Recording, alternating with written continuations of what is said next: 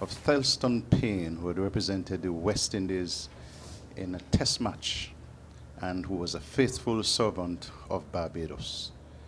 Good morning, Joel. How are you doing? Good morning. I'm pretty good this morning. Obviously, certainly sad news indeed. That one test match, a couple ODIs as well for Thelston Payne, but have served Barbados well over the years, not just as a player, but also as a coach, as a mentor. And I do know that he'll be missed, not just in Barbados, but across the Caribbean as well. Very fitting. And the moment silence has ended now, we can tell you that we have the teams, but it's best if I pass it back to Joel because he was pitside, he observed the toss, and so he will bring you the news. Yeah, well, in terms of the surface, it looks the same as what we've seen across the two matches that were played here in terms of round one and round two. A bit of early moisture in it, so the ball probably will not be coming on to the bat in the Leeward Islands. They won the toss this morning, opted to bowl, and I'm pretty sure it's because they want to use those early conditions. Funny enough, the conditions that were technically used against them almost in the last match that they would have played here versus the Windward Islands. But in terms of the teams, there are three changes for the Leeward Islands coming into round number 3. Out for this game, Jonathan Richards, Cheyenne Moses, and Kimberly Anthony, and coming into the squad, Jazara Claxton, Savannah Claxton, and Tanetta McCoy. In terms of the complete 11 for the Leewards women here today, Soneldo Willett, she leads the squad once again. Amanda Edwards, Davana Claxton, Davronique Maynard, Divya Saxena, Jazara Claxton, Melissa Clark, Roselle Lieberd, Therese Parker, Tonya Martin, Tanetta McCoy, and Cheyenne Moses. Those last three making up the 11th, 12th, 13th, and 14th here today. In terms of the side for Guyana, led again by Shemaine Campbell, Vice Captain Shabika Ganjabi, Kitana Mentore, Tilia Mandermotu, Shanetta Grimond, Plithiana Millington, Kaiser Schultz, Ria Liana Grimond, Mandy Mangru, Naya Lachman, and Ashmini Munasar make up the 11 for Guyana. And the Leewards, having won the toss and decided that they will make sure that they insert Guyana. What we're seeing, Joel, two teams who have not yet tasted victory in the tournament. Yeah, not just tasted victory, but also haven't really tasted much success in terms of the wickets either. In terms of the Leeward Islands, I think they've probably only maybe picked up 4 wickets across the tournament so far. Guyana have only picked up 2 wickets for the entire tournament, and then the batting on both sides has kind of failed them. So it's going to be a lovely contest probably here with two sides looking to make better on the first 2 rounds. Jazera missed out on the first 2 games, and she's into the side now. Delivery, which is a full toss, went down to 3rd man. The opening batter for Guyana is Mandy Mangru with number 1 on the back. Guyana off the mark immediately, and they're on 1 for no loss. Jazara, having missed out on the Leeward Islands female tournament, she's such a multi-talented youngster. She was away in Venezuela competing in track and field, and then missed the first game due to exams, I understand. Better delivery, closer, but batter trying to play it away into the offside. No chance of a run. In terms of the opening partnership for Guyana in both games, they would have gotten to 24, and you would tell yourself that it probably got starts. But this is certainly a day that they would want to kick on. They've looked relatively decent at the top. Short delivery, played down to 3rd man, and that will be just a single. And the Grimond gets off the mark.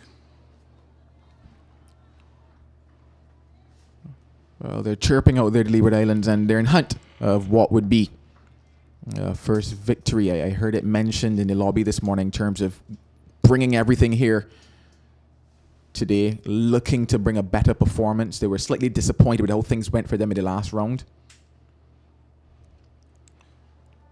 Short delivery, and she just drops her hands and allows it to go through those mangrove. Yeah, I had a chance to look back at some of the footage from round number 2, and Mangru in particular, anything that was fractionally short, she looked to capitalize on that particular occasion, just opting to let it go outside the off stump. Probably pretty good as well, given the fact that it was very tight on that off stump line. Full delivery, and that should have been taken. That slipped. It wasn't. She was driving, took the outside edge, and should have been taken at slip. Should have been wicket number 1 for Jazeera, but it was not taken.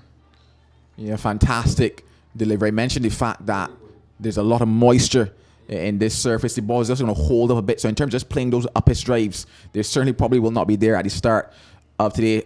Brilliant away movement as well. Taking the outside edge on this occasion, not taken. And you question how much will they pay for that one? Full toss, and this one will be called a no ball. It will go down to the boundary straight as well for 4 no balls. And so add 5 to the score. That will make it 8 without loss, and this one will be a free hit. From that drop catch though, Joel, the fielder at slip was just too far back. Yeah, you could probably say so, but it's always hard, I guess, at the start to judge the pace of the surface in terms of where you might decide to sand. Claxton, definitely not the fastest of bowlers, but yeah, probably could have opted to maybe take a step up to start things off. She's still staying in the same position. That ball died on her, and that's why she had to just ease herself forward. But a free hit here on offer. Grimond is on strike for the free hit. And she's swinging, stumps go back, but that's of course a free hit. So she can only be out, run out. It's the end of the over. 8 without loss. An interesting over to start playoff. An over that had in everything. As we see that one opting to go towards the leg side. And many players, especially bottom hand dominant players, opt to that as their power shot. Very full delivery. Missed on occasion, but no harm, no foul. Given that it was the free hit, she'll have some more chances to bat here. It's an encounter. But an over that had in everything, you would have to say. A very exciting start to round number 3 here in the CG United Women's Super 50 Cup. Jazeera, of course, plays for the West Indies under-19 side. And so she'll be looking to make her way forward in this Leewards team and push the claims.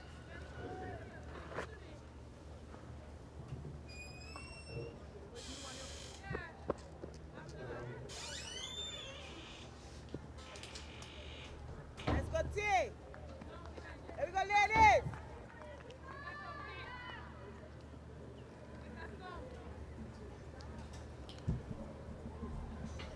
There's going to be Tonya Martin to Pierre Claxton coming from that Lozak Road end. Nothing. Well done. Stay bowling, T. Here we go, ladies.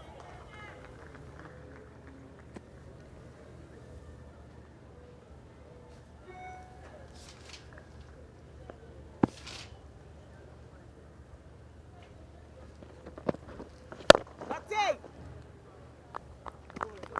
Second full pitch delivery of the over, stroked into the offside at cover.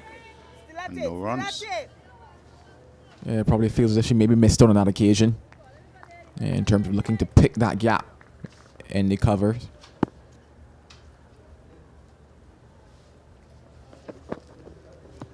Full and wide, called and signaled wide, was off the pitch actually, and stopped by the fielder at slip. You got this. There we go, lady. We're still working.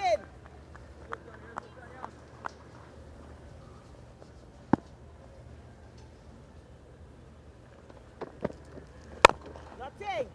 Well done. Good stop at point. Had it gone past the captain in Willett, that would have been 4.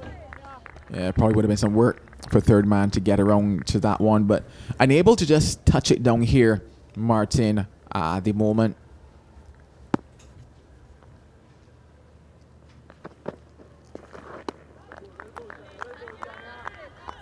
I think the first one that would have touched the surface, but nice away movement for her. And then this is what we've seen at the start of innings here in the Super 50, just especially at Warner Park, where there's movement on offer in terms of the surface, the ball not coming on, early wickets falling, and I think that is why Leeward Islands have opted to bowl first.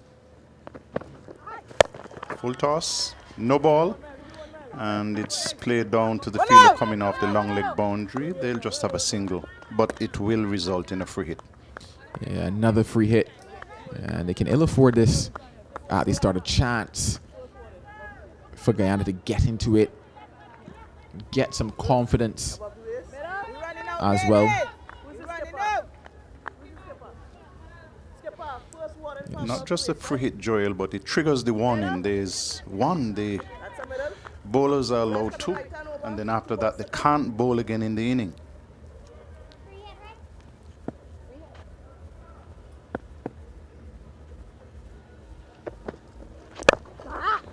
Clears the front leg and plays it down on the onside of the pitch. They'll get a couple.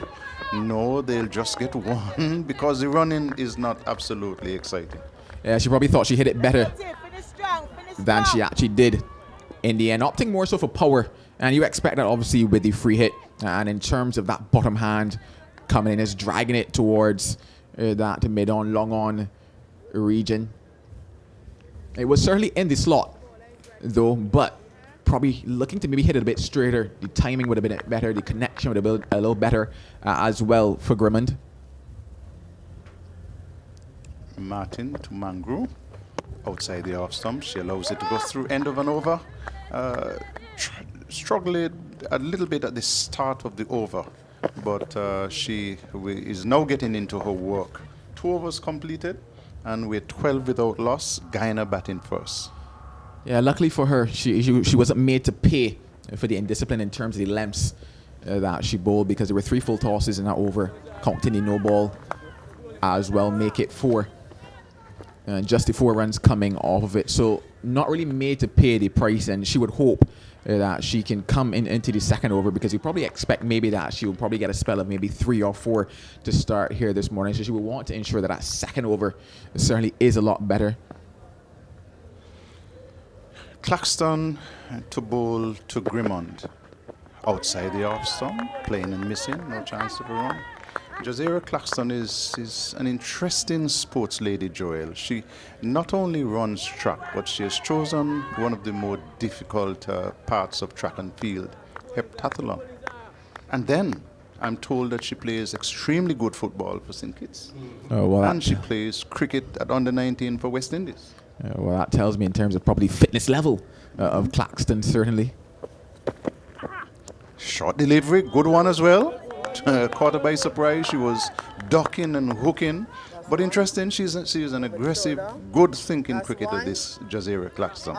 Yeah, I love the aggression. I love the thinking, as you mentioned there just now. I also wouldn't mind seeing a second slip being employed as well, given the type of movement that she's getting, looking to apply that early pressure, something that they did not do in that match versus the Windies.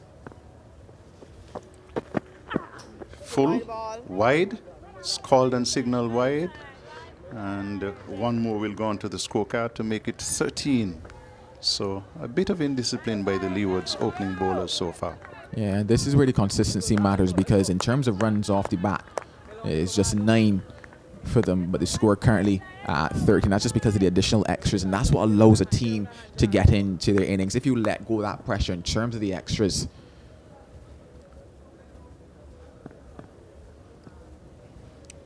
Claxton. Short delivery, played into the offside, down to third man. And the fielder comes off the boundary. They'll get 1 to make it 14 for no loss. Grimmond has gone on to 7. And Mangru, who is now on 3, comes up to take strike. Yeah, in terms of the power play overs here, the first 10 at Warner Park, no team has really gotten off to flare, and they would want to ensure that that's the same here for Guyana.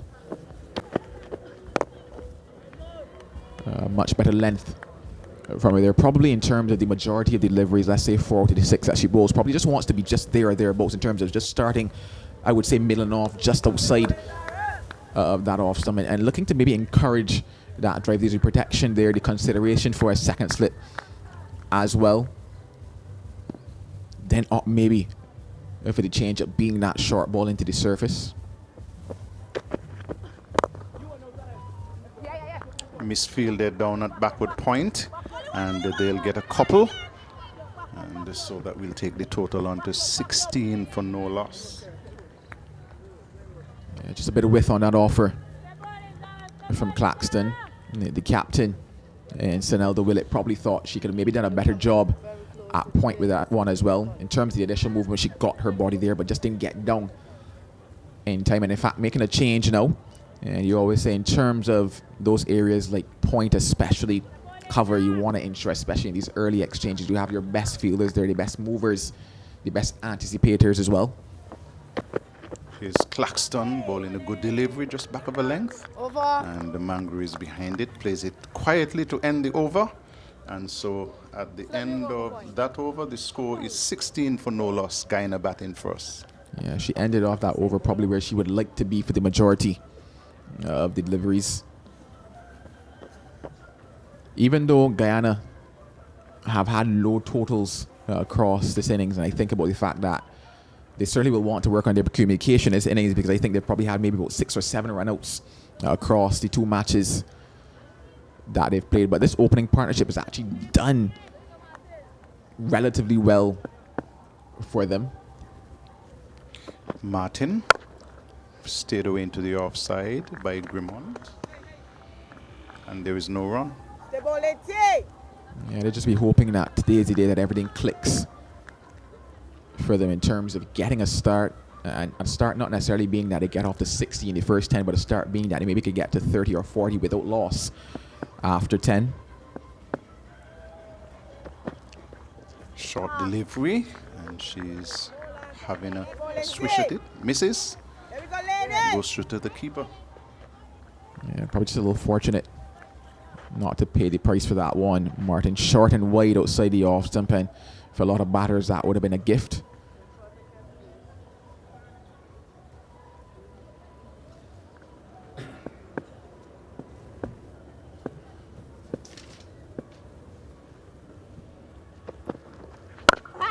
Full tossed, play down to mid wicket, and no runs. Again, might be lucky to have gotten away with that. Yeah, she's certainly not happy with herself there, Grimond. Just 2 fielders in front of square on the leg side, and she picked up one of them. A very vacant leg side field there.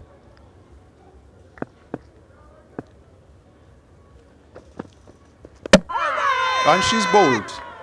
Delivery where she was not moving her feet, Joel. Just hanging the bat at it, and he knocked the off stump back. A fantastic delivery from Tonya Martin. That's what I've been talking about in terms of just looking to start maybe just on or around middle and off. A bit of away movement as well. And it was certainly a fantastic delivery from her, getting through the defenses of Aureliana Grimond. And that's the first bit of success for the Leeward Islands. She has to go for 7. It's 16 for 1. Good delivery, and again, very little foot movement from Grimond. And she paid the ultimate price, having lost a wicket. And so the Leewards are on the board. They'll be lucky. They'll be saying to themselves, listen, we have picked up 1 wicket, another 9 to go. And let's see how quickly they can get those. Yeah, they were really wanting to get in to the game here. In both occasions before this, in terms of round 1 and 2, they batted first, and they were put under pressure in terms of the ability to put a target on the board. In addition to the ability to use the early conditions in terms of that additional moisture in the surface, there's also the chance to get into the game. You can probably make a mistake or 2 at the start and be able to catch back up probably if you're in the field. Here is Martin once more, and again online. And this one is Madramutu. Plays it back down on the onside, and no chance of a run. Guyana having lost their first wicket, 16 for 1. Martin is in her 2nd over, and so far she has not conceded a run from the bat.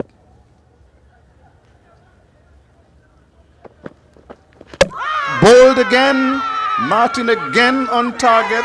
This one again, Madramutu not moving the feet, just back of a length, and she was just bringing the bat down, missed it completely, middle and off stump, clattered into by the ball, and it brings up the end of the second over from Tonya Martin. The first one was a little bit wayward, but Joel, she's bang on target this time around and has picked up a second wicket. Guyana losing early wickets in all of the games so far. In this game, they are 16 for 2. Yeah, going full, looking wicket to wicket was Tonya Martin. On this occasion, the ball going on with the angle, passing between bat and pad of Madramutu. And well, she has to go without troubling the scores. And they're certainly smiling out there, the Leeward Islands. They're happy with this start. Trouble for Guyana. And in comes their skipper. And so we've seen the stumps hit 3 times so far.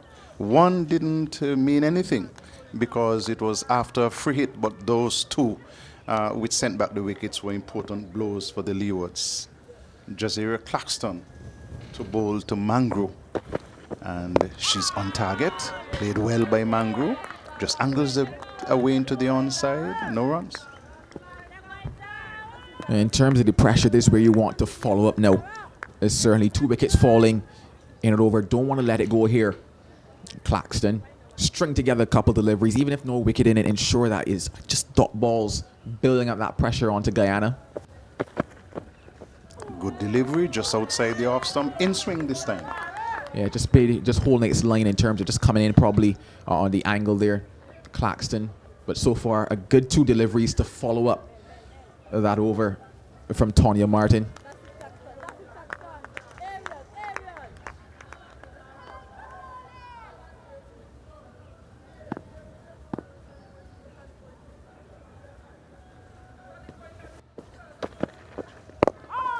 Good delivery, played into the onside by Mangru. And Claxton is quickly across to cover. No chance of a run. Slip still seems a little bit far back for the pace at which Jazeera Claxton is bowling. Yeah, it probably is just a bit too deep. In that slip. Maybe looking to give herself a chance to see the ball. I'm not certain. Short delivery, played down to mid-wicket. And chasing back, it will have enough legs to go across the boundary. And so that's 4 runs to Mangro, and it will take the total on to 20 for 2. But short delivery and played well. She was on top of it and played it forward of square, down to the vacant mid-wicket position and picked up 4.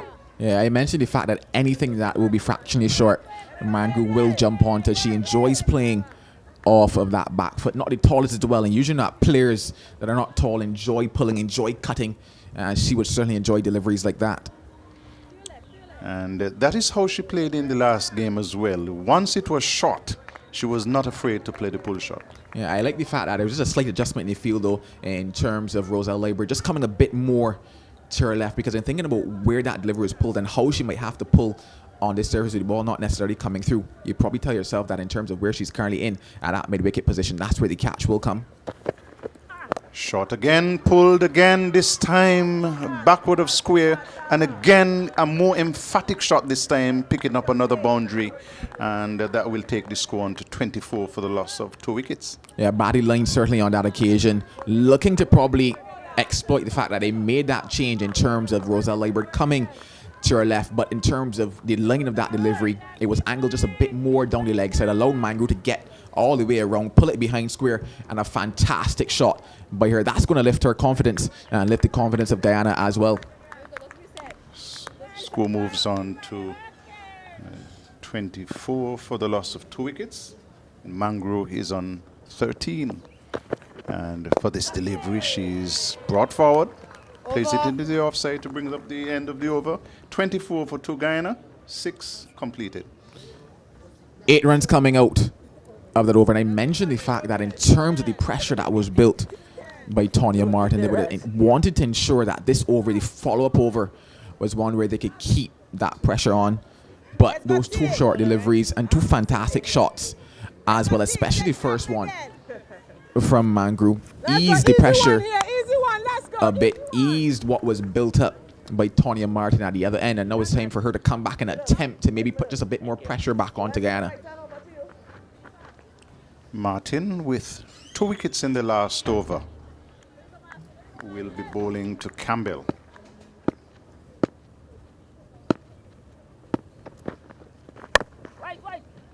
Played into the offside, finds backward point. That's McCoy. She knocks it down, and there is no run. Yeah, and this is certainly the wicket that the Leeward Islands would want, just in terms of the experience factor of Shemaine Campbell, especially. She's not necessarily gotten off in this tournament just yet. I think a score of just maybe 8 in the first round and 20-something in the second round.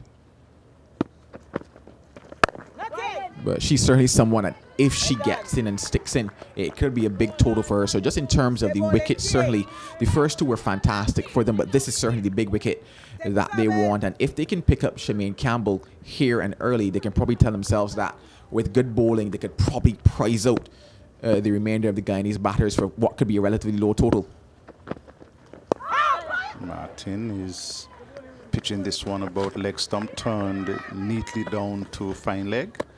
And she'll have a single to open her account. The score will move to 25 for 2. Brings Mangro, who is on 13, to take strike.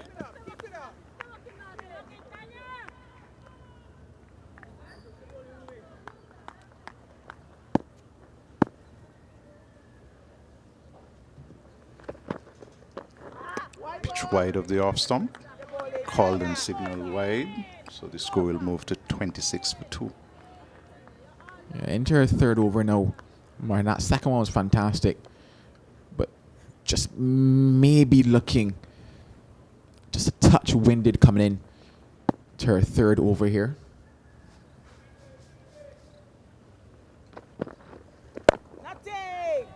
Good delivery to compensate. Having adjusted, brought it back closer to the off stump and played away into the offside for no runs. Yeah, I'm just looking at how she's finishing now in this over in terms of after she's delivering it. Just looks just slightly laboured in terms of after she's completed her action in comparison to the first 2 overs that she bowled.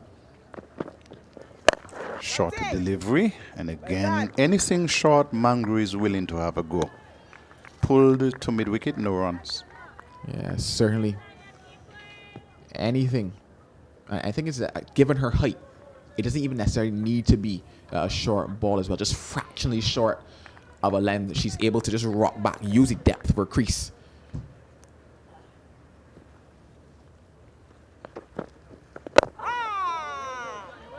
Does defend very well though, Joel. She's solidly behind this one, plays it back down the track to end the over. And at the end of that, 6 overs completed, 26 for 2, Guyana batting first. Yeah, certainly looks a fantastic little cricketer, does Mangro. And it was surprising to me that Guyana have not done a bit better in this tournament. Just looking at their side and some of the players that they have in it, I know that they will certainly be disappointed with the results that they've gotten so far. As we see beautiful pictures of what looks to be a catamaran making its way out into the waters. Oh, to be on that catamaran right now, enjoying probably a beverage or two. And the beautiful winds of St. Kitts at the moment. Well, yeah, certainly Guyana as a side would know that they're certainly a lot better than the results that they've put on the board. And like I mentioned, I had a chance to see some of the footage of Mangro batting, and she looked quite compact and composed at the start of the innings, and occasionally just gave it away. Got out to a short delivery in the last game versus Barbados, pulling at it, caught down at fine leg. It's just because she's always going to pull. But it looks to be a bowling change here. Davana Claxton. So Davana Claxton brought into this media centre end. And you notice that the slip has been taken out and placed at backward square. Claxton from over the wicket bowls this one just outside the off stump and goes through for no runs. 26 for 2. Yeah, I certainly would have still loved to see the slip at this stage, especially at 26 for 2. Guyana have not really gotten off anywhere. I just think, it just slightly eases the pressure. Full toss, played down to cover, and knocked down, no runs. Yeah, Guyana have gotten a couple full tosses so far in this innings, but have been unable to capitalize on any of them.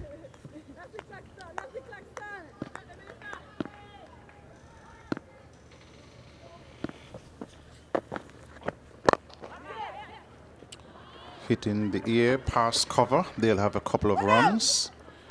And as the fielder is onto it now, the score will move on to 28 for 2. We're in over number 7.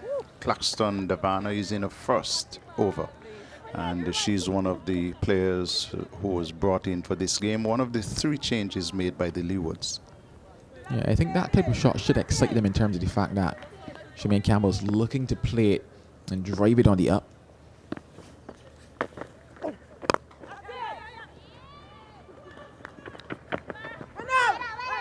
Played into the offside, they'll get a single, and that will take the score to 29. Campbell will move to 4. 29 for 2 Guyana in over number 7.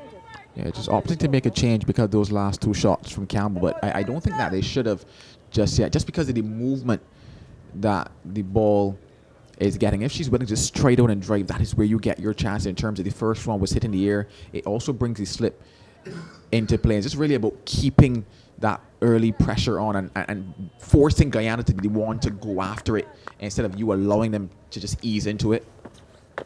Good delivery, full pitched, and she digs it out.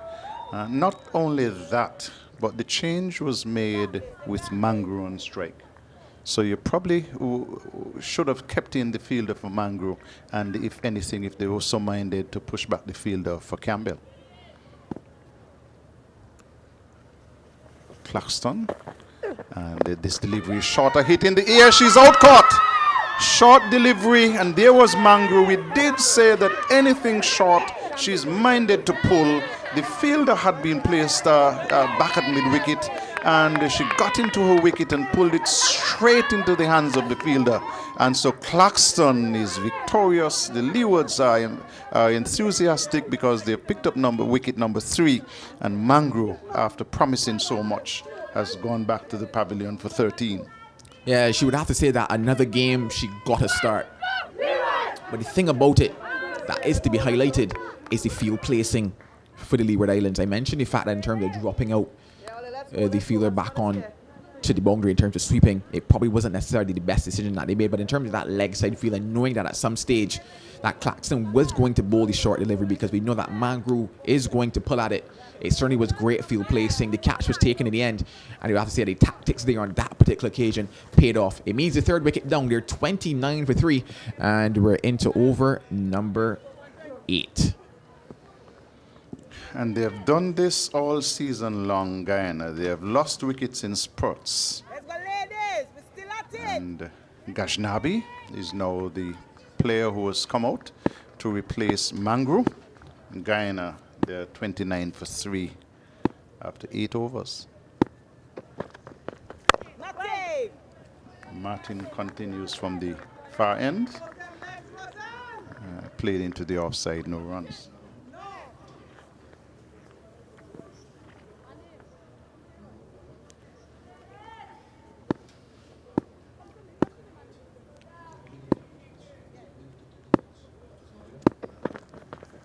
Short delivery, she's making room, plays it into the offside, finds a fielder at cover, no runs. Guyana 29 for 3, and they were asked to bat first, and they are batting.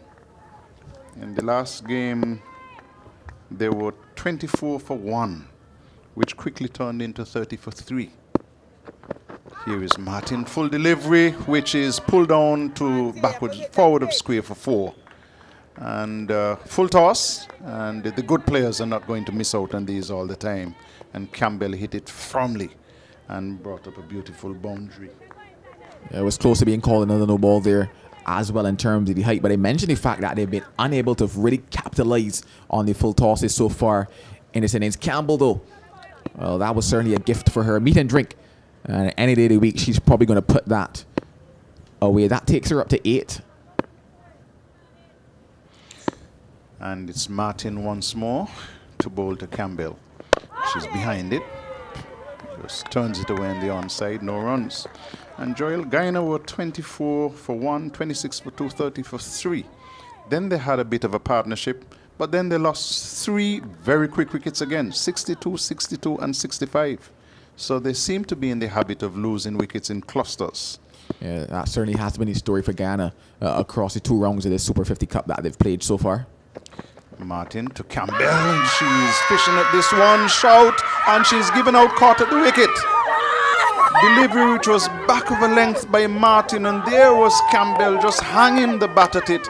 The shout went up from almost the entire fielding unit of the Leewards, and the umpire had no hesitation in sending Campbell out caught at the wicket.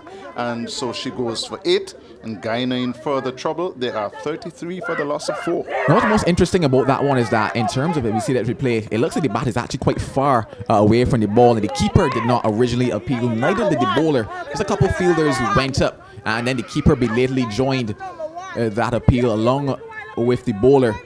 So probably might feel a little hard done there, Shemaine Campbell, but the umpire judged that there was an edge on that one. More success for them, so she has got to go, and it's now 33 for 5.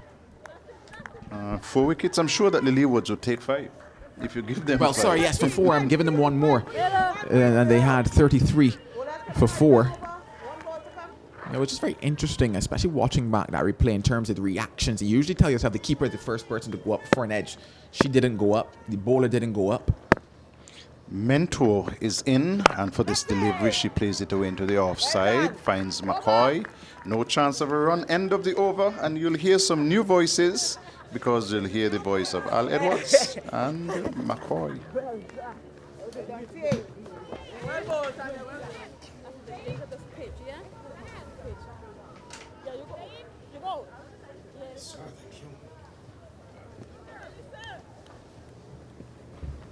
Greetings, everyone. Good morning to the Eastern Caribbean. Good morning to the International Arena. And McCall is seemed to be a party done on the field. Celebrations all over, shouts and screams. Yes. Good morning. Good morning to you and to the entire listening and viewing audiences. And we have a good game on our hands as we speak. The Leewards seem to be making inroads into the Guyanese batting. So far, so good for the Leewards. Trouble. Ominous times for the Guyana team. Well, who have not done as well as expected in this tournament. Claxton in, bringing out a defensive shot.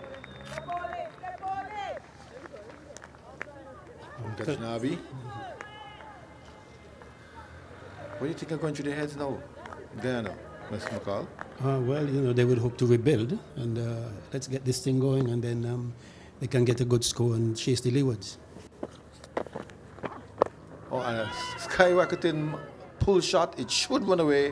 One bounce into the fence. Well, they're following your advice, looking to rebuild, and it started with a boundary. It was a delivery asking please to be hit, and Gajnabi obliged and sent it to the backward square leg boundary for 4. Yeah, that was ill-directed, well, it was full actually, and the pull shot, in my view, had a top edge on it, but it had enough on it to take it all the way 1 bounce for 4. Is it that the ball is slipping from the hands of these bowlers? I'm seeing a number of full tosses, maybe 3 or 4 so far for the ends. Here she comes again, Claxton. Better delivery step, shot outside the out stump, leans back and cracked. Gajnabi. Feeler, this looks like Tiny the McCoy, is tumbling away. Allow the batters to get 2. Score moves on.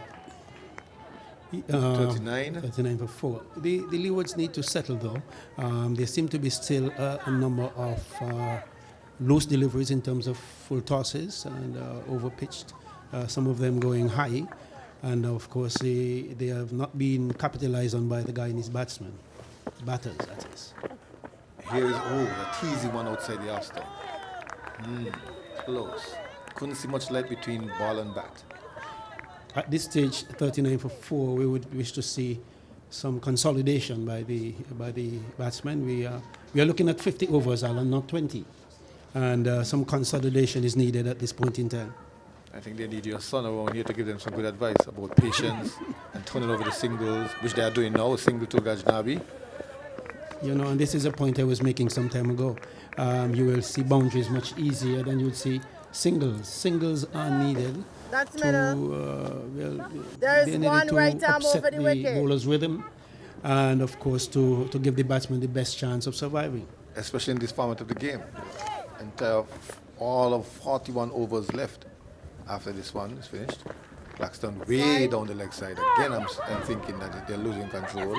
The wicketkeeper had a difficult time in gathering that one. It was some distance, maybe 2, 3, 4, 5 stumps away. Losing the form at the point of delivery. The ball simply going way down the leg side. The keeper went to her left, couldn't stop it. They got 2 extras. So it's now 42 for 4. The building process is on. She comes again, down the leg side, sneaked around, a half sweep, half pull. Whatever it is, it resulted in 4 runs. And so the rebuilding process is well and truly on, McCall. What you see, one would have to look at the control of the Leeward Islands bowlers. They are simply going all over the place. They were doing very well the first few overs. Of course, in between those wickets that they got, there were balls that were going awry, which were not taken advantage of. And but now they have been, the Guyanese are capitalizing on whatever loose deliveries are given. And then we have the extras, which seem to be going up as well. So they would have to now look at their control. Are we seeing a change in bowling? It doesn't. Martin is out of the attack, or she's still continuing? Looks like Martin is continuing. Drive down to third man. This is a little bit productive. Back up! 1.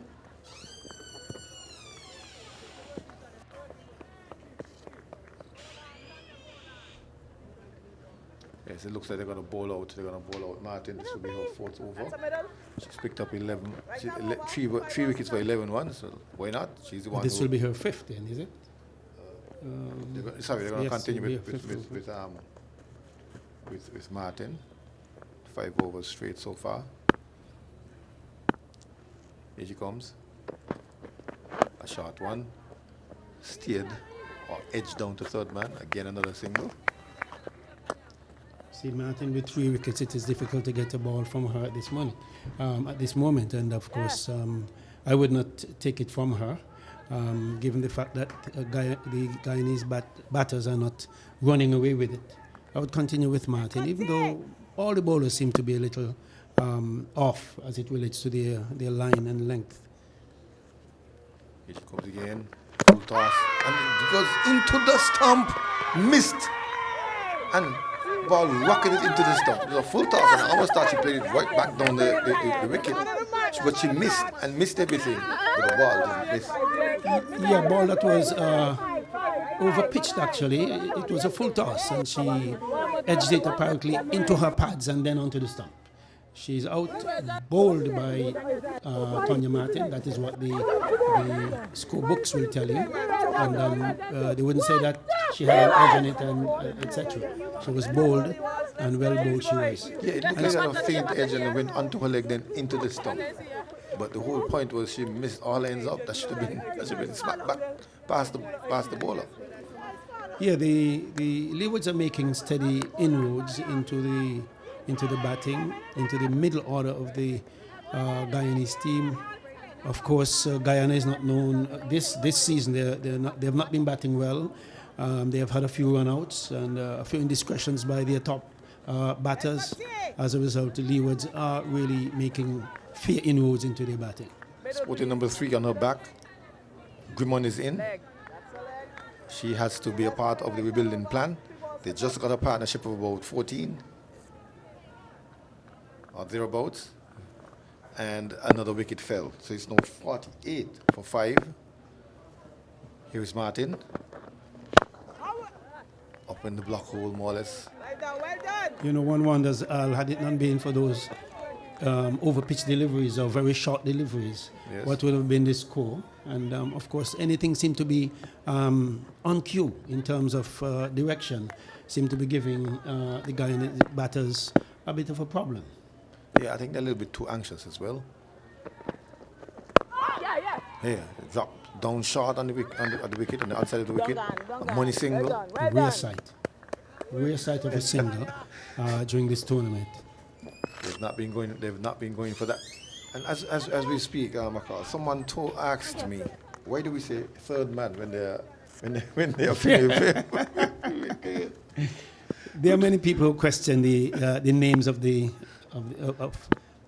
positions on the cricket field. Here she comes again, short, nudge down the leg side, involves. Come on, Mel. Make a little blunder here, involves the fielder down that fine leg. That's Melissa Clark. Melissa Clark did a little fumble, but it didn't cost anything.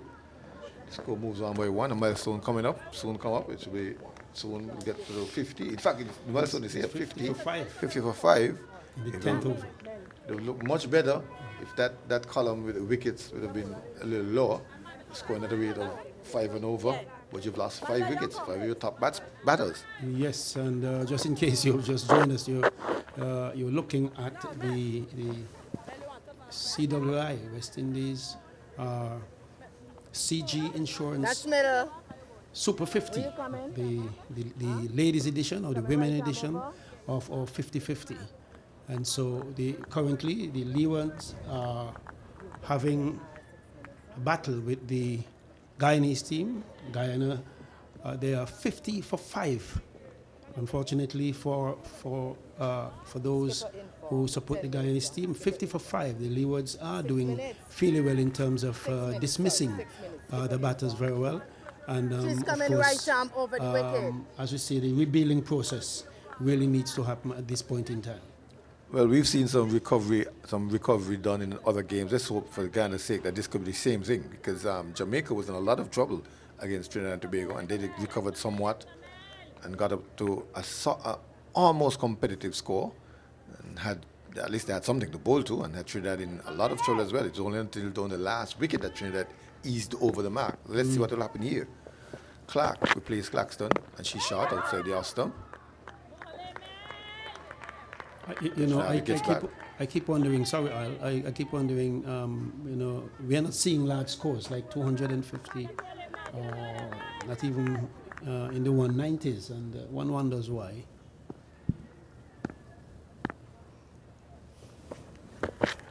But I think the one team that has the wherewithal to post those scores, they batted last on both occasions, and unfortunately for them, fortunately for them, they didn't have a big score to chase. You're talking about Barbados? Barbados, yes. Yeah, they seem to be a well-oiled machine. Their batters are fairly aggressive in most cases. Come again, Clark. Good line. Pushed out into the offside. No harm, no run. Still 50. 3 dot balls so far from Clark. Let's see if she will continue. Once you get in wickets, nothing seems to go wrong.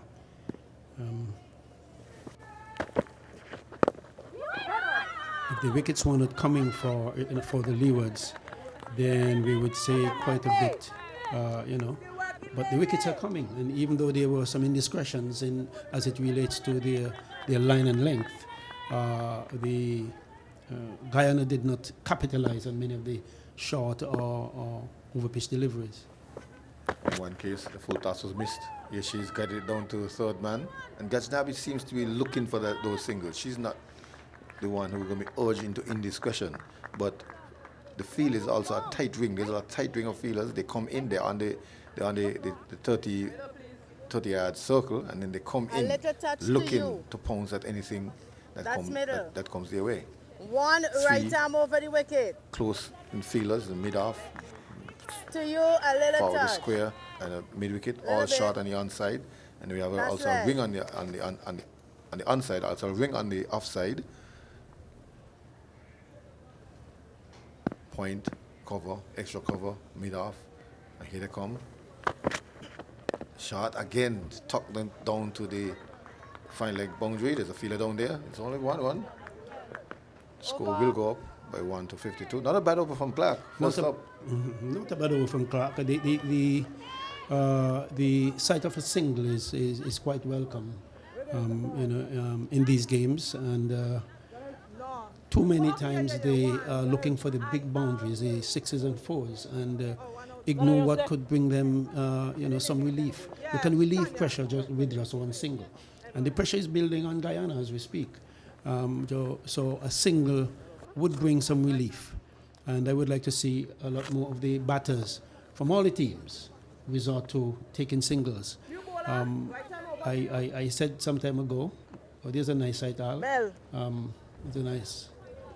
I said some time ago that it is one of the scourges of Caribbean cricket. We can hit a 6 and a 4, with the greatest of ease. But just to get a single has become a big problem. I know a guy who loved his singles. His first class century of 117 had in, I think, 112 singles. I won't call his name. Spain has come in. I think he was just determined at the point in time to ensure that he wasn't dismissed and just buckled down. Amanda Edwards, yes, is a change in bowling. She comes from the Lozak Road end, southern end. First delivery outside the off stump, asking, looking for an edge. She didn't get it. Again, she comes, this time more on the stumps. The bowling Monday. Let me go, ladies. Got in behind it, just nudged it down. 2 dot balls. Starting tight again. Let's see if she can finish well for the Leewards. And let's see how Grimmon and Gajnavi force their singles a wide ball down the leg side. The umpires there are agreeing with me. And they're going consistent to what we expect. The bowling Monday. Me and you, Good balls followed by something off. Something off. 53 for 5. Leewards looking for another wicket. No! Forward defensive goes Grimmon. Well done. See, but when I look at this, Grimmon bowled Martin 7, Majamutu bowled Martin 0, Campbell caught Packer bowled Martin. And they're asking for something. In fact, she's bowled. She's bowled. I was just about to make the point, Al, that you remove Martin, who's taking all these wickets, and now here is Amanda Edwards doing exactly the same. Ball was pitched up really. It was, in my view, too full for that sort of shot. She went across it, she missed it, and it went between the bat and the pad and bowled her. So Leewards, as we said in old times, Leewards with their tails on their back and really trying to pry out the Guyanese team. It seems as though they could very well do so before 100. Cock a hoop is one of the words used to describe this sort of atmosphere. They're celebrating, congratulating all over as the wickets tumble left, right, and center. It's now 53 for 6. And as you say, they're looking to go below a score Let's of go, man. We're still at it. 100. We've seen some low scores. Let's go, Leewards ladies. themselves guilty of a low scoring match. Got you, Rumi. Got you. Putting a low score in their last match. Middle? That's the middle. Right time over. Yeah, The new batter is Schultz. they made 50 plus in the last match, I think 54. Oh, is that a turn and bounce coming from this green top? First, I'm seeing it for the morning. The wicketkeeper had to jump in order to collect that one. Just get a little turn and bounce extracted from the wicket, Amanda. Edwards comes in again. Well done. Mixed bag in this over. 2 dot balls, a wide, a wicket, bounce and turn, and then she misses her run. But here she comes again, looking for her second wicket. Forward buddy. defensive. Goes Schultz, Well done. kneeling, as it were, to block that one. That's the end of the 12th over, Al, and to see a score 53 for 6, it's not a good sign for Guyana. Of course, looking at it from the other end, I think it's a good game for Leewards, if you want to put it that way. But in my view, a good game nonetheless. 53 for 6 is a precarious position for Guyana. One would hope that they can consolidate again and push the score at least closer to 100 or maybe beyond 100. Clark returns from the pavilion end, and the Guyana's team will pin their hopes on Gajnavi. She's the one who's looking for the singles, and she looks quite comfortable indeed, not bothered. And looking for soft hands and turning the wrist to get singles. Here she is again, driving down to the outside, and it started off immediately, but this one will run away from the fielder. No, she probably pulls it back just inside the boundary. And Gajnavi looking for more ones, it's not there. Just 2 to her. A beautiful shot. Played straight and with full face of the bat. Push it back past the bowler, and of course almost beating the that fielder into the boundary. That's number 8. She chased with all her worth. She did stop it inside the boundary, and 2 runs were collected. Davana Clarkson it was. And I always felt she should have been straighter. In fact, I think that's why Clark wanted her. They're asking, but it's bat onto pad. Bat onto pad. From this vantage point. Yeah, the excitement is building, and of course they seem as though they want to appeal for everything. It came obviously from the bat onto the pads, and yet the appeal was going up. At this stage, success going to their head. They will try for anything. Well, at least. So we're glad to you see want to be competitive. You want to be, And for sure, they love to see the back of Brimond. Here she comes. This time, Brimond is getting back. As one angles into her, she goes to her full height. Well, likely tall for a female along these paths. Is Gajnabi with Clark. 4 runs off of her so far. 1.4 overs. As that one is blocked into the onside. And Gajnabi taking a stroll away. Moving away. Again, taking a guard. All this is in trying to get her concentration going, so she doesn't do anything risky. Oh, dead ball. That one slipped from the hands of Clark. Having a little laugh about it. Ole was talking about the ball being slippery. She was going forward and the ball going backwards. Yeah. That's quite a spectacle. Because the Leewards, for the first time, seem to be on top. For the first time. For the first time in this 3 competition. games. Here she comes, nibbles at it, ill-advised, but got away on that occasion. There was no edge. At one point during the game against Jamaica, they were 70 plus for 3 and going rather well. And eventually they lost wickets consistently down to 120. Oh, yeah. Another drive, but this time Davina Clarkson is much straighter. Ball cannot penetrate her. Another dot ball. Over. So, Guyana, 55 for 6 in the 13th over. Of course, the batters are Ganjabi, that's what you call her, 16, and Schultz. Schultz would have 2. But in fact, no, she's not yet off the mark. She has faced 2 deliveries. And of course, the rebuilding process could begin at this point in time. There we go, ladies. We're still working. Still working. Jabi still batting with 16. Her eyes are already in. She has now assessed the pace of the wicket and the bowlers, and she could be the one to do such. Here comes Edward. Schultz. Schultz is turning to the onside. She can get ones here. At least one for sure. She's off the mark. Back up. Well done. It's now 56. And it gives Gajnabi the strike. And Gajnabi is the one who's looking comfortable.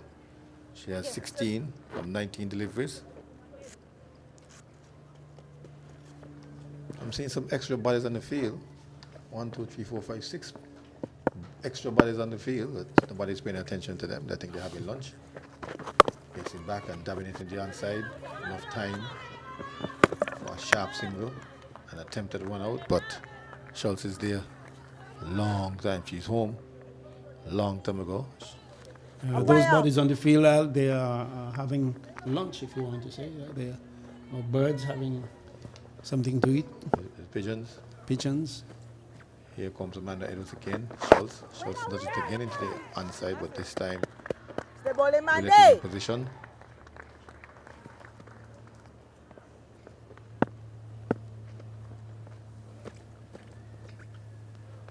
Edwards down the leg side, comes off the pad or the bat. struck something. It looked like he was going for a wide, but there was something that made connection. We'll get, there goes the signal. Raised leg. And tapping the raised leg, signaling leg by. One more to the extras, one more to the score. Meanwhile, Amanda Edwards still has impressive figures. 1 wicket, 3 runs. Yes. Cool. Short ball. Shot down to the third man area. There's no one down there. And so backward point has to give chase. Gets onto the ball now. I do question all the whole reason for removing Tonya Martin from the from the attack. She was not going for runs. She was taking wickets every now and again, and of course the introduction of Edwards, has also brought a wicket. But maybe it's just fatigue, McCall. With this type of, she's tired. With this type of heat, she bowled 5 overs straight. That's right. And in this type of heat, trust me, we are up in air conditions. 4 for 14 for 5 overs. It's high 80s down there. I would like her to, to take a fifer, as we call it. And, it's time for a break in terms of a water break. They're now gathering for a water break. And again, I want to question, she has 4 for 14. I would have allowed her maybe to, maybe it is still on the cards. After the water break, when she gets some refreshments. Yeah, and then you put her. Right, and the other bowlers are 2 or 3 overs, and so we could give them a rest, because you see Clark, I think, was bowled 2 or 3 overs. Yes. And so you can go back to your wicket taker in Martin, but so far they've done nothing wrong. Okay, we have seen a reduction in the number of full deliveries and wide deliveries, and so I think the Leewards are now settling into a rhythm, and of course they are doing very well. 60 for 6 is by no means a great position for Guyana, but at least you do not want Guyana to recover from that position, and therefore it's important. I would have haven't given her a rest. I would bring back my ace Tonya Martin and see if we can wrap another 2 or 3 wickets. Good idea. Willett has other ideas in terms of utilizing the bowlers that she has around her, and giving Tonya Martin a well-needed rest. She has a chance now for some hydration, and maybe the message coming from the coach's camp will indicate that they want her back on the ball as well. Well, at least when someone has 4 for 14, it's a good reason to, If it was 4 for 60, and there are runs to be had in terms of there was a target, that is not the case. And 4 for 14 suggests that she should be given another 2 overs, 3 overs, and get things going. Okay.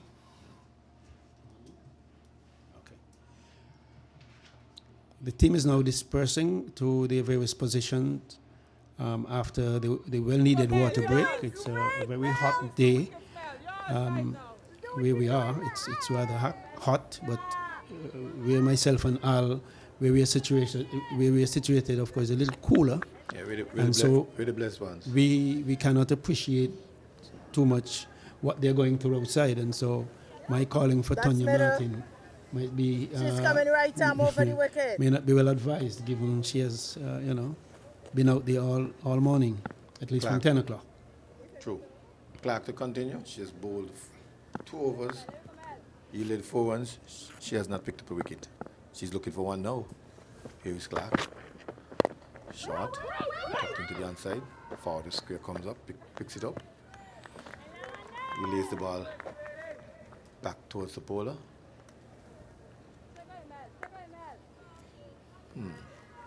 Interesting going from here. And sometimes we've seen the bottom half of a batting order score more than the top half. Full toss, knocked into the onside, short wicket is there. Prevents any idea of a single. Well, in cricket, anything is possible. It is important that the Leeward keep the screws tight, keep it keep it as tight as possible and pry out the last 4 wickets. Again. Short. Easy pickings for Schultz. She just goes back on her hunches, knocks it into the offside this time. 3 dot balls. This is about the time we get something loose. You don't want to have the commentators call it. I wouldn't want to comment on that one. Wonderful. Keep it tight, Clark. Shot, rising. Forcing the batter to go up on her toes to knock it down. Unfortunately for Guyana, Clark remained tight. So they'll have to look for some other means of scoring, not just blocking the ball into the pitch, but we always recommend the soft hands looking to turn into the spaces and quick off the mark. Here they come now. Oh, wide down the leg side. From the standpoint of Guyana, though, there are many overs yet to be bowled. And if they can just pack their way for as many overs as they can, it will give them a help, because if you can get that score up to much closer to 100 or even over 100, you still could become competitive, given Leewards have a way of falling apart after a while. Sure, that's what they've shown so far. And let's hope for their sakes that they put up a much better performance with the bat today. And so far, they have not been able to restrict Guyana to a total. It's still 61 for 6. Clark to Schultz. And Schultz getting back, blocking it into the onside. Seems that's a ploy for Clark so far. She's not looking really to That's score. the end of the over, and the time for another 2 voices. We welcome back Mr. Powell and Joel Manning. Thank you very much. It's the West Indies Super 50. Guyana are batting first and they're on 61 for 6 after 15 overs. Schultz is on 1 and Gashnabi is on 19. And so the wickets for Guyana have been tumbling, and they've lost wickets in bunches throughout the entire tournament. And today is no different, Joel. Yeah, certainly no different for them, but what they are is currently out in the middle, and the batters of Gajanabi and Schultz would be hoping that they can turn the tide and do something different here today in round number 3. This is Edwards to continue. Full toss, and the off stump played down to the fielder who is sweeping, and there's just a single. So she will move on to 20 from her 23 deliveries. So she has been turning over the strike very well, Gashnabi. Guyana now 62 for 6.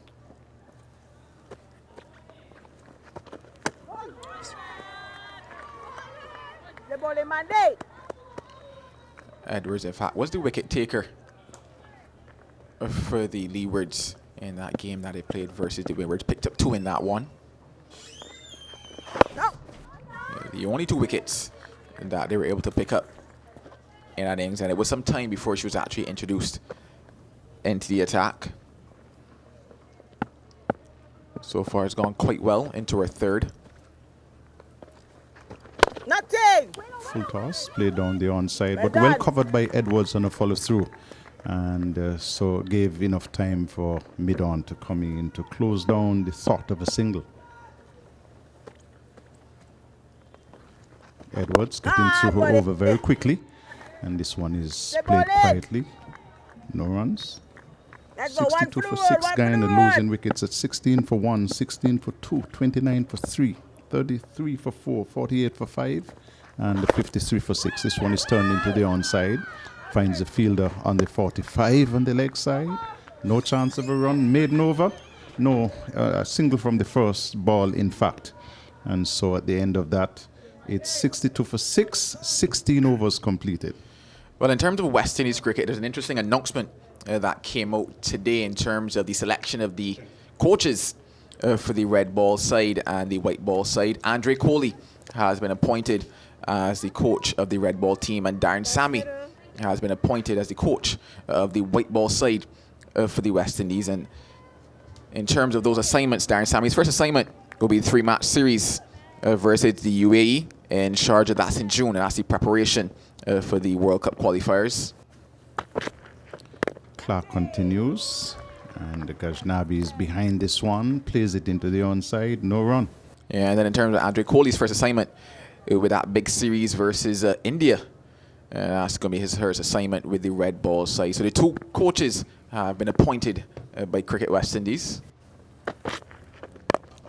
Driven to extra cover. No runs.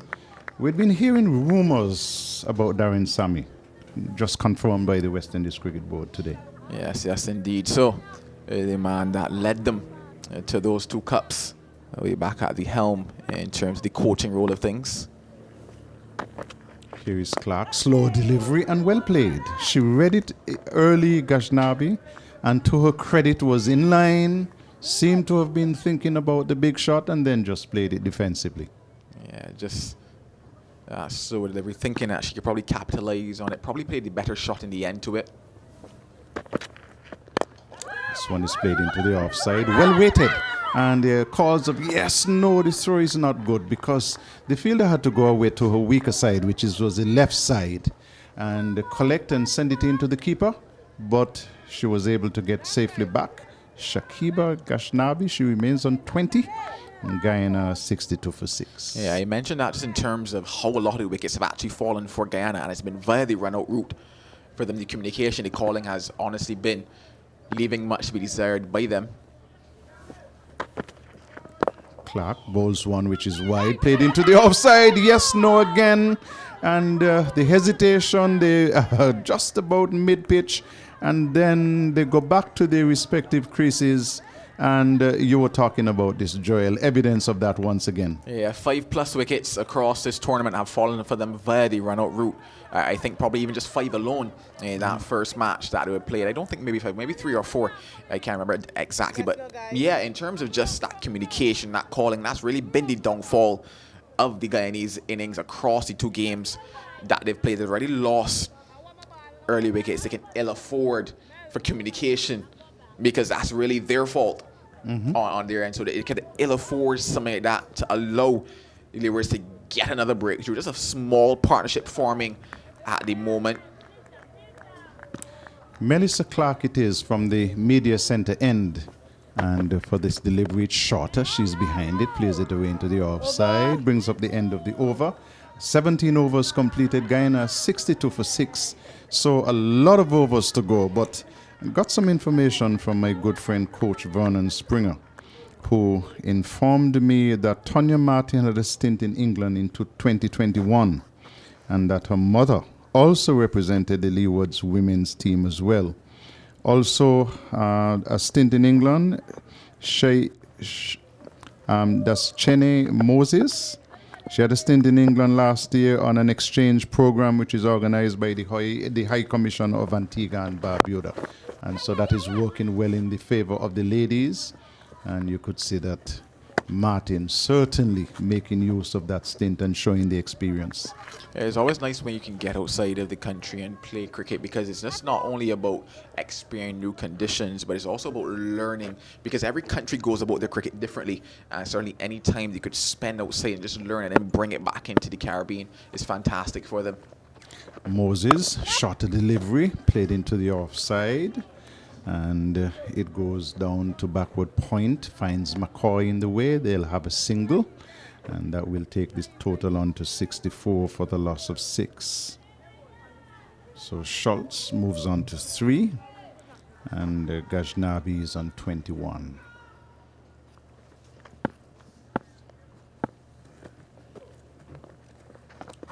Here's a delivery which is coming from the outer portion of the bat. It's in fact Schultz who is on strike. And it goes down to short third man. No chance of a run.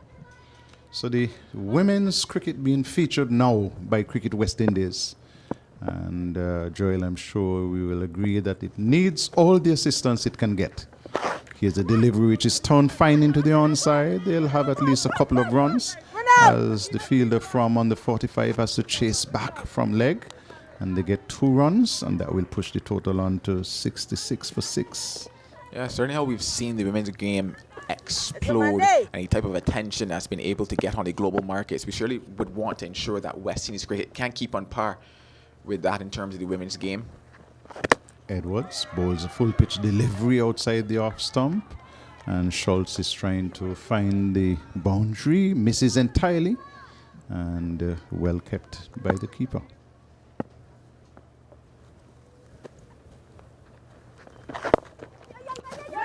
Tossed up, yes, no,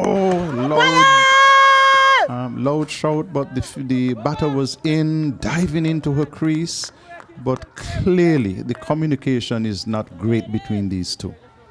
Yeah, just slightly off to end that over. 67 for 6 after 8. And I actually thought that in terms of that particular one was probably a better call and a better single for them. Just the fact that there was no real stutter start from them. It was a clear call of, yes, it was a close one in the end, but a good early call resulted in the single. Just having clear communication between them, because that's really what has been the downfall in terms of if you're calling, go with the call. It just happened that more than one occasion it was that yes, no, maybe so, caught in the middle, no hope of getting back home for them. It looks like we're going to have a bit of another change here from the meter center end. Roselle Leewards comes into bowl her off spin. And she actually opened the bowling in an earlier game. Yeah, opened the bowling versus the Windies. Had a spell of 6 overs in that low-scoring encounter. Bowls to Schultz, who is guiding this one down to third man. They'll get at least a couple of runs. There are no fielders in the slips area, and so safely down to third man for 2. Schultz will move on to 7, and Guyana 69 for 6. Yeah, quite early in the piece we did see Leewards remove that step. I don't think that they would probably have employed one for Roselle Leewards at this stage, but certainly looking for ways to still keep that pressure on the Leeward Islands. Short, played into the offside, misfielded, will give the chance of a single. 70 for 6. It's just at this stage that the Leewards have to ensure that they don't necessarily get this partnership going, because the momentum is starting to just slightly shift. Yes, they're still in a wonderful position in terms of having them 70 for 6, but a partnership like this that maybe probably gets to 30, 40, 50, and not just that, but in quick time, could certainly do a bit of damage. Leewards to Gashnabi. Short, played into the offside. They'll get at least a couple of runs as the fielder from backward point has to chase back towards the point boundary. And they get 2. Gashnabi moves on to 23, 72 for 6. Yeah, just that momentum going towards Guyana at the moment, whereby they've been picking up 1s, picking up 2s, a boundary here and there ever so often. Leewards just bowling a little bit too short, and they give in some width. Gashnabi is on 23. Better delivery, defended straight back to the bowler, no runs. It's just at this stage where you just need to find a way to string together a couple dot deliveries or a couple dot overs.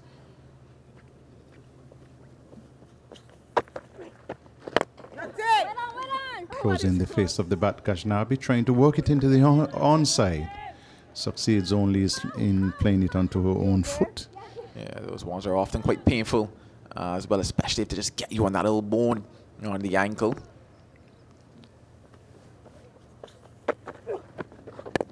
Delivery turned into the onside, finds mid-wicket, end of the over. 72 for 6 at the end of 19. Guyana batting. Yeah, it's just that stage where, looking at how things have gone for them, especially, you know, in a stage where they were on top, or were still currently on top, just looking to see how can they reapply that pressure in terms of maybe, let's say, as he was saying, you know, bowling to one side or setting that field and just asking Guyana to just play it, let's say, into the offside for argument's sake, and create some pressure, build up those dot balls and force Guyana to have to be the ones to make the move and create somewhat of a mistake at the moment. Because I just fear that in terms of the Leeward Islands at the moment, things have just started to get just a little easier for Guyana. And like I mentioned, they're picking up those ones, picking up those 2s, and that pressure that they were able to build up at the start is no longer there. You always say, though, in cricket that you get a partnership, but you just want to make sure you make it as difficult for that partnership to get going as you possibly can. And the Leewards changing the field as Edwards continues from the far end. Square leg on the boundary comes in to backward square. The backward square moves across to short third man. That fielder was brought into play. In fact, signal a dead ball by the umpire. Still a bit of talking and moving going around out there while Edwards was coming into bowl. The umpire Candice Laborde out of Trinidad and Tobago.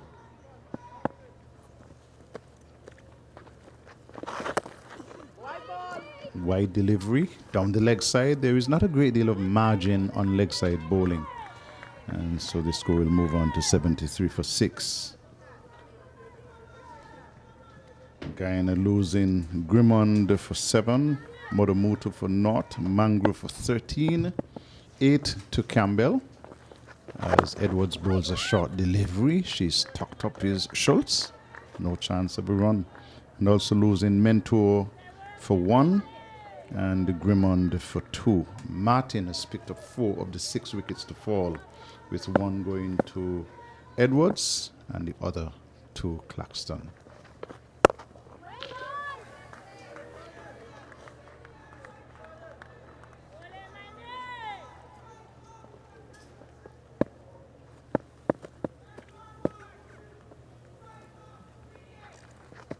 Nothing.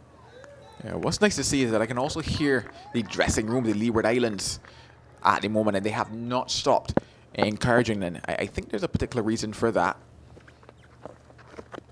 When I had a chance to look at the stats, it appears as if since they've entered this competition, the Leeward Islands, playing as the Leeward Islands, they've been unable to register a win. Correct. Under the name the Leeward Islands, and looking at the score, they certainly sense that something could be possible for them here today.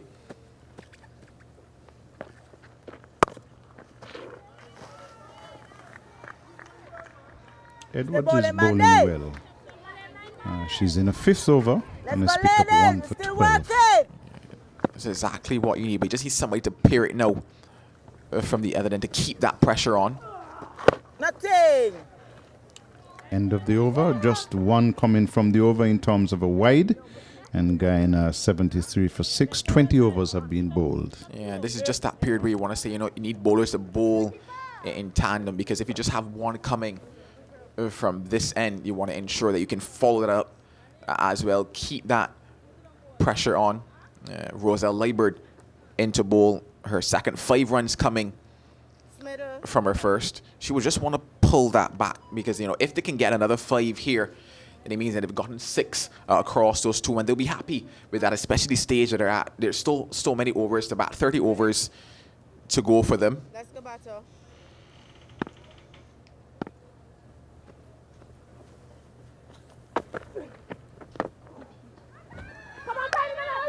Played into the offside, finds the field at backward point, moving to a left, and they'll get a single. So that will make the score on to now 75 for 6. Yeah, just interesting during that next 10 over phase between 10 and 20. Just 23 runs coming for them, and the 1 wicket.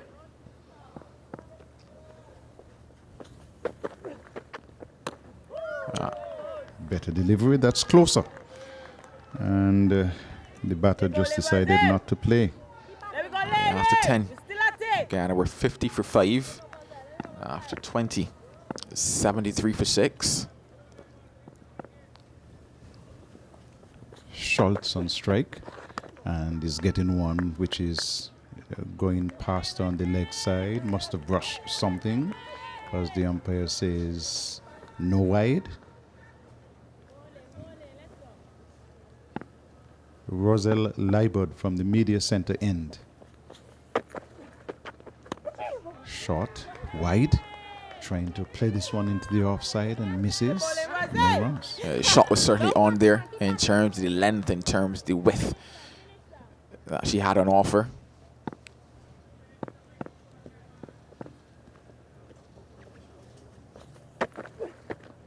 Short, played into the offside. They'll get a single. Schultz will move to 9, and the score on to 75 for 6. But based on the scorecard, I think the Leewards wouldn't mind bowling to Schultz a bit more. She's 9 from 33.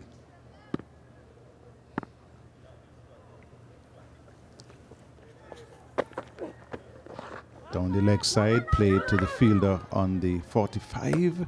And she's lucky to have gotten away with that one. End of the over though. And after 21 completed overs, it's 75 for 6, Guyana batting first. Yeah, just to carry on from that point in terms of the possibility of maybe bowling at Schultz a bit more, certainly, and that's where the bowling in tandem comes into play, because if you can keep her at one end, it almost forces Gajnabi to have to kind of pick up the momentum, and that's where you look for the chance in terms of a possible mistake. So apply pressure on one end, keep Gajnabi just a little quiet as well. You start to tell yourself, well, things aren't happening for us. You need to at least find the gap, find the boundary, and that's where you might get that miscommunication again in terms of a possible run out, looking to rotate the strike. Short ball and pulled away into the onside. It will get a boundary because it was badly misfielded by the fielder there. Didn't come across enough to her right side to effect the save. And this is Claxton. She's not having the best day in the field.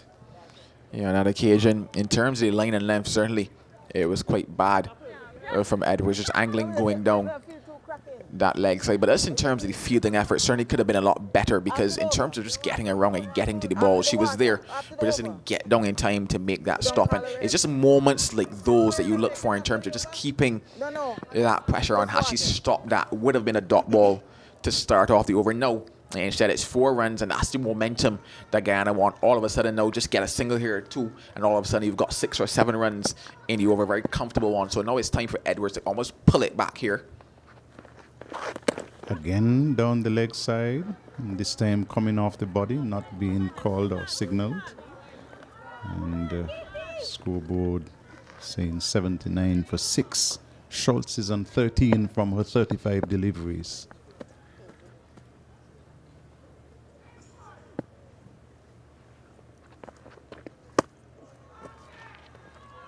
That's probably where she would want to be, especially given the field, the first 2 balls down the leg side. Probably got away with the one that came off the body as well, because any bat on that, it would have been some work as well for the fielder, that whitish fine leg to do. And that's what she needs here, just to build back that pressure, pull back the over, ensure that nothing more can be scored from it. Just 2 deliveries left in it now. Defends again on the onside. And 1 delivery left, 4 coming from the first ball. And Guyana 79 for 6 in over number 22. As Edwards closes out the over well. This one is defended away into the onside, finds mid-wicket. End of over number 22. Guyana 79 for 6. Gajnabi is 24 from her 36. And Schultz is 13 from 39. Yeah, just pulling that back quite well in the end was Edwards. But you just wonder, had a better fielding effort been made, if it might have maybe forced something to happen in that over, because the runs have started to really dry up just, I guess they say, the last phase for Guyana. And we mentioned the fact that out there is extremely hot and a lot more fluids being taken on, more regular intervals across this match. And in fact, it looks as if the keeper is probably just needing a bit more work, as I can see the physio out there with her as well.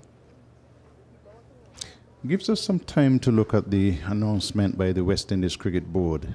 Any announcements as to assistant coaches? And well, I haven't seen that announcement just yet. It just made the announcement in terms of the head coaches for the 2 sides, that being the white ball side and the red ball side. And two big assignments you would have to say to start for both of them, because in terms of Darren Sammy, that World Cup qualifier will not be an easy one for the West Indies. I know many people talk about the fact that the qualifiers sometimes are actually harder than the tournament itself, just given the fact that the manner and the pride with which the associate nations play, because of wanting to get onto that big stage. You almost call it a dogfight almost when you're in the qualifiers. So that qualifier will certainly not be easy. Of course, in terms of name, West Indies and Sri Lanka will be 2 teams that people will tell themselves, based on experience and based on investments made and everything else, that they should be the names to get through, but I certainly know it will not be as easy as that. Then in terms of Andre Kohli now, that assignment of India will be a very massive one as well, even though there's speculation in terms of whether or not the biggest of names from India will make their way down to the Caribbean. But whoever makes their way down that India series will certainly be a tough task and a tough ask for them as well. Bowling change. Looks like Captain Saneldo Willett will be taking over from the pavilion end. And of course, we also have an A team on tour in Bangladesh. And so we'll be following that very closely. I think they arrived on the 11th, so they're only just there. But they're playing 3 4-day matches, and we'll be looking forward to seeing the returns from that. So Willett is setting a field, bringing across everybody to their right. Now has a short third man, backward square, and fielder just forward of square. This one is bowled wide, and losing the line first delivery. And so Guyana moves on to 80 for 6, rain over number 23. Yeah, as you would expect, still a bit of swing on offer as you these days bowling with 2 new balls in 50 over competition. Probably just need to look at it just in terms of wicket to wicket at the moment for Willett.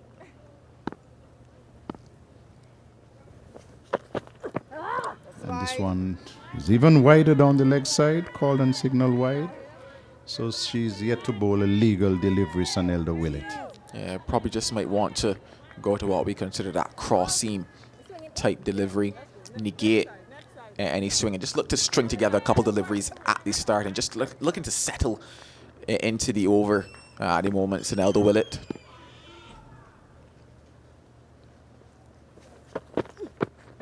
Better delivery, forcing the batter back, and Gajnabi plays it away on the onside, no runs. Yeah, sorry, just wicket to wicket at the moment. Force Guyana to play, bring those pads into play, bring the stumps into play as well. Any mistakes, and she will be the victor coming out of it.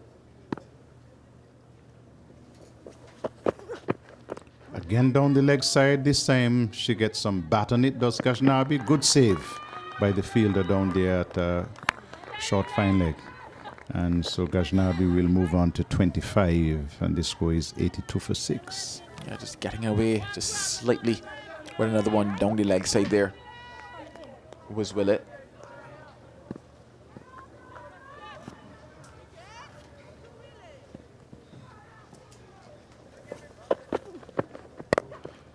Back and punches that one. Can't get it past that offside ring though. I spoke earlier of the rebuilding process, and it seemed to be working very well, of course, with some lapses from the Leewards. It's just always about that time in the middle. You just say that the longer you spend it, the easier it gets. And things have started to look relatively easy. And another misfield, things that they cannot afford here. The Leeward Islands. Just moments where they're on top, allowing Guyana to just get back in to the fray of things. And then I said we should bring back the bowler that did the damage earlier. Should bring back Tonya Martin and see what she can do. And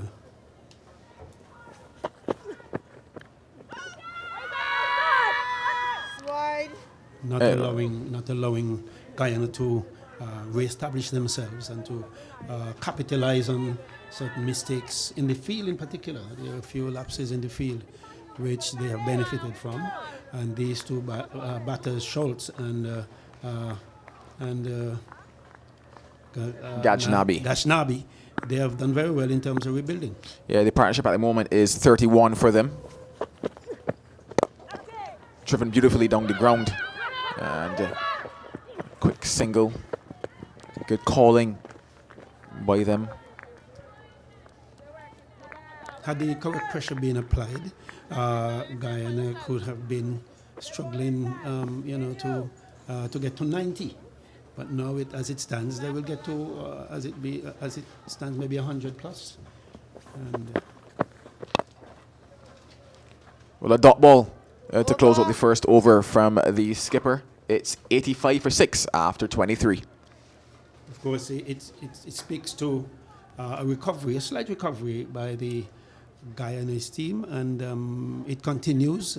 The Leewards are making a few mistakes in the field, which they are capitalizing on. The bowling is not as bad as it was earlier in terms of full tosses and wides, but lapses in the field seem to be contributing to the Guyanese revival.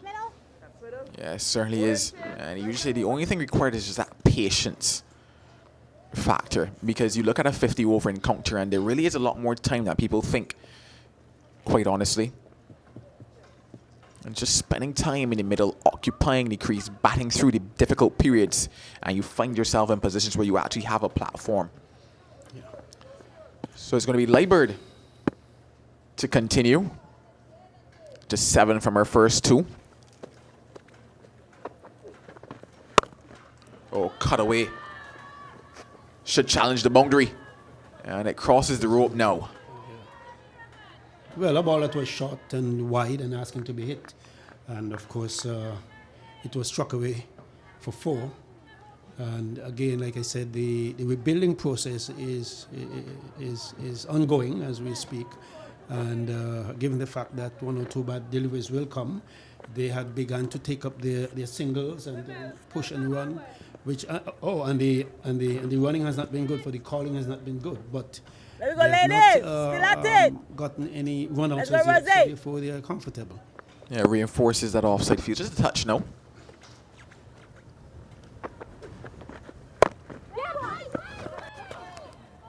Doesn't get the type of connection she was looking for, probably because she was just slightly pulling away while she was playing that shot as well there. Gajanabi looking to get it through the cover area there on that application in terms of the type of punch that she was looking to play, but just falling away slightly playing that shot. This time finds that gap and picks up another boundary in the over. So here we are. I think it's time now to bring back the ace, Tonya Martin, who did the early damage, and to see what could be done. Because you see, 120 seems to be an average score in this competition, and if you're allowing Guyana to get close to 120, it gives you the limit to which Still at it, Leewards may be ladies. capable. And one wonders if this is not a revival that could be to their detriment, actually. Yeah, the interesting thing about it is that in terms of Guyana, they've only managed to pick up 2 wickets across the 2 matches that they've played in this Super 50 as well.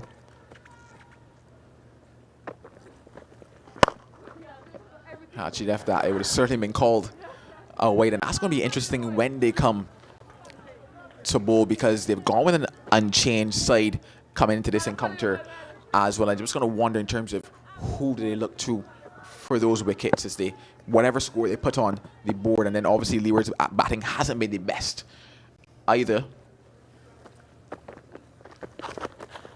Well, the bowling, there was one that was pulled away, a short delivery on the onside, and pulled away.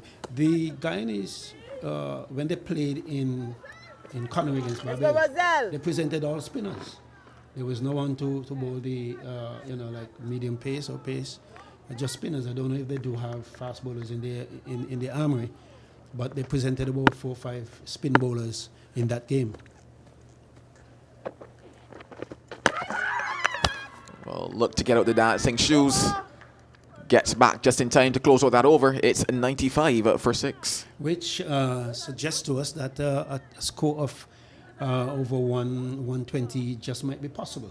And if wickets are not taken within the next 5 or 7 overs, then the Leewards could be in for a problem later on. There we are. We have the, I think it's is that Jazara who is going to come from this end? Rosal, that's Rosal Leewards. McCoy, okay, McCoy is going to take it from the pavilion end, changing bowling instead of Willett. Willett thought she didn't do a good enough job in that over, so You have a new bowler, she's coming right. What is this at all? Right arm over the wicket. You were excused. You mentioned targets in terms of 120, 130, 140, but in fact, I think that Guyana actually, should they bat well, could probably find themselves in the range of maybe that 190, 200. in this game. Yeah, certainly. And I say that because in terms of this current partnership, there's been nothing that looks as if it has faded them at the moment. They look quite good out there in terms of the surface. It's started to drought a bit more. The ball is starting to come on in terms of easier to play your shots. And just one, if the fitness factor is there for them, the concentration factor and the application factor, then there's a lot of time to score runs. Given only 4 wickets left to be taken. And I have a card for you. Remember, they have not brought back Tonya Martinez yet, so let's get her back and see what's going on. I don't think they should have gone that far. I thought that Tonya should have come back earlier, just for a 1 or 2 overs and see what happened. And but that didn't happen. So McCoy is now in attendance on the leg side, wide. And this is the other thing that will hurt them as well, especially for a team that has not been batting well. You can't give them a 12th man, and that 12th man being extras. The extras have certainly helped the Guyana scorecard across this innings as well. In terms of one, the start that they got was because of the extras. And then the innings at different intervals has just been helped along by those extras. Oh, beautiful. I don't think it might get to the boundary. There's work to be done. They collect 2 for it. A good shot by Schultz, just wide of off stump. She struck it well, but it didn't come off the middle particularly, and therefore it didn't go all the way to the boundary. Chased down and thrown back by, I think it's Clark, and 2 runs. Yeah, you think about the boundaries here at Warner Park as well in terms of the 3 venues that they're playing, and I do believe that these are probably the biggest of the boundaries across this tournament. Yes, it is possible to get some good boundaries in St. Paul's as well, but they have brought in most of the ropes. Tickled away. Probably thought maybe could get a bit more for that one. In fact, just the 1. But yeah, I actually did think that maybe for this tournament they actually might have brought in the boundaries for the women's game here. It looked to be they are in, you know, when you look at the square boundaries they were brought in. The straight boundaries are already small, and so the square boundaries were brought in to accommodate the women. In St. Paul's, the same thing. The boundaries were brought in, as well as in Connery. The boundaries were restricted to accommodate the young ladies. Guyana is almost 100 now for 6, and reaching to the edge of what I call the Leeward Islands limit. Oh, that's glorious. What an absolutely lovely shot. Deserves the boundary, and it also brings up the 100 for Guyana. 103 for 6 is Guyana. A shot there by Gashnabi, shot and cut away, and running all the way to the boundary at extra cover for 4 runs. And of course, like I said, it's getting easier for the Guyanese to be batting. It's getting simpler for them. The mystery seemed to have gone out of the bowling. And of course, with the spin operating, they got a chance to push for singles, which they are not good at. They had a couple of singles, a few indiscretions in terms of the Leeward Islands, missed fields here or there, and of course the wides and the various no balls have contributed to the Guyanese revival. 103 for 6 is a tremendous recovery. As when you look at 33 for 4. And 50 for 6 and that sort of thing. I think it's a rather good recovery. Yeah, certainly. What that boundary also does is bring up the 50 partnership for this pair. Came together and they scored 53 for 6 in the 12th over. And this is just simply what they needed. 2 people to come together, stand up and bat. And as I mentioned, the ball's been coming on to the bat a lot better. You can definitely see it from that last delivery as well. It's just a bit quicker in terms of service. That's what batters like, that ball coming on. So you can play those types of shots off of the back foot. Well, you've been calling for Tonya Martin, and she's been brought back from that end, that Lozak Road end, from which she was quite successful. Picked up 3 wickets. In fact, 4 wickets from that end, Tonya Martin. 4 for 14 from her 5.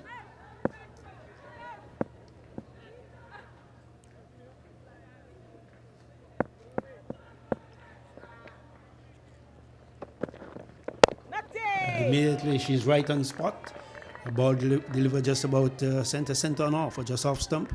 Pushed back by Schultz. And she walks back to her mark. Let's hope that she can do something for the Leewards, because 103 for 6 is a recovery that they would not have preferred, but is in evidence at the moment. Yeah, you think about it as you look around the field, and you say that if you bring back your wicket taker, you kind of set fields that go along with that. But just looking at the field that's set at the moment, it doesn't look as if they're just looking to maybe pick up that wicket. It looks more of a case of looking to apply maybe pressure by bringing her back.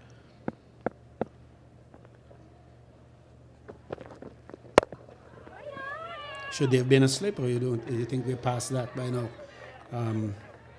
I think probably past that, and just in terms of the type of movement that she was getting earlier today. May not be evident at this point in time. Yeah, but certainly probably in terms of, I would think about it in terms of the cover at the moment, probably just a bit to the left, a bit straighter, or a bit closer in.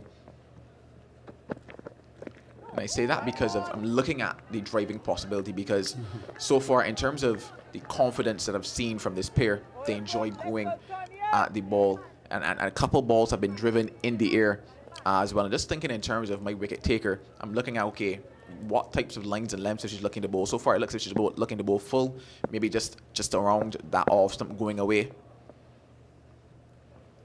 And if I could just get them driving in the air, driving confidently, even if it means that I'm going to probably take my cover and put her back on the boundary, just to ensure that the runs don't flow. But just in terms of just employing one or two attacking type of fielding positions, just to ensure that the possibility of the wicket is there also.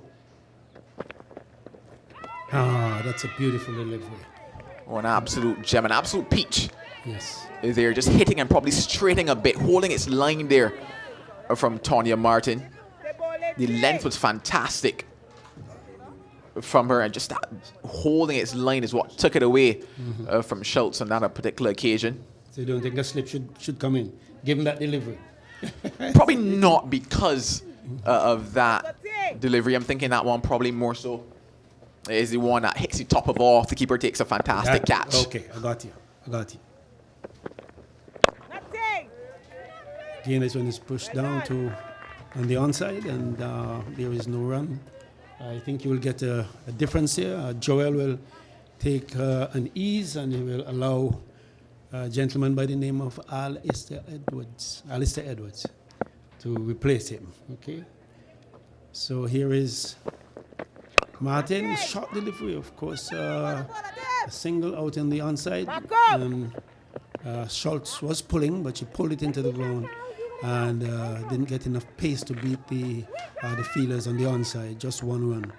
Okay, let's get Martin lining up this one as two balls before, and we can see how things go. But 105 for 6 speaks to a fantastic recovery between Schultz and Ghaznavi.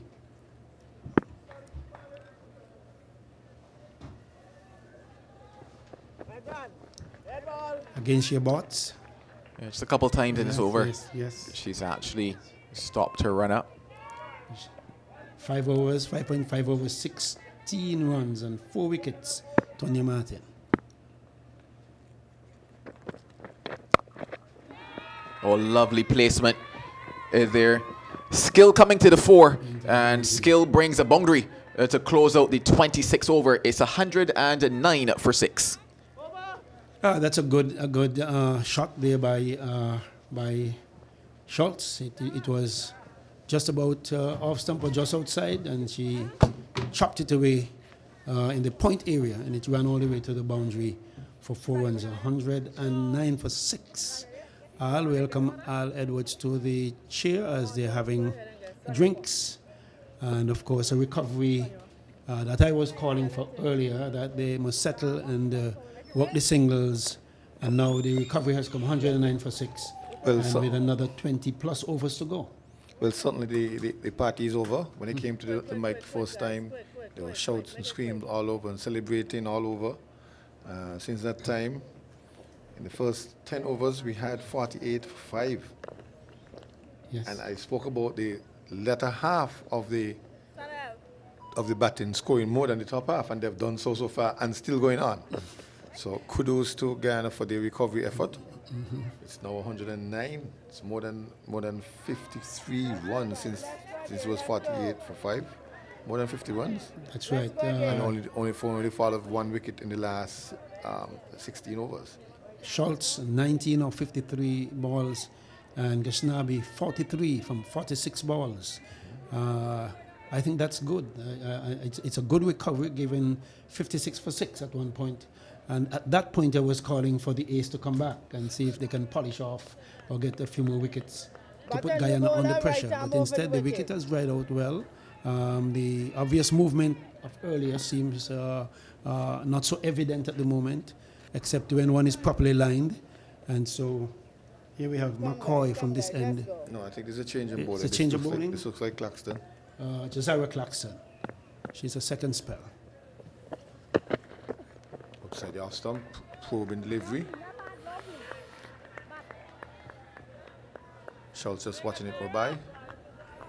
Nothing to do with it. So as I was wrapping up, that first half went to Leewards, the second half definitely Guyana. First half,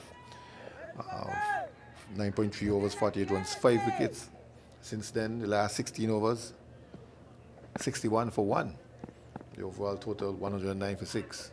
Claxton, shot outside the off stump. She thought of it, changed her mind, recognizing that something like that could bring a top edge, or she can well slap it into somebody's hands. And she decided to wait. She also said there's a deep extra cover, a deep cover, so therefore she wouldn't win.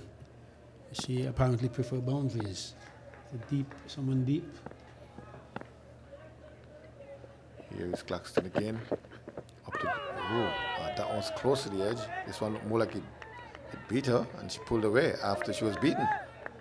Yeah, that was a good delivery, well lined, and the batsman decided not to go too close to it, and so she pulled away. And as I said, she was beaten long time before she pulled away, but at least she recognized it was a good delivery.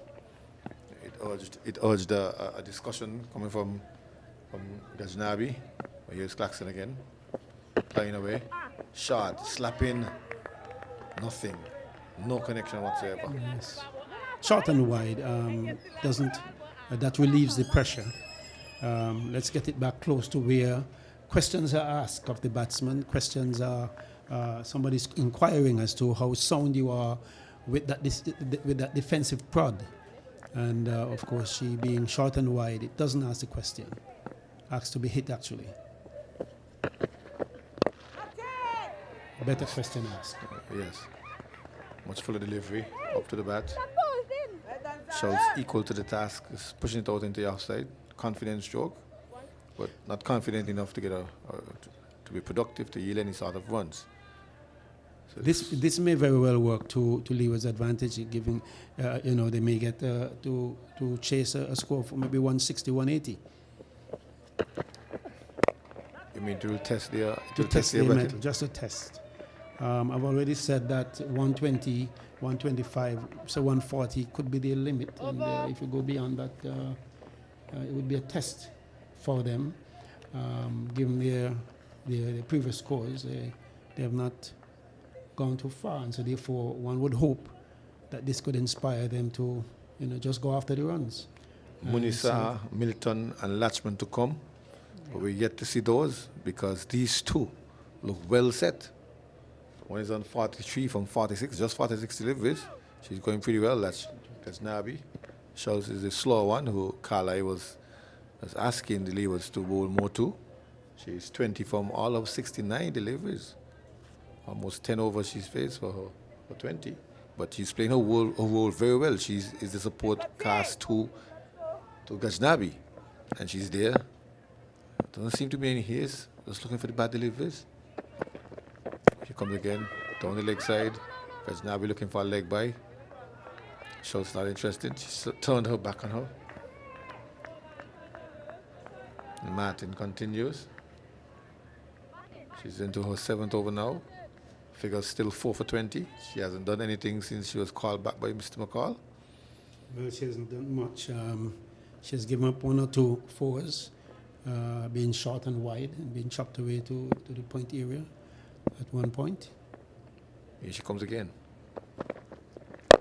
Pulled into the onside, out to mid-on. No one. At one point, she will get it right. Of course, the conditions are not the same as when she bowled this morning, given the wicket being baked as we think about it, and the moisture being removed. Oh, and that one is wide, well wide. Easy call. Again, the areas of indiscretion, they have transgressed several times in that area in terms of wide, and when they're not wide, sometimes they're too full. And full tosses have benefited one or two of the bowlers, by the way. Pulled and pulled fine. There's someone down here. Yes. It's a fine leg. Asking for a second one. They're going to get it to the going quickly. A shirt, the stumps. And Schultz was well home. She was able to take a bath, have a snack, and put on the TV to watch the latest news before the stumps was broken. Yeah, Tanya Martin is not lining up quite as well as she did earlier. Of course, she had some areas of indiscretion earlier as well. So apparently, I hope that she will get it right, as it is well required for her so to do at this point in time. Well, 113 for 6. If these two continue like this, we're looking certainly more than 120 you spoke about, and certainly more than 140 you spoke about. It was 130 for 6. Here she comes, slapped out in the offside, a good stop, coming, swallowing stop, and attempted one out as well at the same time. I do appreciate the competitiveness of the Leeward fielders, in her captain in particular. She dived across and stopped it, and while lying down, she sought to throw down the stumps, which I think is good cricket. And yes, Ghaznavi was wandering up the wicket, looking for the single. How is that? That was very close to the edge. And they're asking, more so the dressing room, asking as well. As it looks like Schultz was comprehensively beaten on that occasion. Ball well lined up in my view, just about touching down just about outside off stump. And the batsman was in defence. The batter was in defence. And I don't know what little movement went on, but she missed it. And it was taken by the keeper. Some excitement, of course, was generated. Prompted a conversation from Ghaznavi. Doesn't want to lose her partner at all. But they've been going very well. Partnership beyond 50 by now. 4 for 23 by Tanya Martin. Still the pick of the bowlers for the Leewards. A little wayward in some cases, but in my view, when she asks questions, they are rather good questions to ask, and one would hope that she would line up a lot better and consistently do so, and then that will build pressure, and of course with pressure from the other end, Josiah Clarkson continuing, this could spell a time when wickets could fall. We have pressure from both ends, wickets could fall, but with a dribbling of 4 and 2 here and there, it doesn't work that way. And down there in Georgetown, they're hoping that these two hold on for their dear lives to put up a match-winning total. All those persons down in Guyana listening, pinning their hopes on Schultz and Ghaznavi. The last wicket fell at the score 53 for 6. They have now put on 60 run partnership for the 7th wicket. Not bad at all. And I'm sure they're feeling much better than when the score was reading 53 for 6. Claxton, a drive, an ask! And they're asking, and they're shouting, and they're screaming, and the umpire remains unmoved. Was it a little bat on that? I think that's the only thing could have saved her. That's a good question asked by the bowler. A ball that was pitched close center and off, apparently. And, of course, she crossed it. She didn't play it straight. And she missed it. And apparently just by that shot alone, sometimes some people get carried away to feel that the ball is lining up. But it may not have been lining up. And the umpire is in the best position. And the umpire decided no way, and that's the way it is. Here is Claxton again. Drive down the track this time. She didn't miss at all. showing the full face of the bat. But straight to the fielder, Fina Claxton. So it was Claxton to Ghaznavi to Claxton.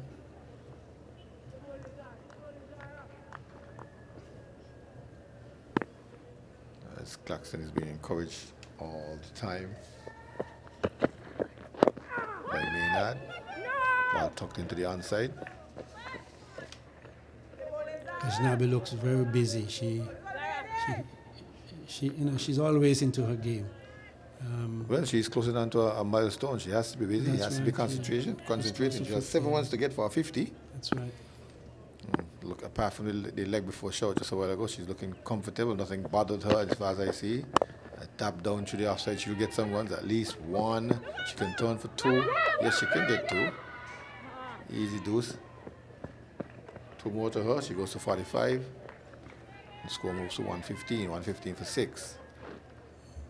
I was asking for, for Guyana to do this, to recover. And it does well for the game to see 2 batters who could, in spite of the precarious position they found themselves in, who could think this thing through and bat through to 115 for 6. Here they go again. Drive, back drive. No! Straight to Over. that's Maynard at Milan. Feels well. That's the end of the over, the end of the 29th over, actually, and delivered by Jazaria Claxton. Of course, 115 for 6, having recovered from 55 for 6, Guyana. Schultz and Ghaznavi, who apparently decided that we have to bat our way out of this one. And that is the kind of thinking we need in West Indies cricket. And whether they be male or female, in spite of the precarious position you're in, you can fight your way through. Yes, definitely. And Schultz has taken on her role very seriously indeed, and is a support player too to Ghaznavi, as Ghaznavi is the one more free-flowing. 45 from 52. Schultz has almost faced 11 overs for 22 runs, but by and large, just seeing the broad face of her bat.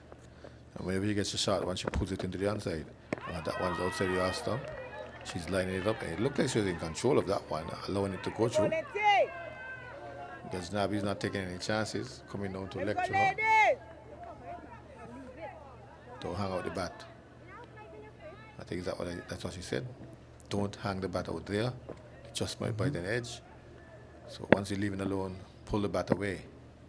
Here is Martin driving to the onside. There's runs here, at least 1. That's all they'll get, as the ball went out to Milan. Good stop, good throw, but that's after the batters were well and completely in their grounds.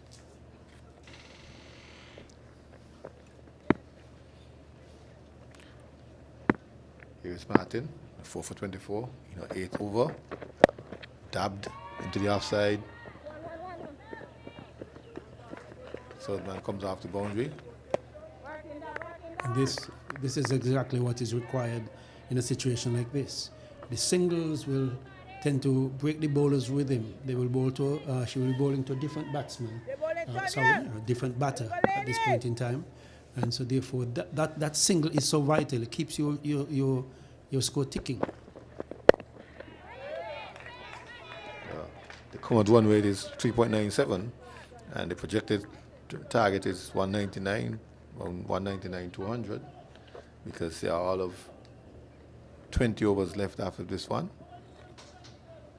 So if they can score, keep their current run rate, definitely they'll get up there. And we're not sure if the Leewards has batting that can. This will be the test. This will be the test for it. And of course, we don't want to have easy games all the time. For you never learn from having an easy match where you climb all over the opponent. Once you have a challenge, the players must lift their effort. A slash outside the house stump. No connection.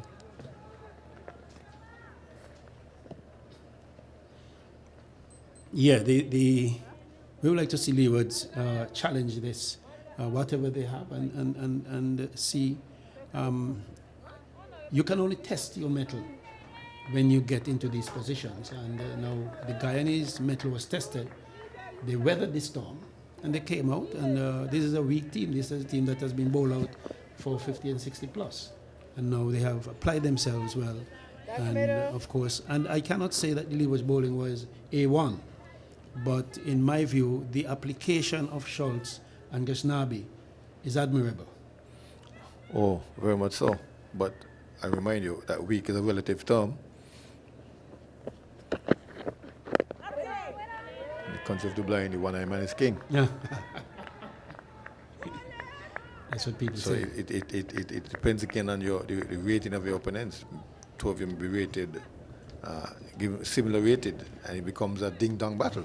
Yeah, but you realize this is a battle for the, with the two Losers? two weaker teams. Let me put it that way. Okay. And one would hope that they both could learn from this experience, both teams. Clarkson is toiling away. Ghaznavi is well prepared to just look for singles. If she get 4 of them per over for the next 20 overs, that's the 80 ones that we spoke about. Well, the idea is to get to a score that you can defend. That is the whole idea, and I think Ghaznavi and Schultz, the application is rather good. Down the leg side, not very far from the leg side, but the tram lines. Is there a tram line on the leg side? Yes, I think so. Yeah. But I don't think that is adhered to. Sometimes the ball There's one on the the ball hardly misses the stump on the leg side, and still a wide is given. If you look closely, you see that Yeah. white line just beside the stump. I think that is what they use as a guide. The blue one is for The offside. the offside. Clarkson again. A slash at it, no connection. A expanded cover drive was attempted. It didn't make connection. Yeah. This is a test for the young Claxton. She's a very athletic, hardworking person. She plays football. She's an athlete. She's a cricketer, and one admires her rather well. And she's a part of the West Indies youth setup, and one expects her to really toil hard, to get places. And Schultz, taking the advice of her partner Ghaznavi, allowing those outside the off stump to go by rather than trying anything expansive that she did in the last ball.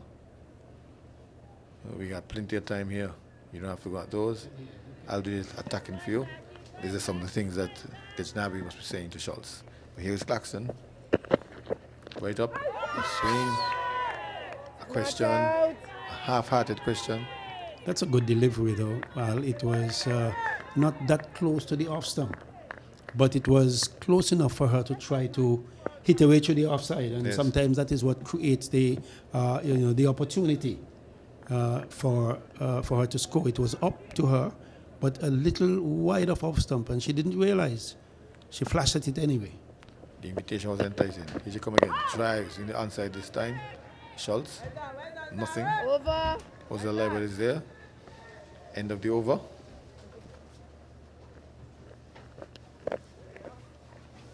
Score remains 119 for 6. 31 overs bowled. 19 more to go. As I'm being joined now by the man himself, Carlisle Powell. The partnership, remember he started at 53 for 6.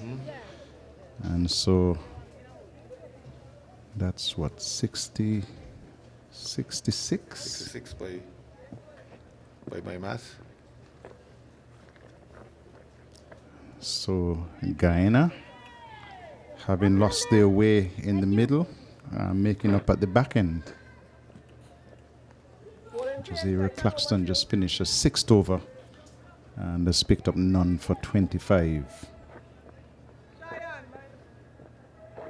Let's go, ladies. So we've Time to seen get some back in the adjustments game. as there's a change in bowler to the southern end. Amanda Edwards. Amanda Edwards will come back. She's really going to replace Leiber, who was bowling from that end. Amanda Edwards has also been successful. She has the 1 wicket, 1 for 16 from her 6. And clearly, the Leewards are looking to take wickets because this score is now going into uncharted territory for them. Ghaznavi is on 47 from her 55 deliveries. Goes back and defends. And there is no run.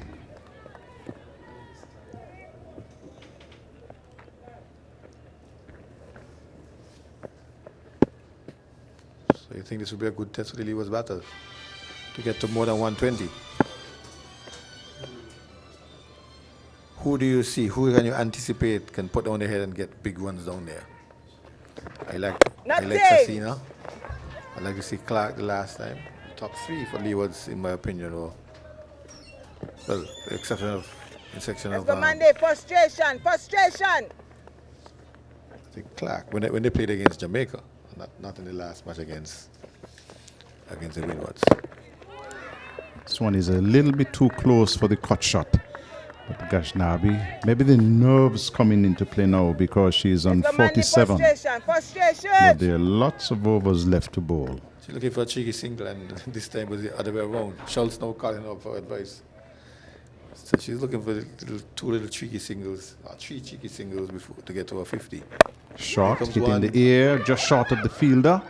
And that's a good recovery. No chance of a run. Well done, Zara. That was the closest they had to a wicket. Had that fielder Well done, coming Monday. in, she probably could have dived on it. It was Clarkson. Probably she's still a bit winded from that last Frustration, over she ladies. bowled. Let me go. Very little movement coming from her. In fact, she's coaching on the edge of the circle rather than coming in. She does so now, though. A dab down to Clarkson again. And again, she tries to run out Schultz on the non-striking end. Well done, Zara. Would be looking They to bowling finish good. Monday. 5 dot deliveries in the over. Edwards. Here she comes again. Lift. Full toss. Gifted. Play down to wideish mid wicket. They've crossed for 1, coming quickly back for the second run, which they'll complete easily. And so 2 runs in the over. Score will move to 121 for 6. And Ghaznavi has taken her personal score to 49 from 61. Schultz is with her. She's on 23. And Guyana won 21 for 6 after 32 overs. Those 2 have been the top scorers for Guyana so far. The others didn't make much. 13, 7, 0, 1, 2. Those are the kind of scores that went before. But this looks a lot better. 49 from 61, 23 from 74. And we see another change in bowling from this day. Melissa Clark comes back. The partnership is 68. And this is easily their highest partnership of the 3 matches that they have played so far. You have a new bowler. She's coming right arm over the wicket. Melissa Clark is right arm medium and is bowling from over the wicket, asking the fielder from the cover boundary to come into the circle. And so the fielders out that I can see are long leg and third man. Has much confidence. Bowler feel like this. Here she comes again. Asking. Looks like he's going down leg to me. Not out, says the Probably at umpire. the inner portion of the right leg. As she stretched forward.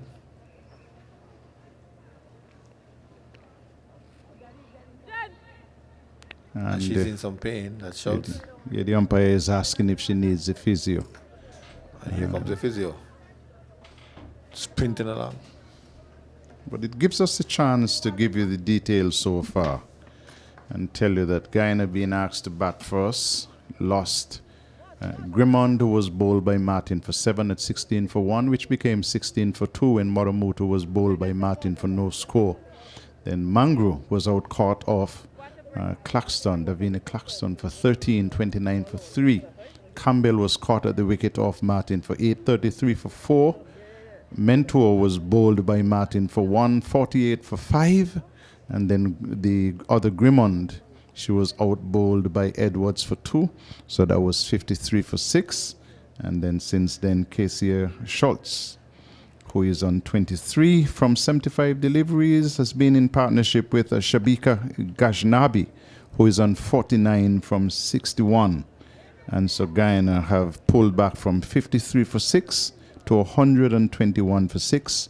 And we're in over number 3. There is a bit of a break because the physio is on the field. Not that she is administering treatment to the batter, but that they have taken the opportunity as a drinks break. And I think perhaps the umpires have called an official drinks break, because we see the third umpire going out onto the field as well. And drinks are out there for the Leewards players. And so it is an excellent recovery by Guyana Al, from 53 for the loss of 6 wickets to 121 for 6. And we still have all of 17 overs and 5 balls to go. And 3 batters in the shed. 3 posters to come still. At the moment, the groundsmen are touching up the pitch, giving it a sweep, giving it a paint. Good sign for Guyana. It means that they can stay longer at the crease, refreshing everything.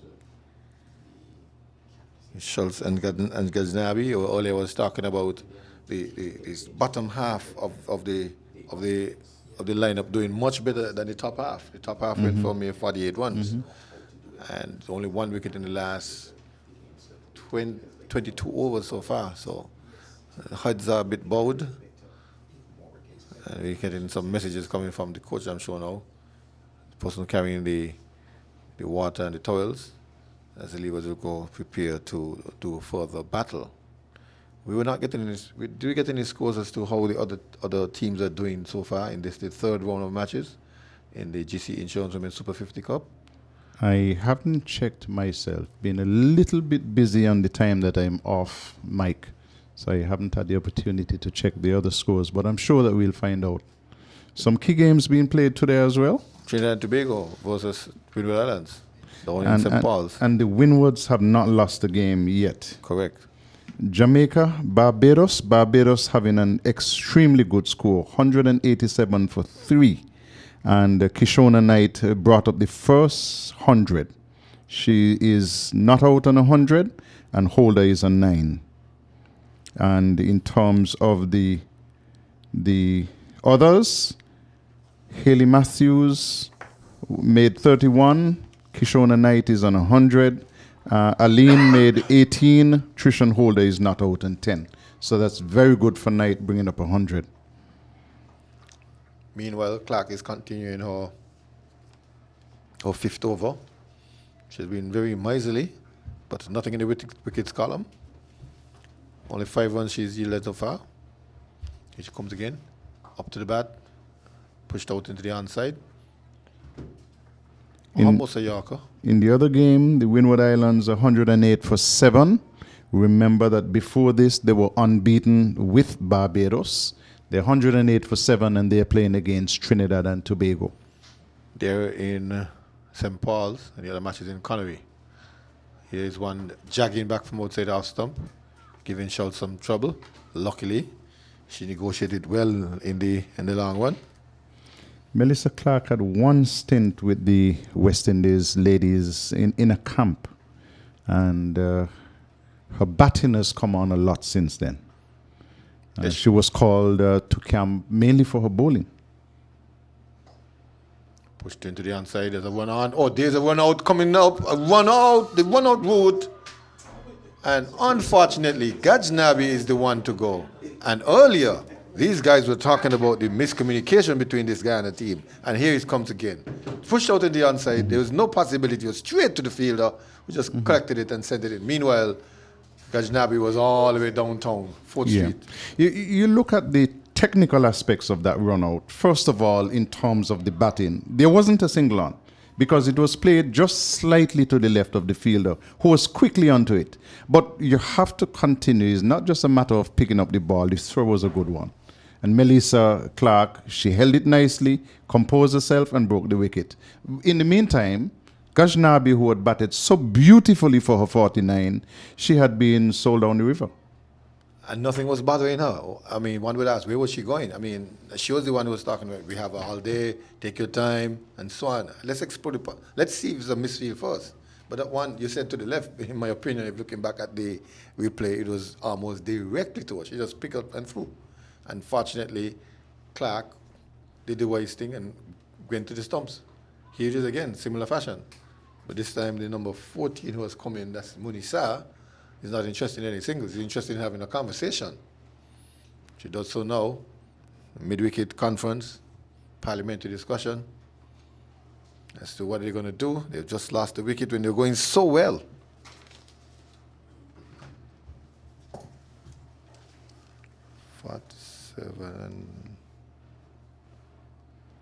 Ghaznavi had batted 68. So well, Al. I was here already trying to get the stats on her half century, but that was not to be. You'll have to just say one shot. One shot with a half century. But she looks a good player. Yes, yes. She looks the most comfortable so far that we see from the Guyanese batters. Others may have miscued shots, looked in trouble at one point, didn't get off, but Ghaznavi came down and consolidated things. A 68-run recovery. Here is Munisa, nudging it down into the onside.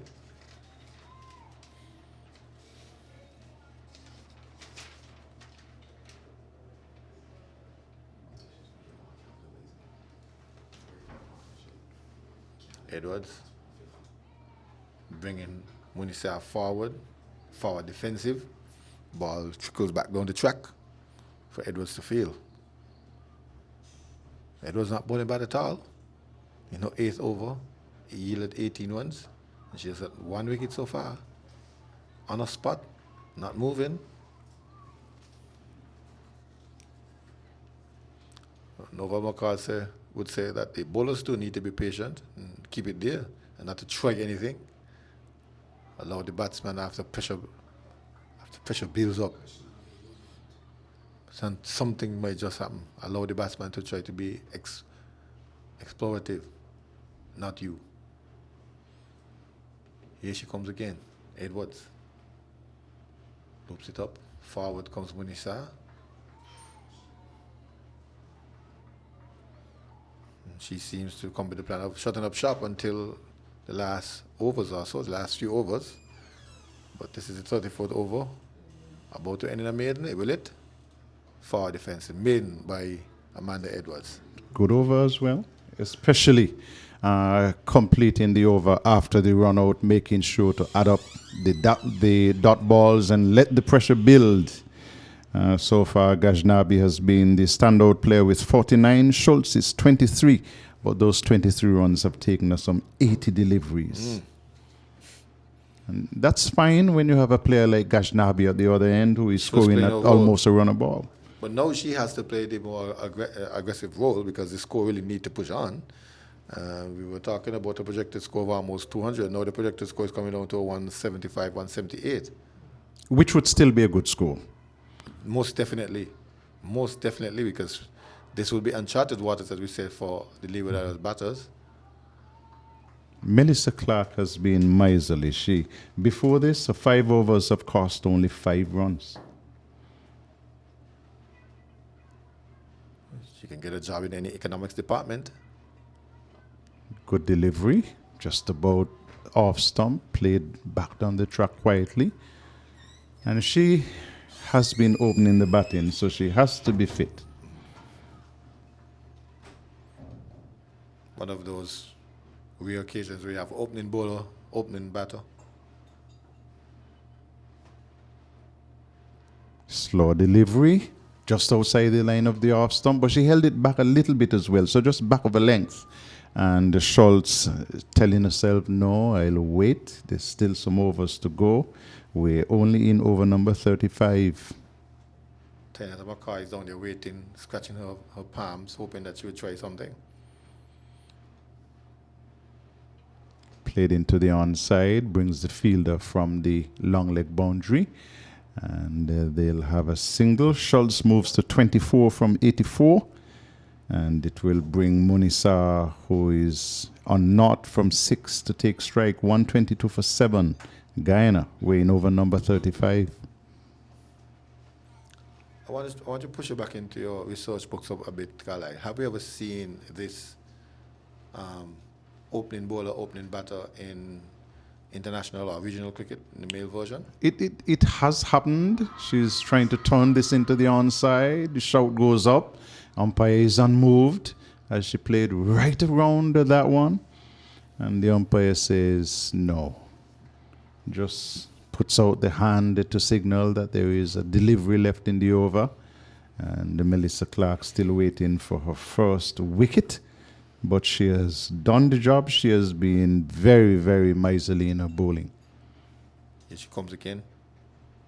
Full down the leg side. And that one brushed something, because normally they would call a white for that. And I could also interpret the pointing down the leg side to indicate to the bowler that one was going down leg rather than out. 35 completed. Guyana batting first, 122 for 7. Schultz is on 24, and Munisa is on naught. About 90 legal balls left. Can they get a single on every one of those? Can they get 3 runs per over? The projected score has now fallen to 175 flat. That's a scoring rate of just about 3.5 and over. Let's see what will happen. Leewards definitely would have other plans at this time. They're still having that tight inner ring. We just...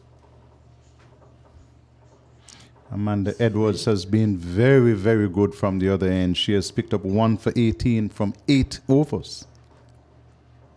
And it's showing you that they're kind of confident in bowling to this pair. They only have about 3 players on the boundary. The others are all in the inner ring on the offside and on the onside. Short third man.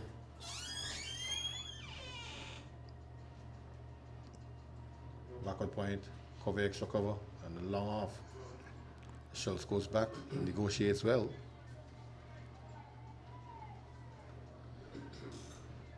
Fine leg, up.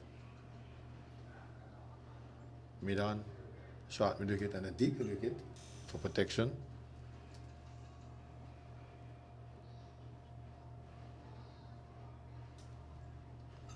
Schultz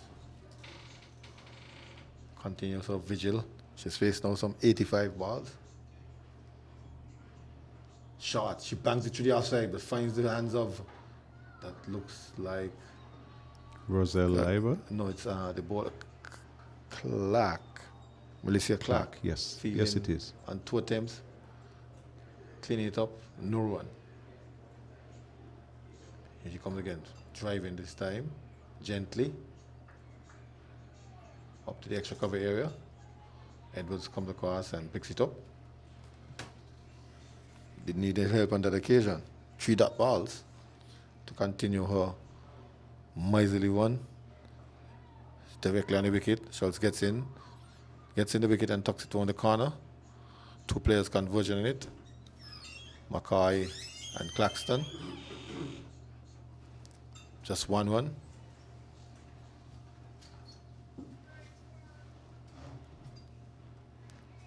It's now 123 for 7.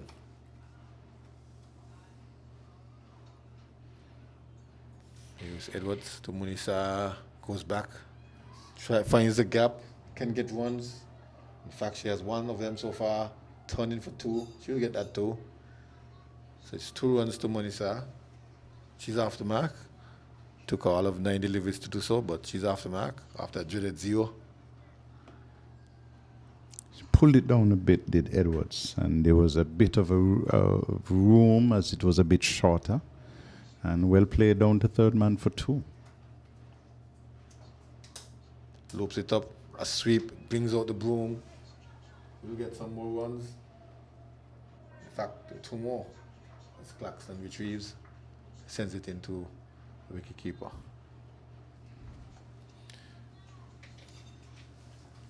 .36 overs completed, 127 for 7. And the Leewards have used all of 8 bowlers. Claxton, Jazeera Claxton, 6 overs. And, well, there goes the bowling figures. but we'll get those to you a little bit later. 127 for 7, 36 overs completed, and you're looking at a projected score at a strike rate of 3.53 of 177. That would take a lot of getting by the Leewards, but it's only a projected score. The Leewards can reduce that significantly by bowling out Guyana. Here is Clark, who is hitting the batter on the pad, who is inside the wicket looking to swing it away. Does Schultz. Misses, goes into her pads. Would have missed the stumps. And the umpire says not out. So he's still 127 for 7.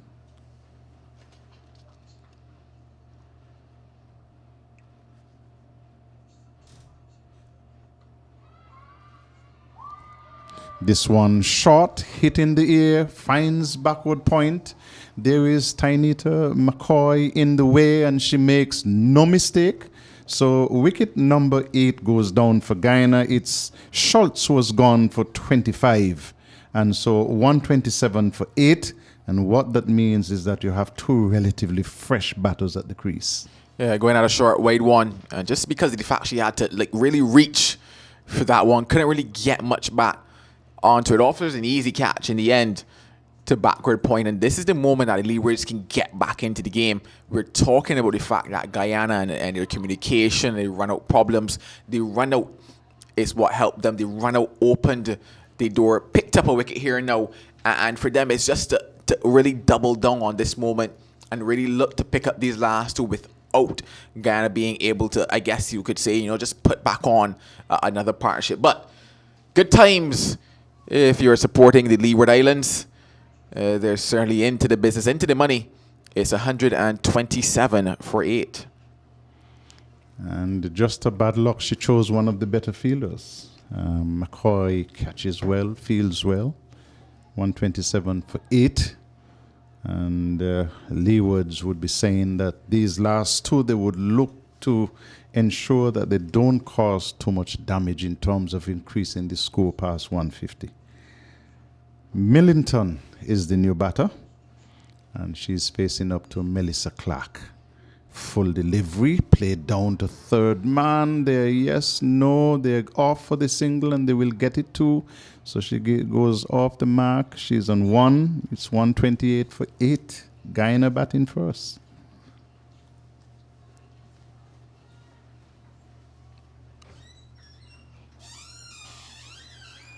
Munisa on strike.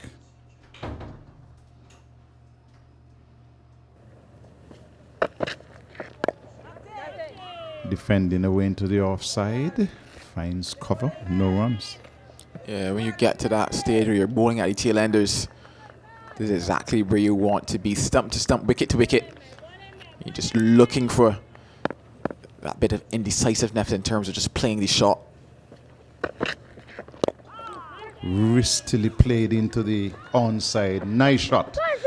Fielder chases back towards the boundary and does extremely well. Just pulls it back a couple of meters inside the boundary and saves a run for the Leewards. And so Munisa goes on to 7. And that's what you get from young legs. That looks like young Jazeera Claxton. Yeah, it is indeed, and that was absolutely spectacular work on the boundary. The commitment was nice to see in terms of running it down, because from the time it left the bat, it was certainly going to be a chase. It was perfectly timed, you would have to say, on that occasion by Munisa. But really just running it down, Jazeera, and that's what you really want to see in games like these, where every run will matter for them. Still in the hunt, the Leeward Islands. Millington on strike. Behind it, drops it away into the offside, brings up the end of the over. 131 for 8, 37 overs completed. And so far the highest scorer has been Ghaznavi with 49. Schultz out not too long ago for 25. And Mangru 13.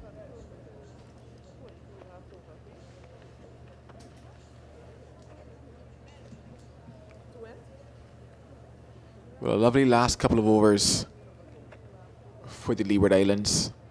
It was just that partnership, that period where things started to go ever so slightly flat for them. You just wondered where could they pick up a wicket, how could they pick up a wicket. Well, they were gifted one with the communication. Picked up another one shortly after it. Oh, man. Just hunting for those final two. Could they bowl them out for less than 150? If they do, I think they'll still be very happy. Driven into the offside, comes off the outer portion of the bat. They will get a couple of runs to make the score 133 for the loss of 8. Here is a challenge for Guyana and Joy. In the last game, they lost wickets at 24, 26, 30. Then a bit of a partnership, lost wickets at 62, 62 and 65. And then a bit of a partnership and lost wickets at 101, 114, 121, 121. So they lose their wickets in clusters. In this game, we'll give you the loss of wickets in just a minute. She's coming forward, playing it away into the offside. In this game, they lost wickets at 16, 16, 29, 33, 48, 53, and then a partnership.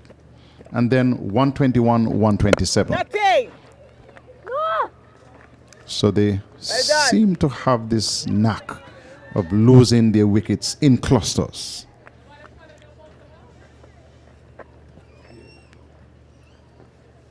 Amanda Edwards is in her last over, 1 for 25. And for this delivery, batter is going back, feeling for it. It evades the bat, goes into the gloves of the keeper. So Monisa remains on 9, and Guyana 133 for 8. It's going to be a wonderful 10 overs for Amanda Edwards. Just looking at how she's gone in terms of that economy rate.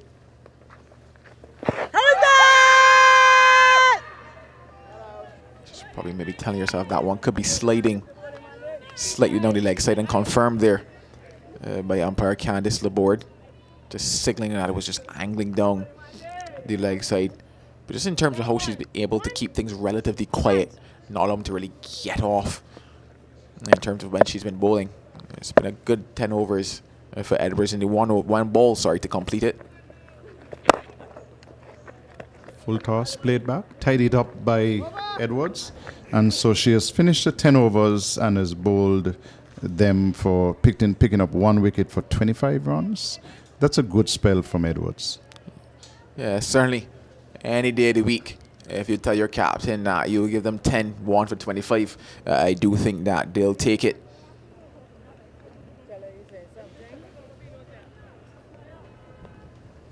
So the rest of the team will have to finish now. 12 overs to go. And Clark has been bowling quite well. Has to be fit because it's hot on the outside. And she's now coming up to bowl her 8th over and has picked up 1 wicket for 10 runs, Melissa Clark. Millington is on strike.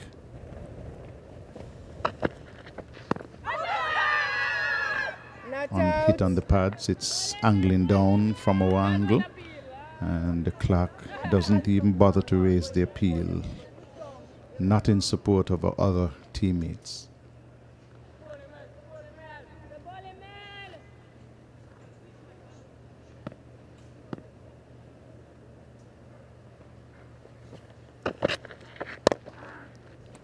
Full toss.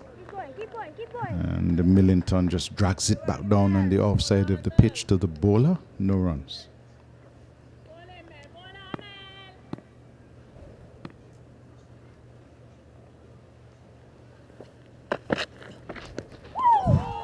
This one is again a full delivery.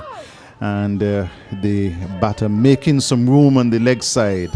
And it went past her, between her and the leg stump. And this is why you make that call, especially bowling to the tail end of looking to go full and straight wicket to wicket, because there are moments like that where tail enders just tell themselves that they can get the better of you, play over the ball. Clark again. Shorter, tucks her up a bit, drags it away to short fine leg. No runs. And there are just 2 deliveries left in the over. No runs scored yet. 133 for 8 Guyana in over number 39. Millington is on strike. She's on 1. Her partner is Munisa, who is a 9. To finish the over, it's played away into the offside. Not to finish, actually. Still a delivery left. But Clark has been good. We did tell you before this that she had only conceded 10 runs. She's in the 8th over. No runs scored from this over yet so far. And this one is again into the pads, but drifting down leg. She has completed the 8th over, Melissa Clark, and picked up 1 for 10. Me? Yeah, made an over for her there to complete the third knife. It's 133 for 8 here to 1 apart. Round number 3 of the CGA United Women's Super 50.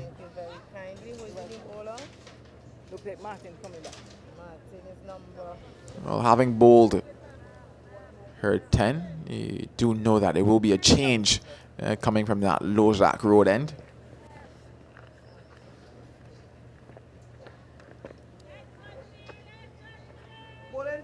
This is the high score for Guyana in the tournament so far. 121 in the last game, 78 in their first game.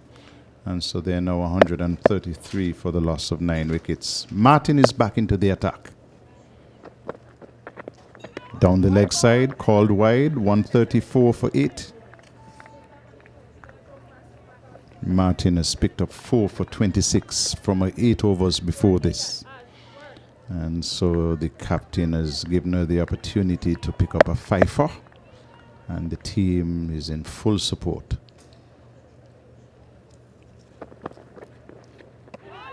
Flashing, missing, goes through on the offside. Munisa remains a 9. Guyana 134 for 8. Yeah, look at this total of 134. I am certain that I can't see the exact number, but I do know that in terms of extras, they have to be 20 plus by this stage. And if you take that and you even just subtract half of that away from this total, what it could look like for the Leewards, because always this fact that they have to chase here. The batting has not done the best. You just certainly can't be continuing to give these extras away. Played into the offside. Finds Jazeera Claxton at backward point. No runs. 134 for 8 Guyana in the 40th over.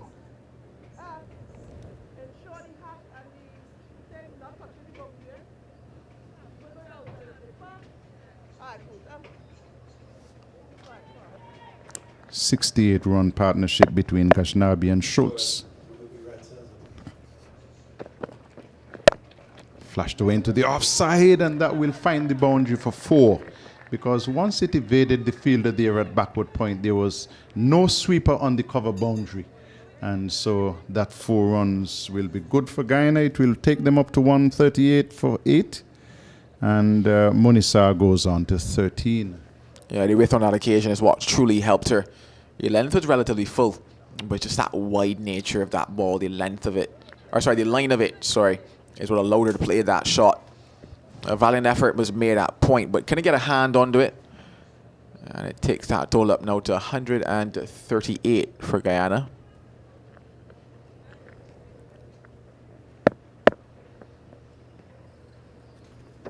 Martin, wide of the off stump, going further away. And no runs. You have to be very careful in terms of bowling that wide here, Martin, especially. Well, they've pushed cover just back a bit, not towards the boundary. You would have to say halfway towards the boundary. I think the Leewards perhaps just fell asleep a little bit because they had all of 7 players inside the circle. And so they were just protecting the boundaries down at long leg and third man. Now there's a fielder halfway out to the cover boundary.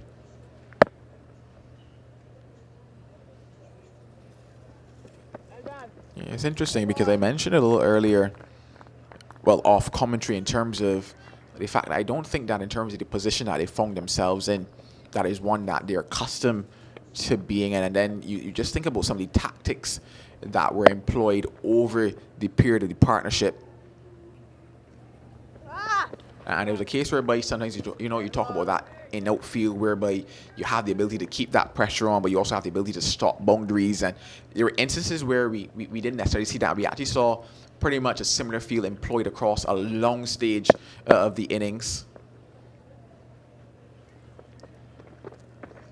Martin is bowling wide down the onside, and the total will move up to 139 for 8. Yeah, those extras moving up, but because of that is what really allowed that partnership to flourish, because there weren't many changes in terms of the field and ways of creating that pressure. And by just keeping the same field and picking the same gaps, the runs just started coming for the pair. Full toss, hit down to the square boundary for 4 on the offside. Was full and wide, and she made good use of this. Did Munisa picked up to a second boundary in the over. She moves on to 17, and they score to 143 for 8. Yeah, gifted a full toss to close out that over, and given the fact that there's no real protection out on that offside, just needed to get it over the inner ring, and it would have certainly flown away on this outfield here.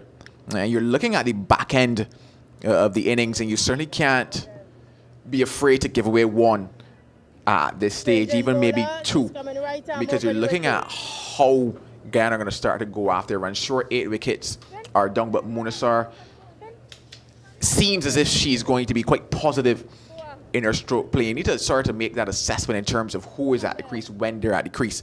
And looking at the tail ender of Millington, and I just say tail ender because of the position she's batting at, and she doesn't necessarily look as if she is the most competent in terms of run scoring. You can probably have somewhat of a tighter field to her, but at some stage you must allow Munasar to just get that single and protect the boundaries, because if you allow her to get 2 boundaries per over, just getting over the infield, not necessarily with playing, I guess, boundary scoring shots, but simply because the field is in, and you find yourself, instead of chasing 140 or 150, you find yourself chasing 165 and 170 by the end of it. Roselle Leibert is back into the attack, and before this sent down 3 overs for 17 runs. Millington is on strike. She's getting a short delivery, which is pulling down to mid-on. No runs.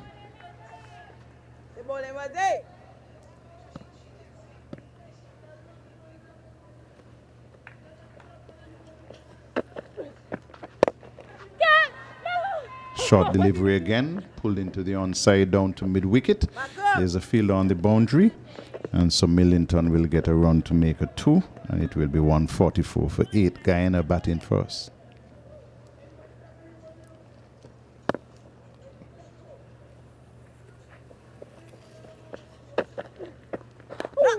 Munisa is coming forward, turning it to the fielder at fine leg. Wants a single, no chance of a single, and her partner rightly sends her back. Yeah, I'm not even sure she looked at the field before facing at there, because from the moment it left the bat, she set off as if she knew that it was vacant in that particular area. Leibert brings her forward. No runs.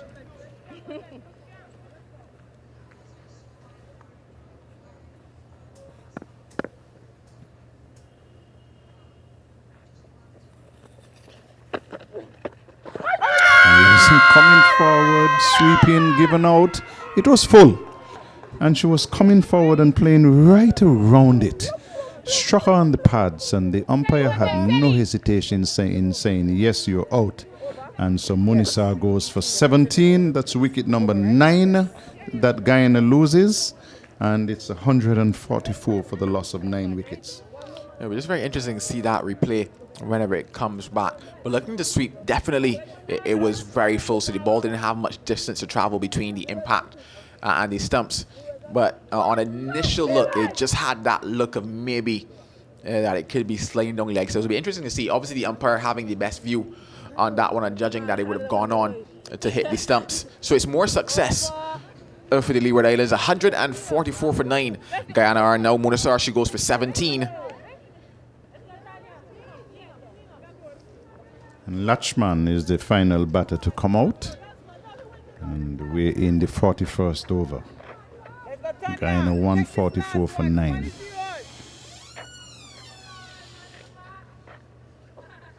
Middle. That's it. Right, I'm over to you.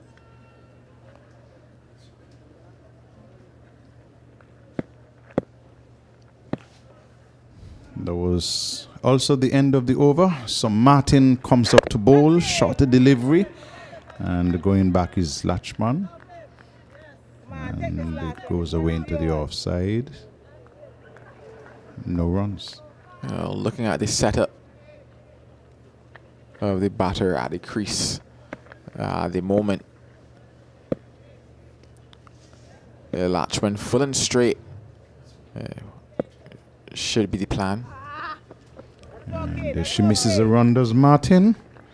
And maybe it's the fatigue factor. She has missed a run, what, 3 times in the last 2 overs? Probably more than that. And I mentioned it actually when she was into, I think, either her 3rd or 4th over. Just looking a bit winded at the start of things. Short delivery, which goes through to the keeper, no runs. Plus she'll be pressuring herself, knowing that she's on 4 wickets and would be longing for a fifer here at Warner Park. Yeah, certainly nothing more special than being able to pick up a 5. Her teammates wanted to do just that. She's in a final over. This one is played into the onside, finds mid-wicket, no runs.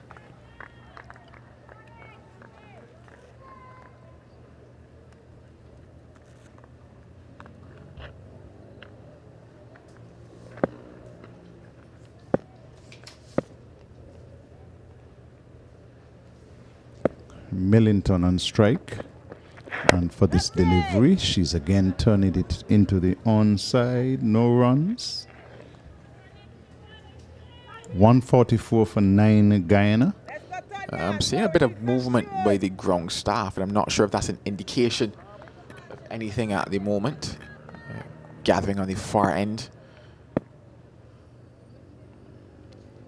Martin misses a run again.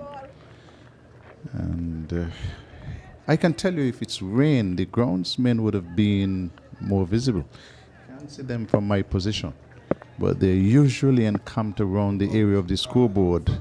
You're looking down in front of me now. They have not taken down the boards yet.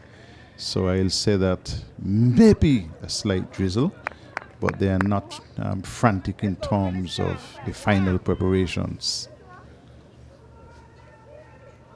1 delivery left in the over. Yeah, you mentioned drizzle. In fact, yes, it's actually down. I can see it through the glass. No, the rain is actually just broken a bit here at Warner Park. Martin bowls short, and it's coming from the outside edge of the bat. Goes down to 3rd man. That's a single. And so it's the end of the over. 42 overs completed. Guyana 145 for 9. And I can tell you that Tonya Martin has bowled 10 overs, some 45 dot balls, and picked up 4 for 36.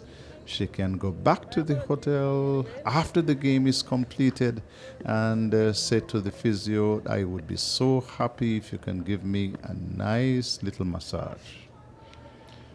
I think that might be the cry of all of them out there. Martin, though, deserving it, especially with how things started for them, picking up those 4 wickets and really breaking the innings of Guyana at the start.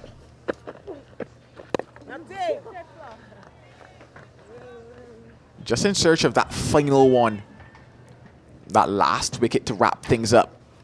The Leewards, Guyana on the other end of things, would hope that this last pair can maybe eke out another 15, 20 runs here.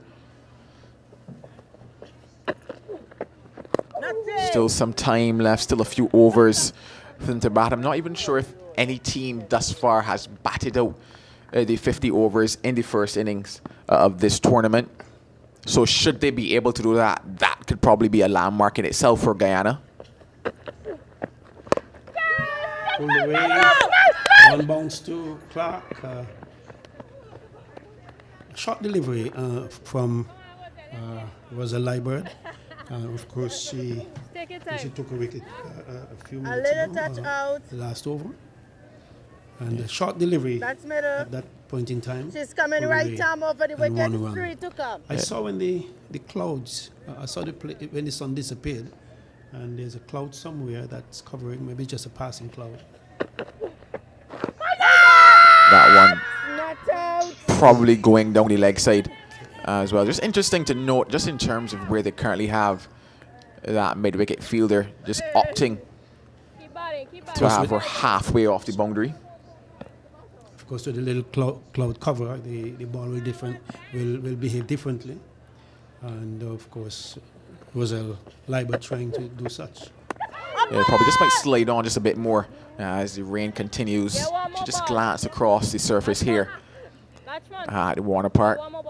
Probably just freshen up the surface just a bit. That ball just slide on, skid on just a bit quicker to the batters. Wonders what that will do for the Leewards when they bat. Well, that probably still some time away, and maybe might not do much in terms of their innings, but that over from Rosa Leewards comes to an end. 43 bowled is 146 for 9. 146 for 9 is a good thing for the Leeward because it could have been different. At one point, there was a situation where they wouldn't know where they'll get a wicket from. It wasn't possible. Well, that is when Gashnabi and the other batter were full Schultz. They were fully entrenched. The Leeward seemed to have had no idea, but they persisted. And of course, after the run out route, the Guyanese gave up 1 wicket, and then once one fell, another one fell, and Leewards are again back in the hunt.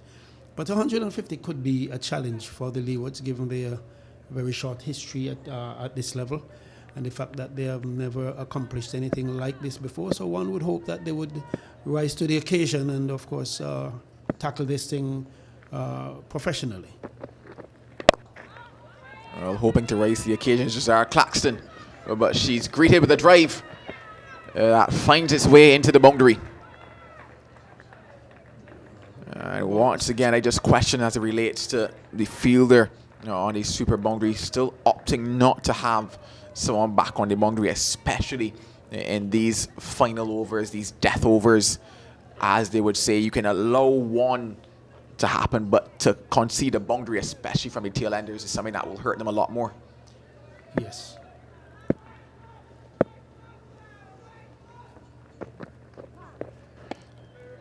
The extras, you get one more added to it. Yeah, the Leewards have given up quite a few wides, and that could, in the end, hurt them very, very badly. One hope that they would tackle this with some professionalism, and these 160 runs as they might get, I hope they will be able to pull this in. Oh, the rain starting to come down just a bit heavier here at Warner Park. Still no signal of the possibility of covers being brought on. It's just been interesting to know that with this last pair at the crease, how they've still not opted to go to what we consider death bowling in terms of those Yorker length type of deliveries, full and straight maybe. The lack of experience, as you can see. Well, the chance for a run on, had that throw actually been a lot more accurate in terms of the height of it, I do think that Latchman would have been in a spot of problem there. She set off with the run, but with no great alacrity, I guess you could say. Bat was in the air, never really slid the bat either. And had it been a more direct throw, I think that could have probably been the end of the innings. Again, the Guyanese showing their indiscretion as it relates to running and the calling. The communication seems to be a bit off.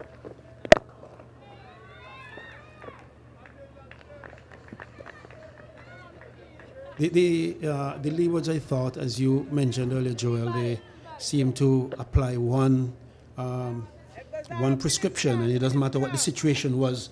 They maintained that prescription. It didn't work for them because when the pressure was on at 56 for 6, a lot more pressure could have been applied change of feel. When a new a batter comes in, you could see a difference in the feel and so on. But there seemed to be one prescription applied, and it didn't work that well. One needed to see more urgency, more thought being put into the field placing as the various batsmen came in.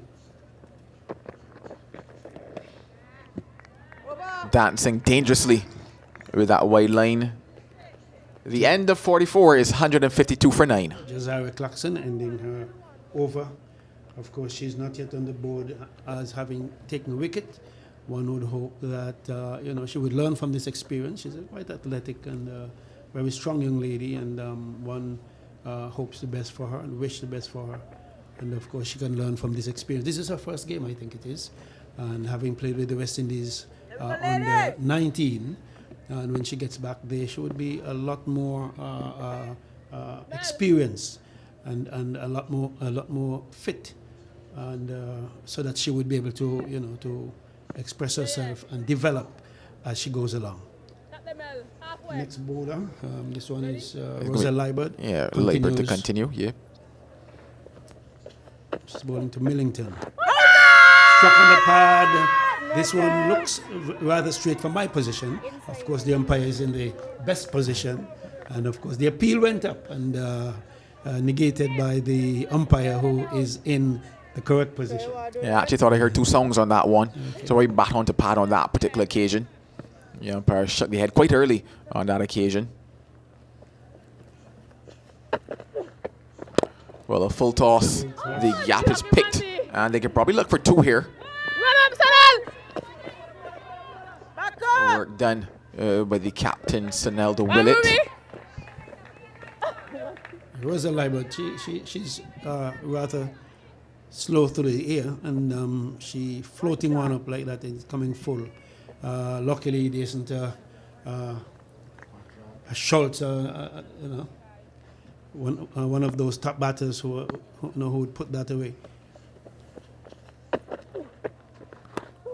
Well, Guyana not helping their cause. The previous delivery, the umpire signaling 1 short there, so instead of 2, just the 1 for them. Okay.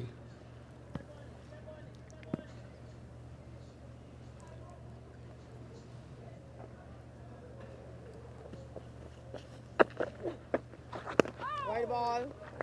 And once again, just adding to that extras total. I'm just looking at that leg side feel as well. And certainly that's not where she would want to be. Any bat on that. And that's guaranteed runs for Millington. It would be interesting. It would be interesting to see what the accumulation of extras are, since we can't see it from this position. It would be very interesting. Many wides and a few no balls, and it has helped the Guyanese cause quite well. Well, she tries to get after that one. Just 1 for it, but I do think that it's probably bordering on 30, if not gone past 30 in terms of the extras at the moment by the Leeward Islands. You just always think about games where things are going your way and how you can help yourself. Well, I hope that the coaches are taking note of these things, because this could have been a fairly different match. If you take away 30 from where we are and 155, you could see Leewards could have had a score, that was manageable. Currently 155 for 9, it is still manageable. I think the Leewards have to put their heads down and do some batting. I saw them do something over at St. Paul's, 75 for 3. I think that was a rather strong position, and eventually they began to lose wickets, and they lost them consistently at various intervals, and didn't do them very well when they did that. So one would hope in this position, in this game, that they would assort themselves a lot better, apply themselves a lot better as it relates to batting. Well, we just saw some good signs on the screen. The groundsmen making their way back to their respective positions. So the cloud has passed. It was just a passing cloud. The sun is not back out as yet.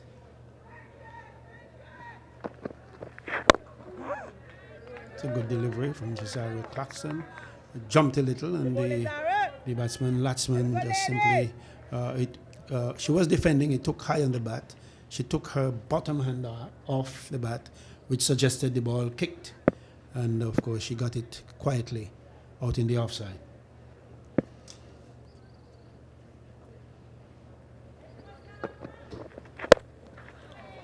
It's going This to probably be one. one. To third man. It really ran close to the boundary and well stopped by the fielder down in that area. And 2 runs resulting.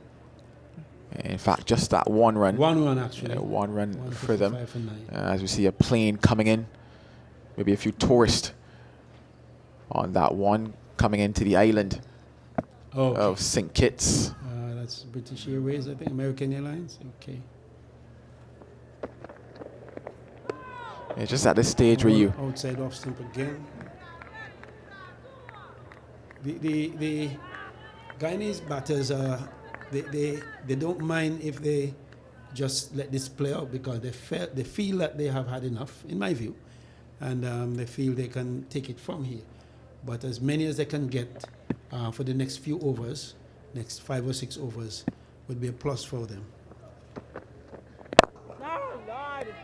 And things like that won't help the cause of Leeward Islands misfields that allows another single.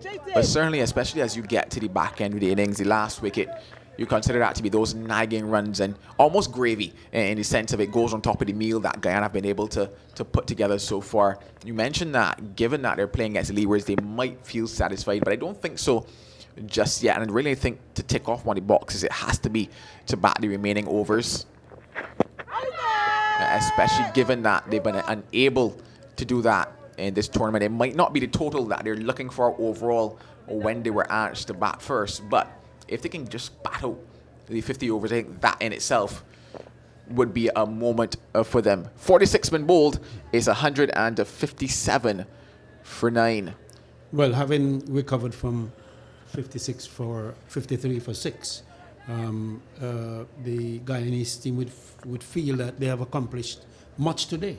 And now to be batting down in the last 5 overs at 157 for 9, you know, they feel like they have done their work. And given our short history, the short history of Leeward Islands, they are not sure that if Leewards can handle the 150, but we'll have to see when the time comes. But they can feel pleased with their work, having recovered from 53 for 6 to this position. Yeah, so that partnership is one thing that has stood out for them today amongst everything else. As Roselle Leibert continues keeping things tight into her 7th, just 22 runs coming from the 6.2 overs that she's bowled so far. He's just looking to find a way to wrap things up. Picked up wickets fairly quickly after they were able to break that partnership. Brilliant work being done. And it's interesting as you see the contrast between the moments whereby in the over before that, it was a very simple misfield. In this over now, brilliant work to keep them on strike. Or in fact, just keep it to the 1. That's going to find its way into the boundary. So badly lined and punished for it. That is just gravy, as you say, to add to the meal. Bad delivery, badly lined, and of course pulled away for 4. The ball previously to that was well fielded by McCoy on the offside, and prior to that one, a misfield on the onside. So the everything being played out here with the Leewards. Of course, I do hope that the coaches of Leeward have been taking note. I think otherwise than a few lapses in the field, they have not done all that badly. Oh, has an almighty heave at that one. There's Millington, no connection on it. But yes, certainly as you look over the entirety of the game, it's been a good-looking performance from the Leewards. Yes, there were periods where they kind of went flat and allowed that partnership, but other than that, it's been a relatively good look for them, minus the extras, as we see another one there being signaled by the umpire. But I think the reason why we're kind of harping on the type of total that is right now is because the batting for the Leeward Islands hasn't come to the fore. Because when you think about 300 balls, you would definitely be happy to chase anything looking like 160 here at the moment. You see, but given the inexperience of the Leeward at this level, one doesn't know if they can handle 163. I am backing them to win that, to get 163. Of course, I'm being a little partisan here, but I'm trying to say that the Leewards should be able to tackle this and do that well. Given the fact, of course, that the Guyanese have presented all spin bowlers in the last game that I saw, they don't seem to have a bowling attack with a cutting edge. That's the end of the over, by the way. And they don't have a bowling attack that will slice through any batting order. And so therefore, Leewards have an opportunity in the sense that the Guyanese bowlers seemingly are inexperienced and have not done very much in this tournament so far. Yeah, it's certainly an opportunity for both sides, in fact, to get some points onto the board. But certainly in terms of the Leewards, looking at a total like this, and I probably tell yourself they could probably end up with 3 overs left if they don't take a wicket, probably around just 175, 180, just above it.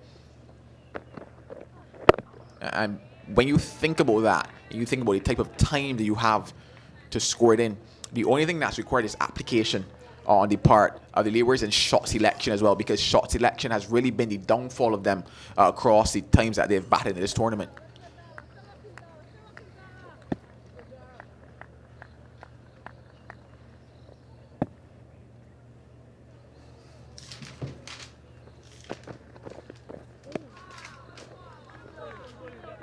Homegirl Jazara Claxton, none for 33 from her 8.2 overs. A good outing for her in the sense that she has had the opportunity to gain some experience from playing around and against some of the better players in the Caribbean. And of course, being a part of the under 19 setup, this will benefit her well. Yeah, still not going a lot fuller. Still not looking as if they're targeting those stumps. It's quite easy, those back of a length type of deliveries. But just to go back to that point in terms of the batting, and I think about how Guyana Joseph was able to pick up 5, and she was not made to work quite hard for those 5 wickets when she was bowling versus the Leewards. Well, I wouldn't want to judge the Leewards on the last game. Of course, you might be aware that there was an incident that affected these girls psychologically. And I believe that I gave them a game off that day. Okay, they had observed that they had seen certain things, and it traumatized the life of the young ladies. And so I would like to go easy on them for that game, of course.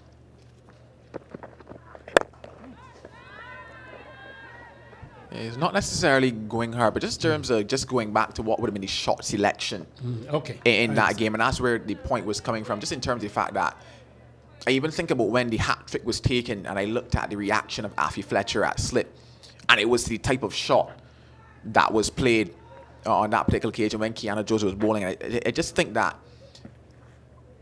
they picked a lot of the wrong deliveries during that innings there from them. Got you. Well, I wasn't privileged to see that game, just the figures I got. And, like I'm saying, these ladies had to go through some sort of therapy to return them to normal after the trauma that took place in their presence a few nights, the night before.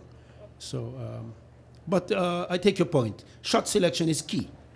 And it seems as though the Leewards team, once was there something short or something bad, they will go at it with full force. And I think that sometimes they got the wrong delivery, and they get themselves in tangles. Yeah, so it's just a case of if today they could, just work on that, and it's just a case of obviously in moments recognizing the situation as well, because even like a hat trick ball, I can't think of why you would want to hit somebody out the park for 6 on a hat trick ball type of a scenario. Just moments like that and recognizing those types of scenarios and getting past those.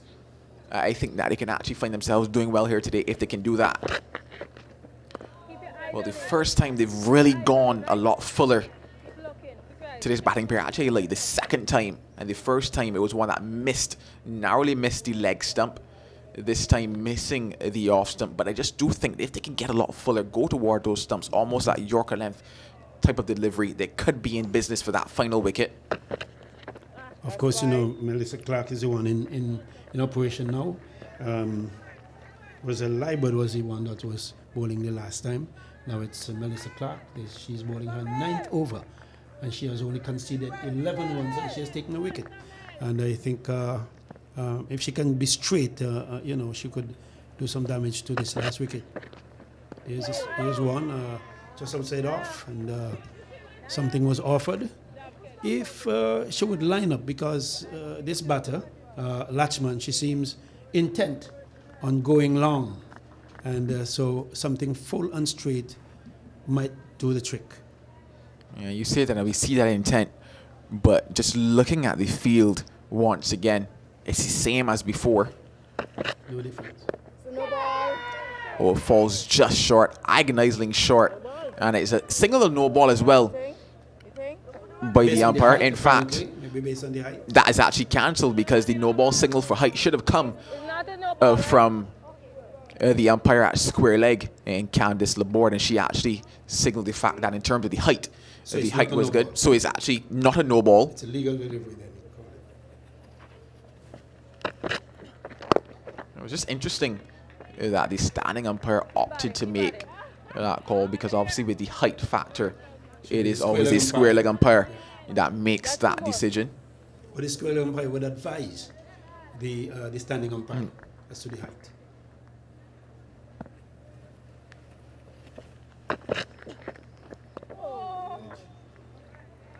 I think that if she lines up a delivery to Latchman, she just might hit those stumps. I'm of the same opinion, but we shall see. One delivery left, and what is the 49th over of this match? Opts for that change of pace there. Clark, a dot ball to close it out. Just one run coming because of that wide. It's 166 for 9 with 1 over left. The final over of this first innings in round number 3 of this match between Guyana and the Leeward Islands. So the final over comes up. It's coming from Josiah Clarkson. She of course bowled the first over, and she's now closing out. Like I said, she's a home girl. She's from St. Kitts, and we all do join together to wish her well. And she's bowling this last over, 166 for 9.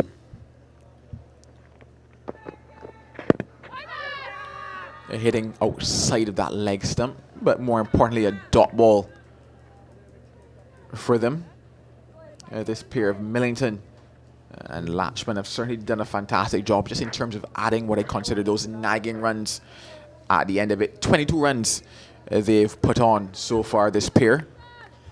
But what they're doing is what is expected. You are expected to bat those overs until they're completed. And in so doing, they have added a few runs, which is very agonizing for the Leewards. 2 dots in the final over. Just holding back on that swing for the moment. Millington probably, if there are 2 more dots with 2 deliveries left in the over, you might see that expansive shot being pulled out by her. There's no one on the boundary, by the way.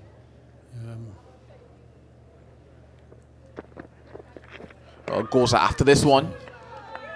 Can't get the connection on it. Probably could have been better served going towards the offside on that occasion. But obviously, you usually tell yourself that the lower end batters, bottom hand dominant, usually look to swing towards the leg side. Yes.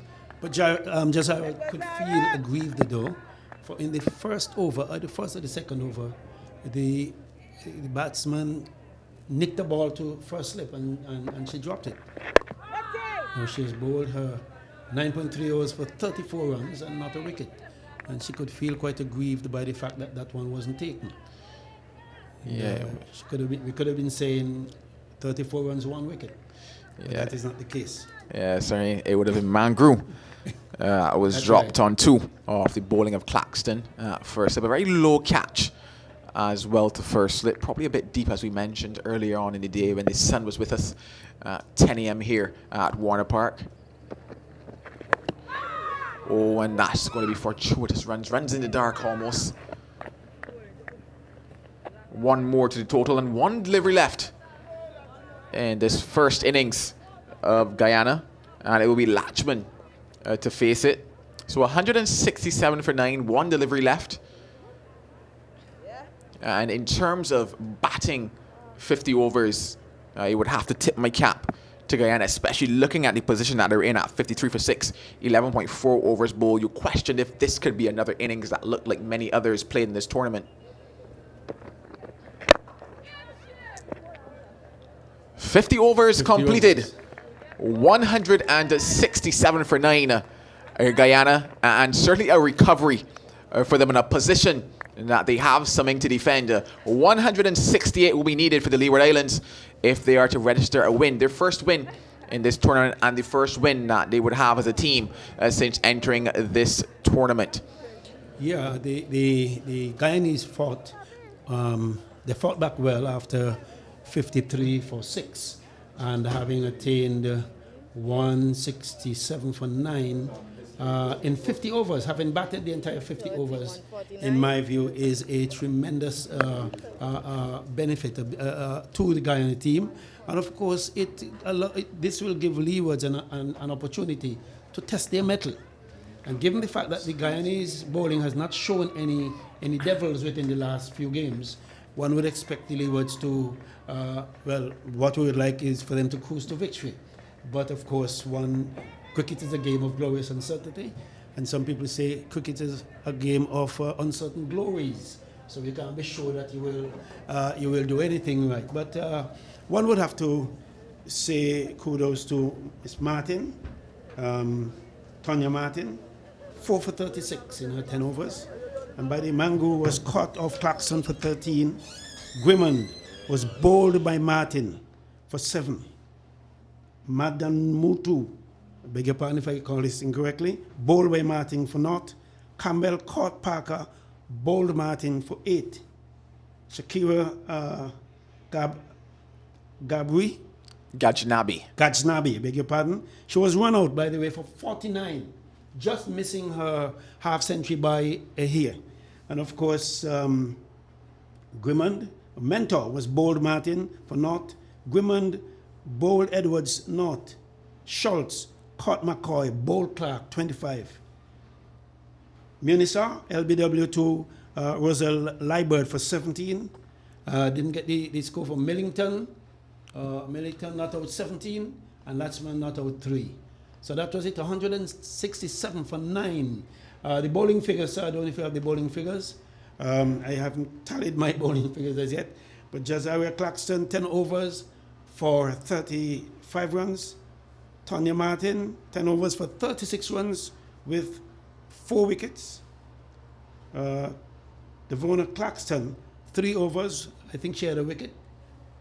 Melissa Clark, 9 overs for about 10 runs, by the way. I have to get that corrected or get some more information on that one. Amanda Edwards, 10 for 25 with 1 wicket.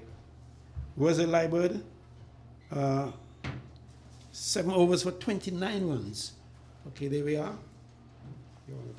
Yeah, just looking at those bowling figures, Martin, she started things off picking up 4 wicket apiece for Claxton, Clark, Edwards and Leibird as well. And that was the bulk of how things went for them. They had a run out as well in the innings.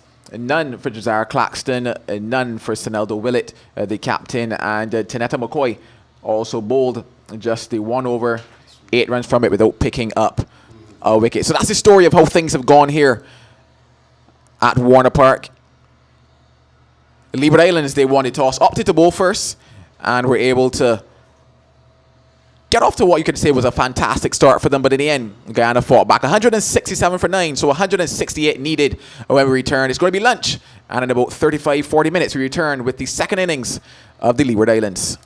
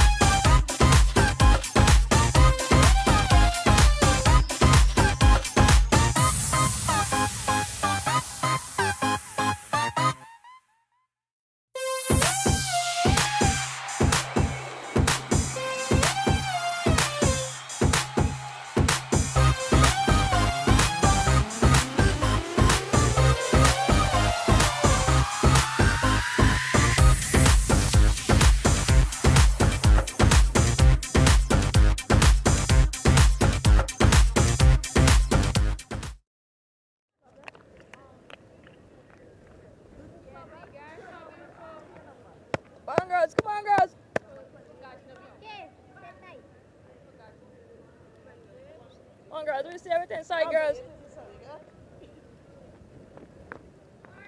Ask them.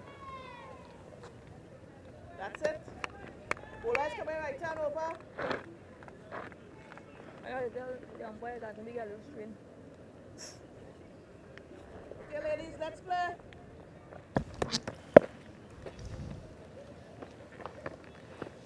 Oh, starting Fluffy. Welcome back to the action. To Warner Park. Round 3 action of the CG United Women's Super 50 Cup between Guyana and the Leeward Islands. Alright, 1 meter. First runs on the board for the Leeward Islands in pursuit of 168 for victory. Guyana, they got 167 for 9 in their 50 overs. Not too much. That's it. Bowlers coming right hand over. 4 balls to come.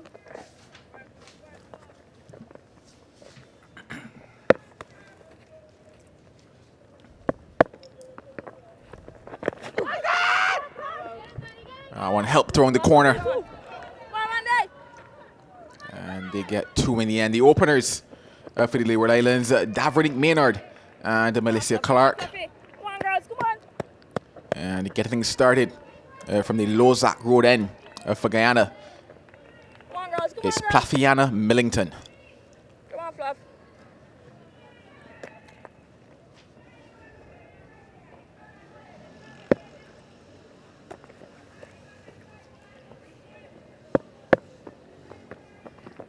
Oh, yeah, Fluffy.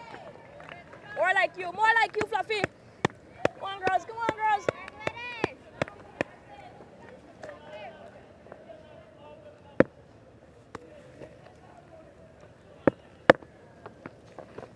Oh, yes, Fluffy. This pair will be looking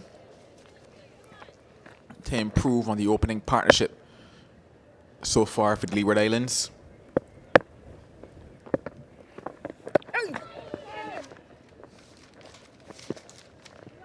Over. The end of 1, it's a 3 without loss. No, the bag up. Both openers in that match versus the Windies unable to trouble the scores. Right time over. On this occasion, both of them getting off the mark, so ticking that box to start with. But certainly we'll know that if they can back through, let's say the first 10 and just set a bit of a platform, a bit of a foundation for which the Leeward Islands can build on, That's then Midland. that 168 will look like a relatively simple target for them. Well, there's going to be double spin to start things here for Guyana. The bowler is coming right arm over the wicket. Energy, girls. Come on.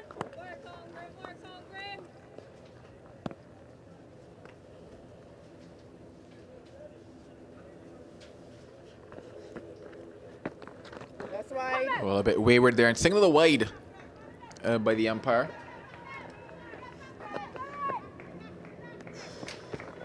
It's Shanetta Grimmond that is getting started from this media center end. Appears it will be trial by spin today for the Leeward Islands. Think it.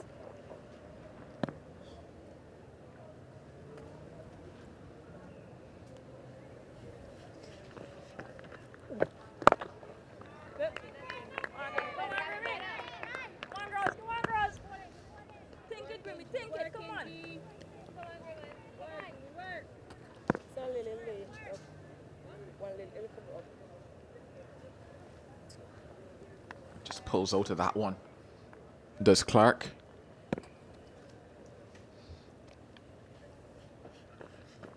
Come on, girls. Well, good afternoon to you, Joel. Hope you enjoy your lunch. The Leewards having 169, I think, for victory. They are 6 without loss in just 1.2 overs. Keeper. Melissa Keeper. Clark Straight up, is please. 1, and Maynard is 2. Guyana sending a few spinners in, and Leewards do have their work cut out for them, with 162 left from, of course, 48 overs, 48 plus overs. Yeah, certainly all the time in the world, you would have to say, for them to get this target. Just playing over that one. But what it will take is just simply time in the middle. Those legs certainly will be tired, given the fact that they've not had to field those 50 overs so far in this tournament. Will want to do a fantastic job for Leeward Islands. That closes the second over. It's 6 without loss.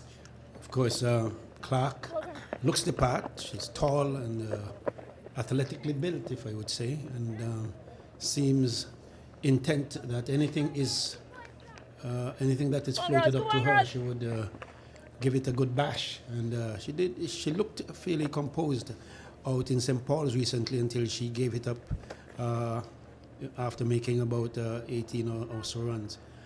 There's a spin again from the other end, and Millington comes in. Stop it, stop it. Yeah, Millington would have bowled the first over here and kept things relatively tight. Just 3 runs Here, everybody, girls, come on. in it from her.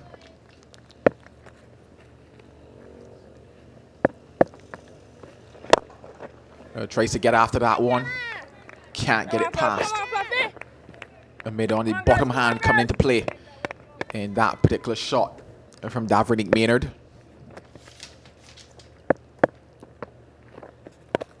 The edge is found.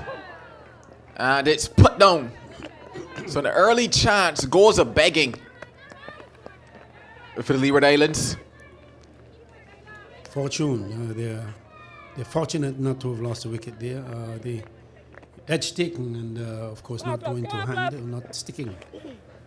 Yeah, Mandy Mangru, the one putting it down on that occasion.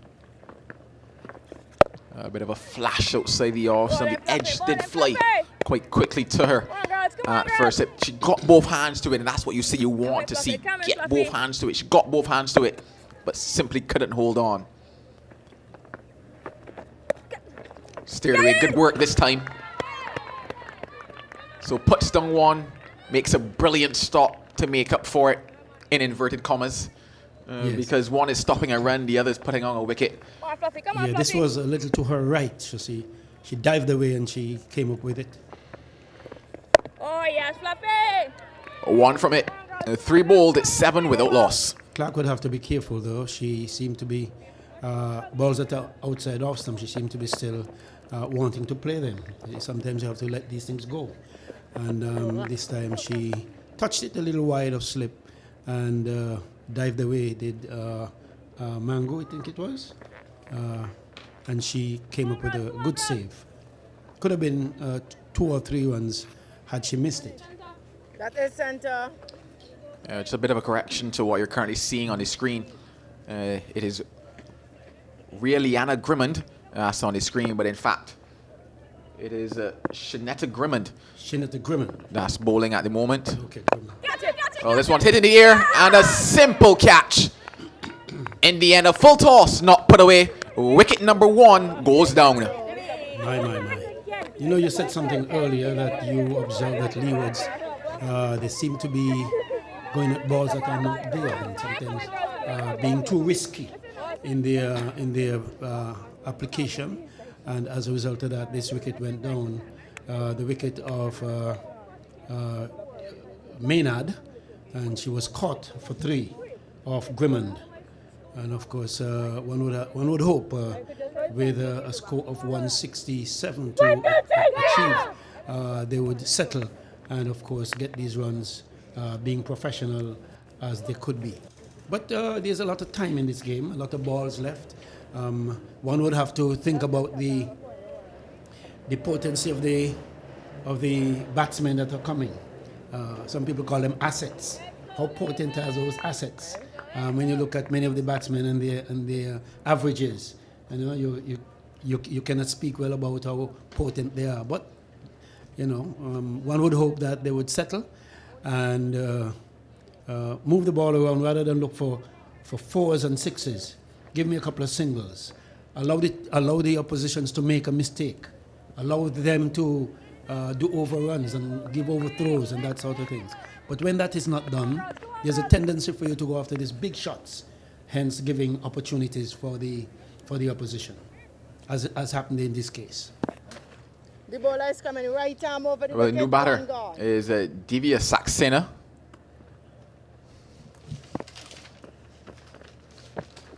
Oh, gets a short one and puts that gift away to the boundary. Oh, what a way to get going for her. Yes, Saxena is a player from I think she's from Canada actually. Seconded by the Leeward Islands, if you want to call it that. And of course, she's the Leewards are also hoping that players could go to Canada and do much the same. She has been our leading batter so far, and she put that one away for 4 easily. Yeah, she was certainly the only shining light in that match versus the Leeward Islands. Got 44 not out from 44 deliveries, and that was a total where you were bowled out for 59. And she got 44. And she got 44 out of that.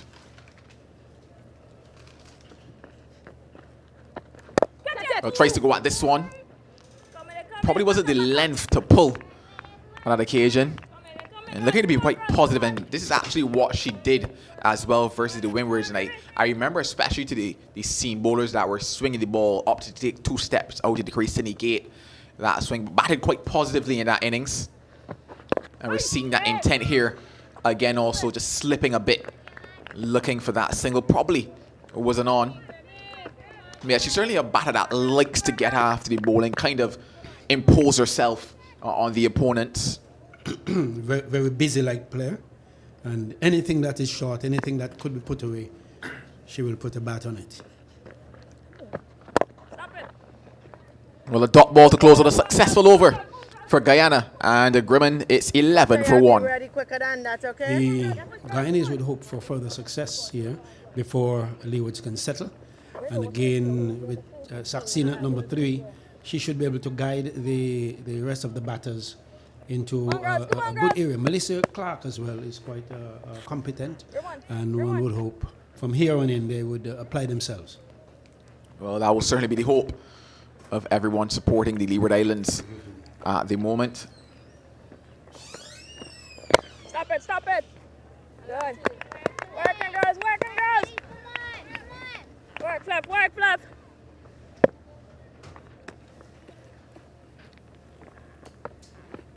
Oh, yeah, Fluffy. It's always interesting the approach in going after totals, and I'll say this in inverted commas, small totals are relatively small totals, because I say that given the amount of balls that they have. I wouldn't necessarily say that 168 is a mountain. Catch it! Whoa. You see, these scores, 140 between 140 and 180, they seem already won in some cases, and that is what would undo many of the teams who try to play around. If you have 167 to make, you better put your head down and bat. Yes, because they seem already, you have already achieved them, because, hey, we bowl them out for 167. Come on, girls. But that is the trick. In fact, you feel that you have already accomplished it without going to the wicket and bat, and you have to go and bat. And one would hope that Leewards could settle. That's a good delivery coming from Millington, one that hit just about off stump. Clark played straight down and apparently missed it.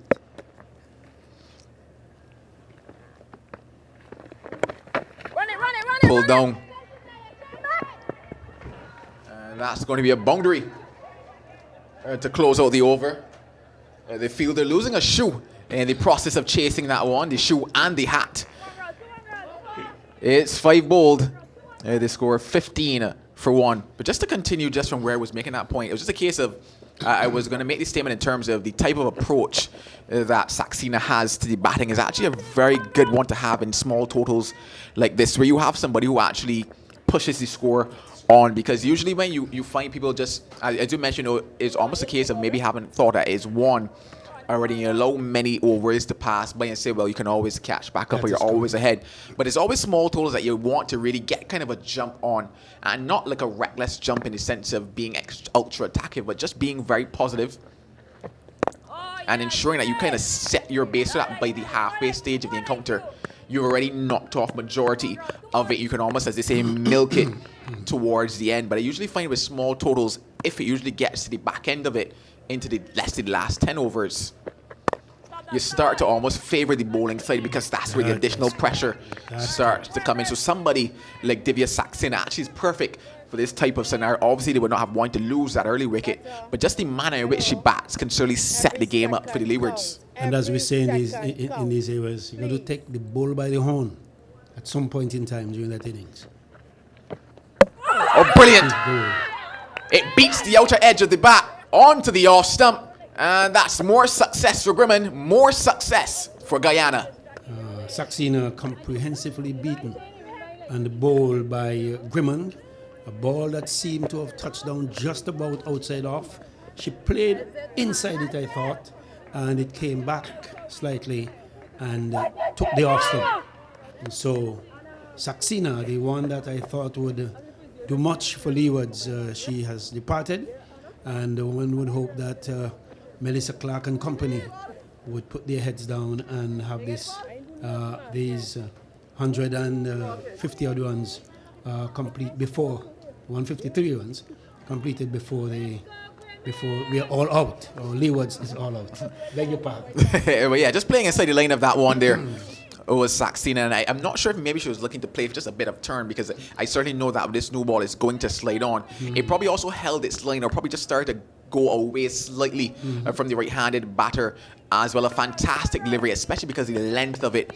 Also perfection from Grimond to pick up her second wicket.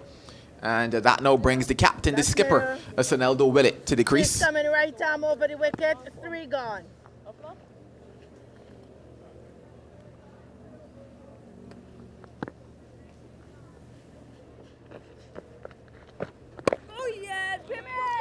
If any time you need your captain, it is here and now. She'll be hoping she can play what you call a skipper's knock here today for the Leeward Islands. I think with the loss of Saxena, it has put some jitters in the camp of the Leeward Islands. She has been our main batter for this tournament. Over. Well, another successful over, a wicket maiden for her. It's 15 for 2.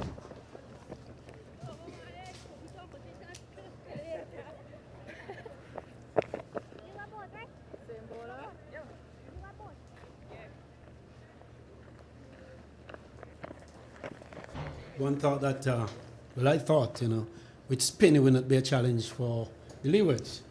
And that is proving to be not as I thought. Stop it, Ted. Yeah, you say that, but I do think spin probably accounted for, if not 6, 7 wickets that would have fallen when they played versus the Leeward Islands. The spin duel of Affie Fletcher and Kiana Joseph came in that middle period. Not even the middle period, because it wasn't that deep when they were introduced into the attack. But at a moment where they had already lost some early wickets. Come. Clark stands up straight and plays quietly out in the offside. Tall lady, quite athletically built in my estimation. Facing. She plays this one out. She has a tendency to pat at those balls outside off stump. Taking a good look at her. Remember, she was missed in 1 over at slip. So she would want to be careful, sparring too much with those balls outside off stump. At least having been missed already. Yeah, I think the real issue with how she's going outside the off stump is that she's feeling for the delivery. She's really not playing a shot to them. Catch it! Oh, that is a lovely shot. Down the ground. Has the legs to get into the boundary now. 4 runs by Clark. Lovely shot. Playing it straight, of course, with a nice straight bat up over the bowler and down to the boundary for 4 runs. I have no problems with her except when it's just outside off stump. She tend to have a sparring match with those balls, whether I should touch or should I not touch. And if she can cut that one out, she would be a fantastic player. She could go far. Leewards, of course, 19 for 2. Would have hoped for that column, that right-hand column to be 0. And Grimman comes in to bowl to Willett. Has a drive outside of that off stump, but that last delivery from Militant, why she was able to capitalize on it was because it was overpitched from her. But just looking at how she's approaching in terms of Clark at the moment, those deliveries outside of the off stump is really just a case of just, as I mentioned, just feeling for it, pushing at it. That's why one took the edge. So it's not really that she's going for that, I guess you could say, that full-blooded cut, or looking to actually punch the ball, just looking to feather it almost, and that's why she's finding herself in that in-between position. It's just a case of one, either, as you mentioned, just opting to leave it out entirely as just a bit of movement away from her, given that the ball is really not turning, gripping any surface, that new ball just sliding on, probably just shaping away from her. Or opting to go with the full-blooded cut or punch. On occasion, the punch might actually be the better of the two shots because you have more of the face of the bat in connection with the ball as well. Given her height, that punch would be a better stroke than to feather these balls all the time.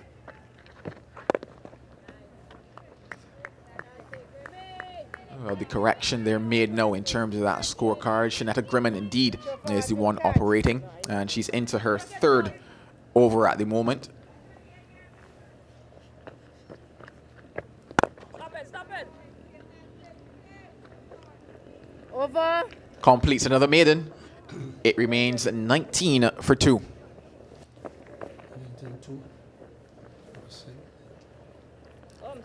So just in terms of the scorecard you're currently seeing on your screen, really Anna Grimman, in fact, hasn't been the one bowling. Is actually Shanetta Grimman as the one Grimman bowling. bowling and picking up the wickets as well. So a bit of an adjustment to be done on that scorecard.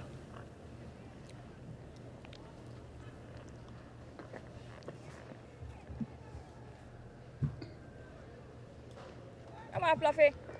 Some adjustments to the field being made.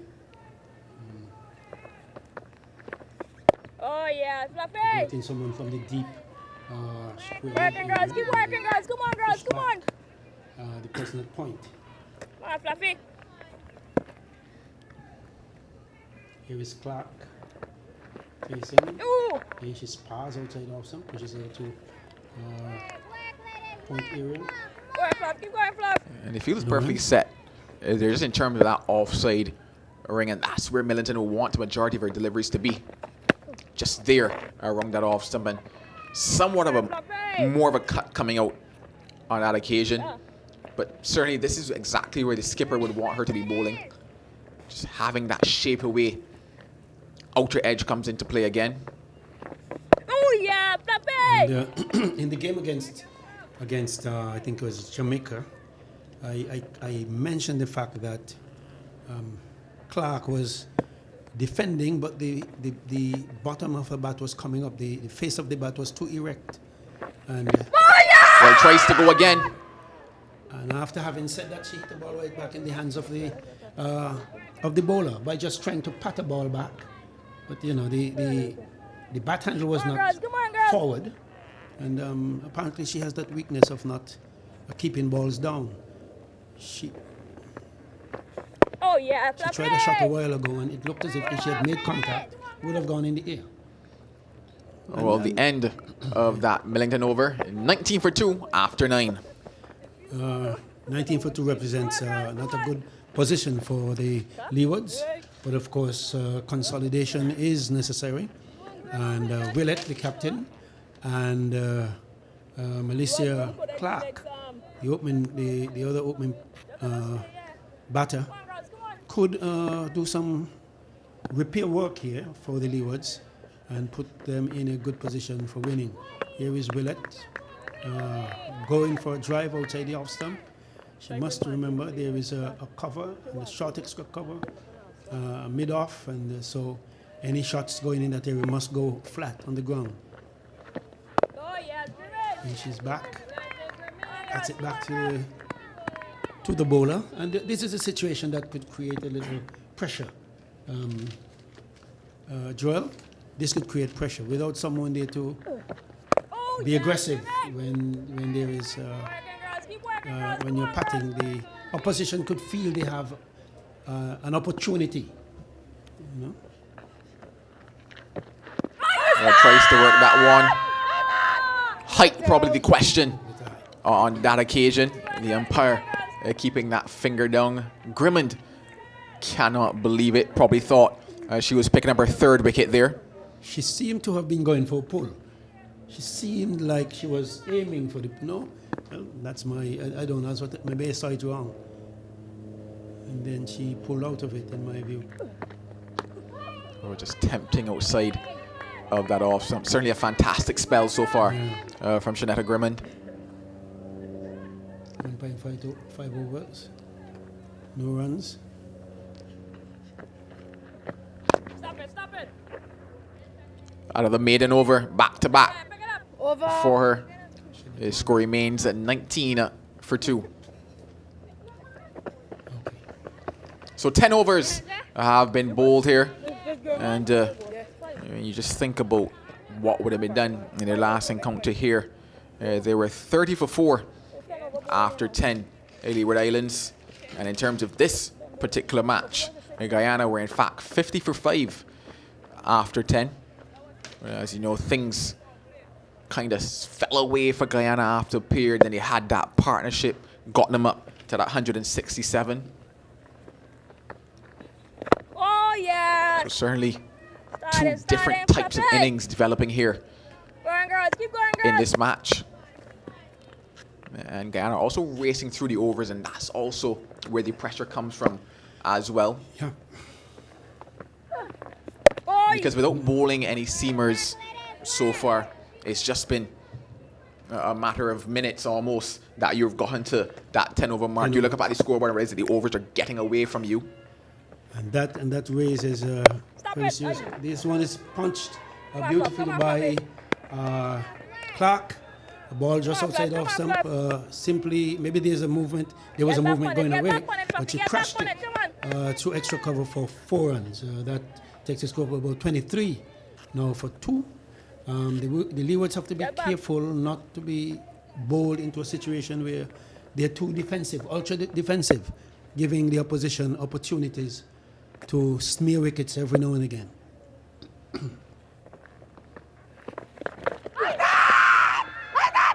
And she's given. She cannot believe it, but she's going to have to go. And after punching 1 for 4, Clark must now make that long walk back to the pavilion. Yes, she tried a pull shot that she missed. And one of the things I learned early is that when you're pulling, you must ensure that the ball is above the pads. So just in the event that you miss, there's a tendency for it to be too high. And Clark went into this pull shot, she missed it, and she was struck in front according to the umpire, and she was given out LBW. Leewards batting themselves into a little bother, and of course they would have to now again build partnerships and try to recover from this position. Still early days yet. There's still 140 odd runs to go, 240 plus balls. I see 145 into 36 balls. Less than a run per ball is required, and so one must think of it well and try to push the singles around, break up the field, turn the strike over, and see what happens after there. Well, Amanda Edwards strode to the crease. I'm not the umpire, but on first glance, I wasn't sure if that looked good in terms of the LBW show. It would have been very interesting to see that one back. Had you been offered a replay for that one, especially given the movement. And I saw her in terms of when she was walking back to the villain, somebody clearly asked her, where did that ball strike you? And she pointed to the upper part of her thigh as well. Oh, Fluffy! Yeah, it is unfortunate that Leeward should lose a wicket at this time. given the fact that they're still facing 148 runs to go. And the top order should be the ones to establish a foundation for the middle order and for the bottom half of the batting. That is not so at this time. It's 23 for 3. And of course, as the ball gets older, of course, I guess it will get easier for Leewards to get into their work.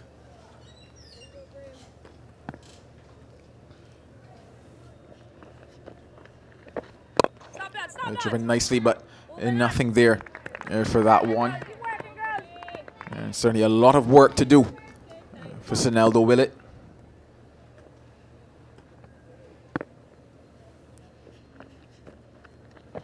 Oh, yes, that's more like you, Fluffy. Just at the moment replaying that last LBW shout, and I must say it didn't necessarily look as good as the umpire confidently gave it.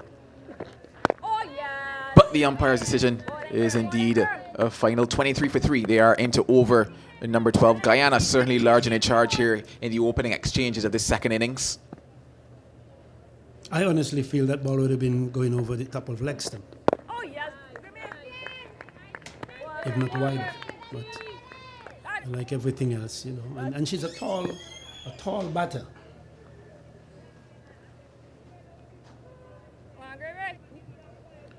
Just making a slight change in the field. Long on drops back to the boundary. And more fielders can be out as that first power play, that first 10 has been completed. So they're employing a deep backward square leg, a deep mid wicket and a long on, just ensuring that protection on the leg side. Come on the next side for me, please. Hi? Yes.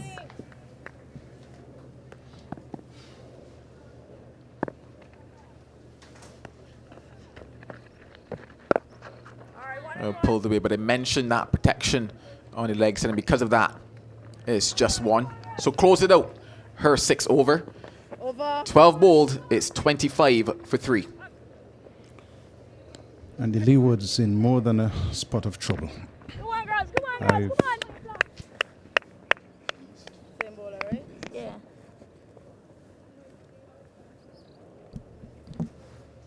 Go, go, go, go.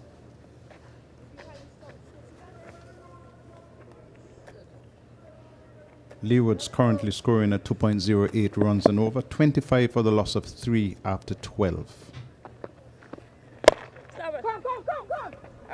Edwards playing down on the onside, brings long on off the boundary, will get a single. With Joel, I actually went next door to have a chat with the technical crew, and they said the reason we are not seeing replays is that some key on the computer has gone bad. I would love to have seen a couple of those replays. Yeah, sorry, that last one, I pulled it up for myself on the stream, and I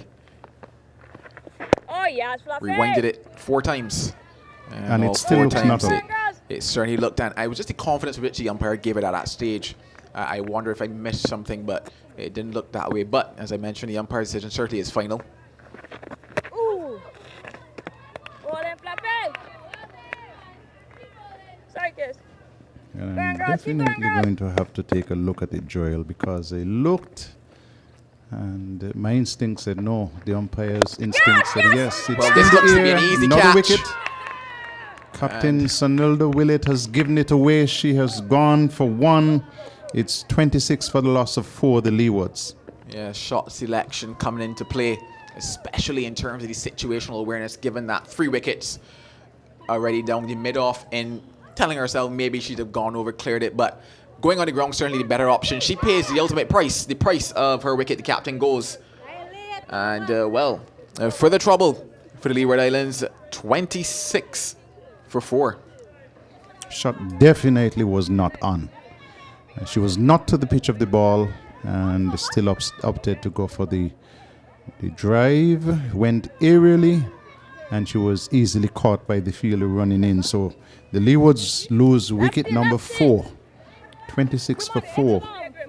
And in deep, deep trouble, looking for 142 additional runs to win this game. That's a center. And that's a long, long way away. Wrong to you. 2 balls to Millington has picked up her second wicket. She's 2 for 17, and she's in her 7th over.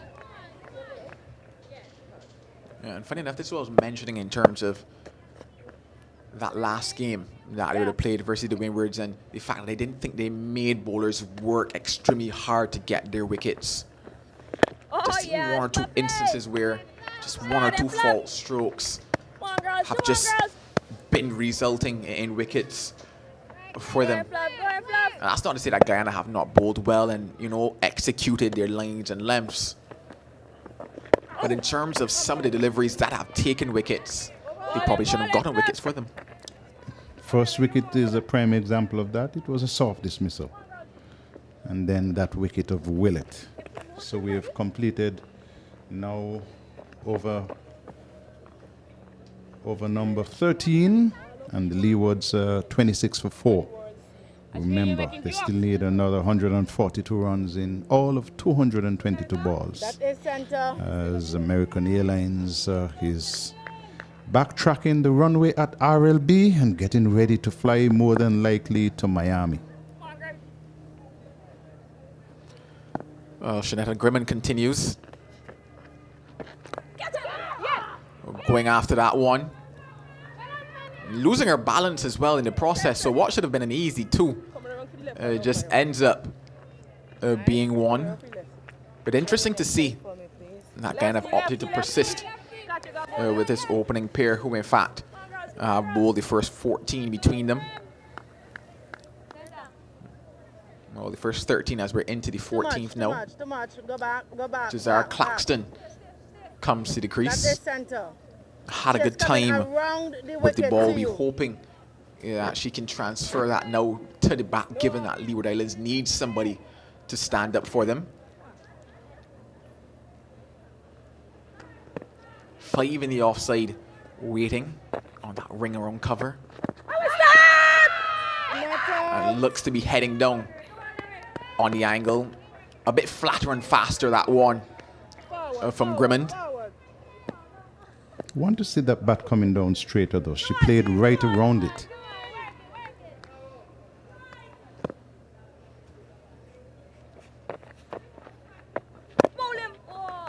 This time represents the full face of the bat, stroking it along the ground back towards Shanetta Grimmond.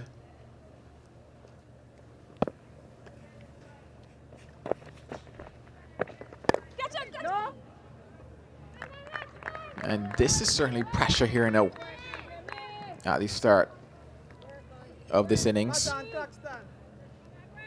And for Guyana now just opting to drop mid-off and mid-on back to the boundary. Long on and long off in place now.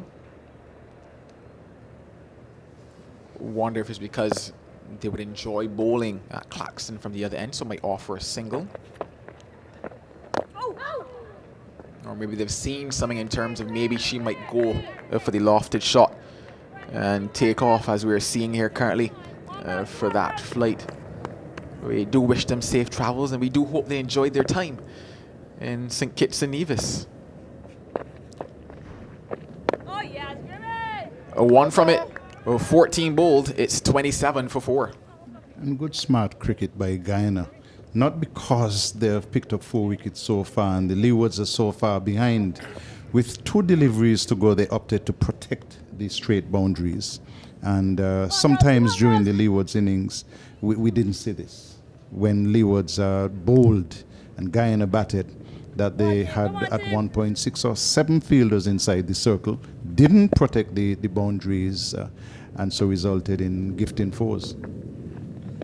Milton will continue. She's into her 8th. Come on, girls. Come on, girls.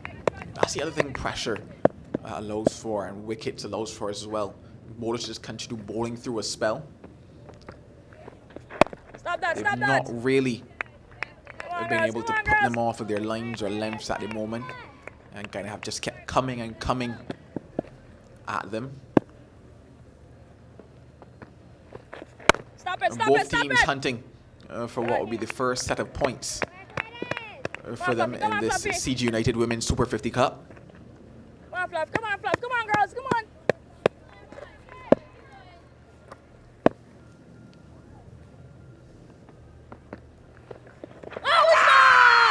A loud appeal, and this time umpire Laborde says not out.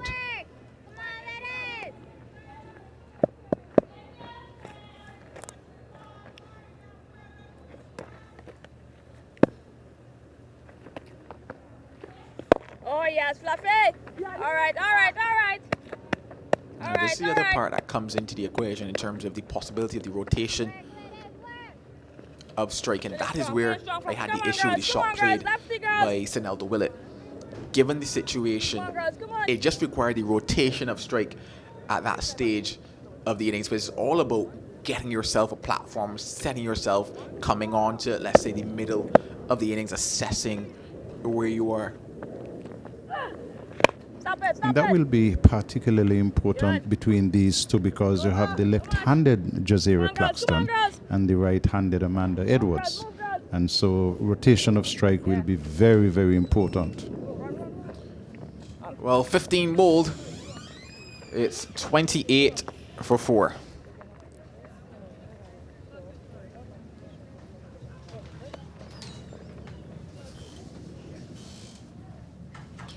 Well, the first change of bowling we'll see from this media center end.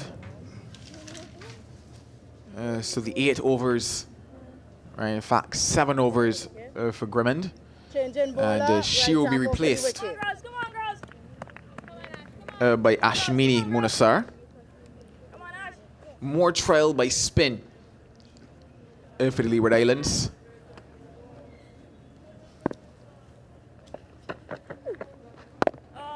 And she starts with the dot, continues where Grimmond left off.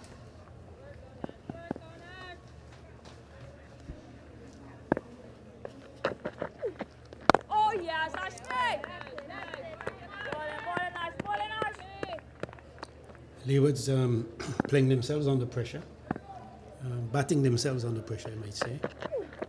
Stop it, stop it. All right, all right. It's just a case of looking to see where they can find those ones, and it's really just now about, I guess, coming into these skill sets in terms of weighted shots of occasionally dropping into the offside, dropping it into the leg side, and wrist work as well in terms of opening the face here, closing the face ever so slightly there, and just looking to pick up and rotate the strike, especially given that's a left-hand, right-hand combination I was mentioned before.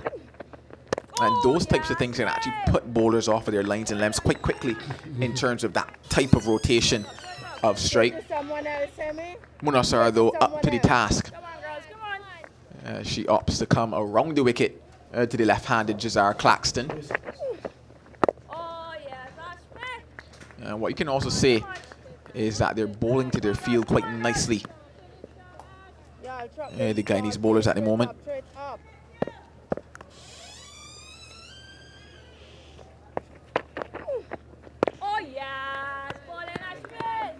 I would have to say this is just what the doctor ordered for Guyana. 16 bowled, it's 29 for 4. Yes, a continual diet of spin that the Guyanese are sending down. It's not comfortable for the Leewards. One would thought it would have been a tear-away fast bowler, making them uncomfortable, but no, it's just spin, denying them even a single. That, of course, is batting Leewards under some pressure.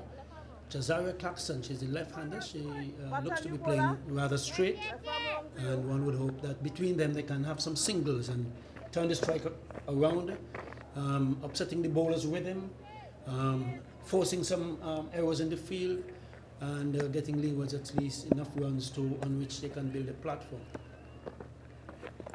Stop that, stop that. Well, Come on, kids, come on, it's going to be a double change, and Casey Schultz will be brought into the attack now. A left arm spin. Finds the gap, does Edwards, and also finds the boundary. So much needed for her and much needed for the Leeward Islands. Come on, kids, come on, kids. Excuse me. Can time a Quite a lovely shot there, given some width by Schultz there on that occasion. Just needed to get it past that inner ring on the offside.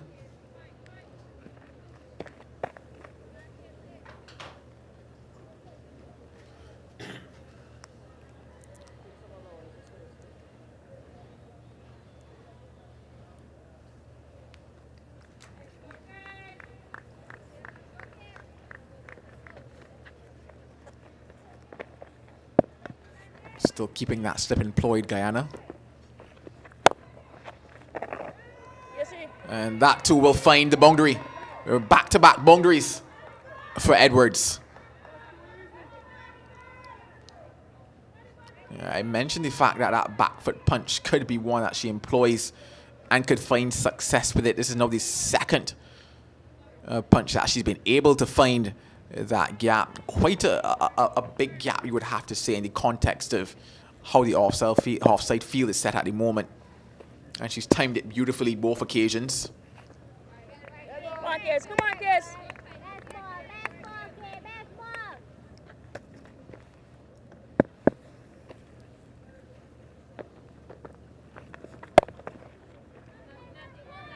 A bit straighter from Schultz. Come on. Go, go. Go. Come on, go for me. Come on, Fluffy. And they've now opted to push the fielder back on to the boundary, sweeping on the offside. And this is something that we didn't necessarily see happen, and we mentioned it during that innings for the Leewards.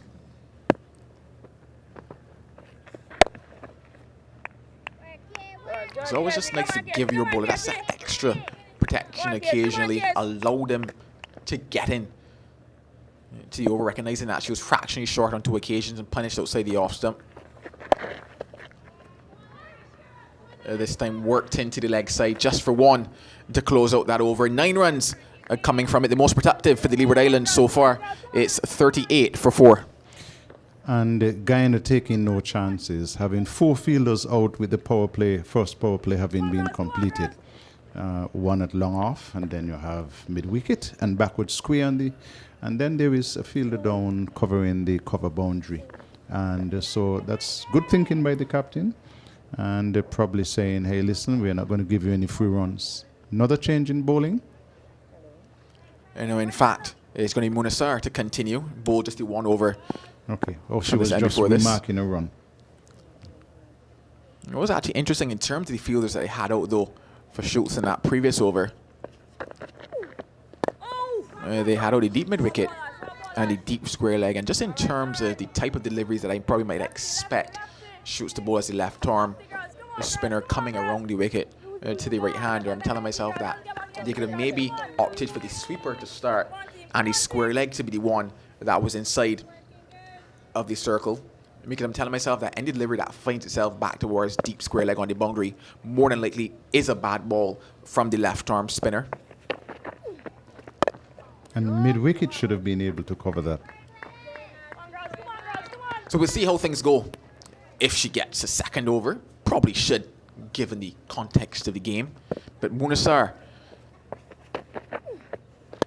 around the wicket and bowling quite nice so far into what has been a very nice spell. Just a 1.3 overs so far from her. But she's really, as you would say, hit similar areas across majority of the deliveries. This time goes a bit further into the air, almost drawing Claxton out of the crease. Brilliant in terms of the variations at the moment, in terms of the length from her.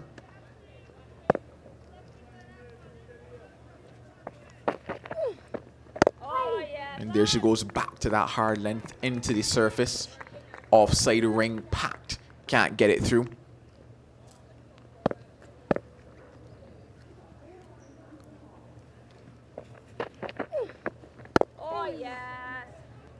Gets through that over quite quickly. Just 1 from it. It's 39 for 4 after 18. Millington, 8 overs and has picked up 2 for 18. Grimmond should be 7 overs and 10 runs coming from her 7 overs.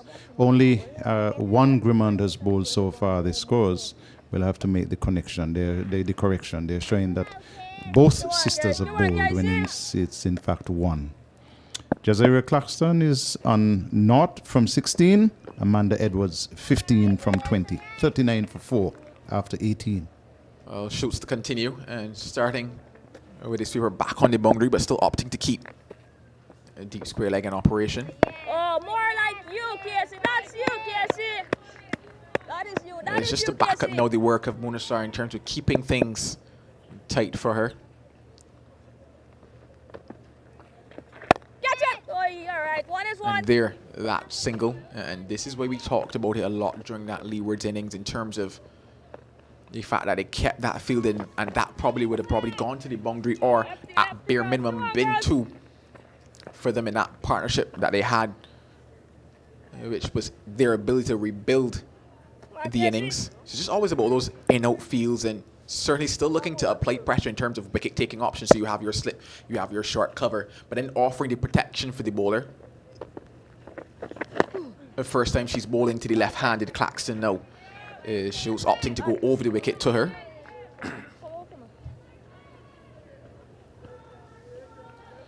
Just making a slight change. And so there was a backward point and a wideish third man now going to backward square leg. Go on, Cassie, go on, Cassie. Point brought into play now. Come on, girls, come on, girls, come on. We're just the one fielder out at the moment for Guyana. Deep mid wicket.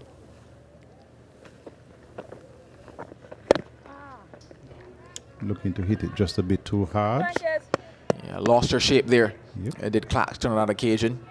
Going for more so power than timing. There's a gap in that offside if she opted to just get back and time it.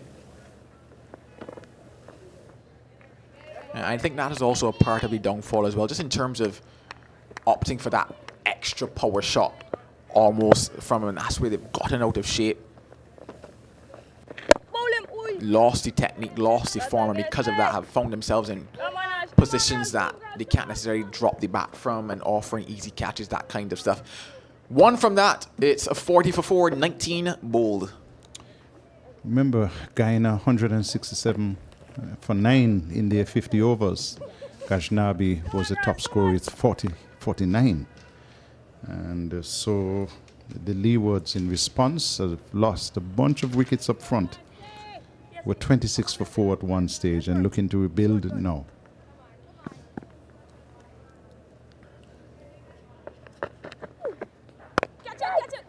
The thing about it is that when you look at that Guyana innings and the fact that they lost 6 early wickets, you just need to remember that it's just one partnership that's required for them.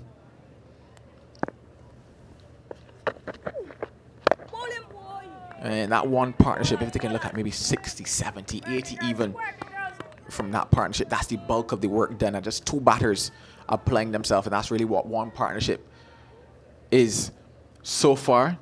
This pair have started to do that, but a job a long way from being done for them. Yeah, it's a single along one, as you would call it, down towards long on.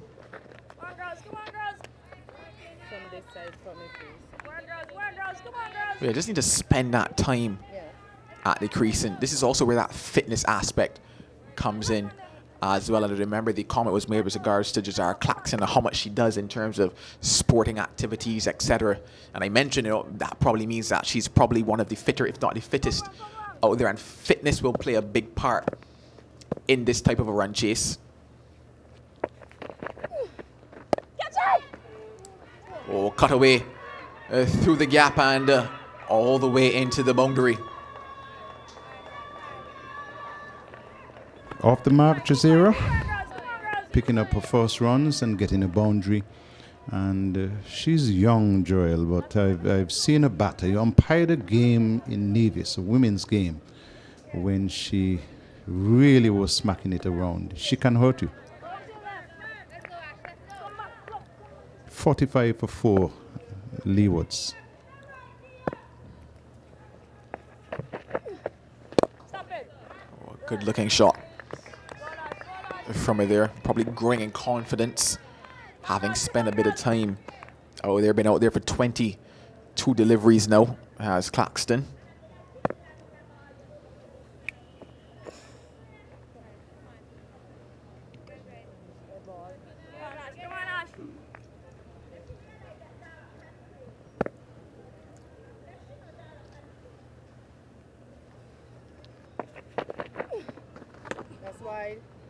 Going for that quicker one. Doesn't get it right there, does Munasar. You see her just going over it again, that seam up delivery, looking to probably angle in towards the pads. Rush the batter. Oh, yeah. opts to end it now with the conventional Over. off break. The score is now 46 for 4. 20 overs have been bowled. And the Leewards are looking to rebuild. These two have added some 20 runs between them, and they'll be looking for a lot more than that. Remember that Guyana were 48 for 5. The Leewards are 46 for 4.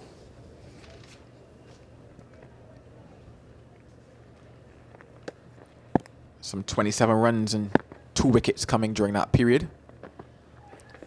Catch it, Fluffy.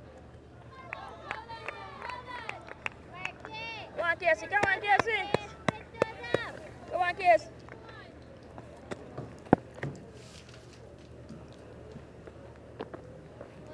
More like you, more like you, more like you, Casey. Like that, kid, just like that. Come on, girls. Come on, girls.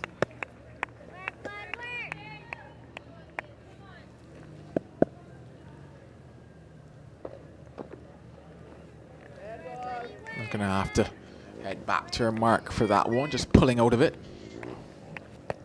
Sun beating down here at Warner Park in beautiful St. Kitts and Nevis.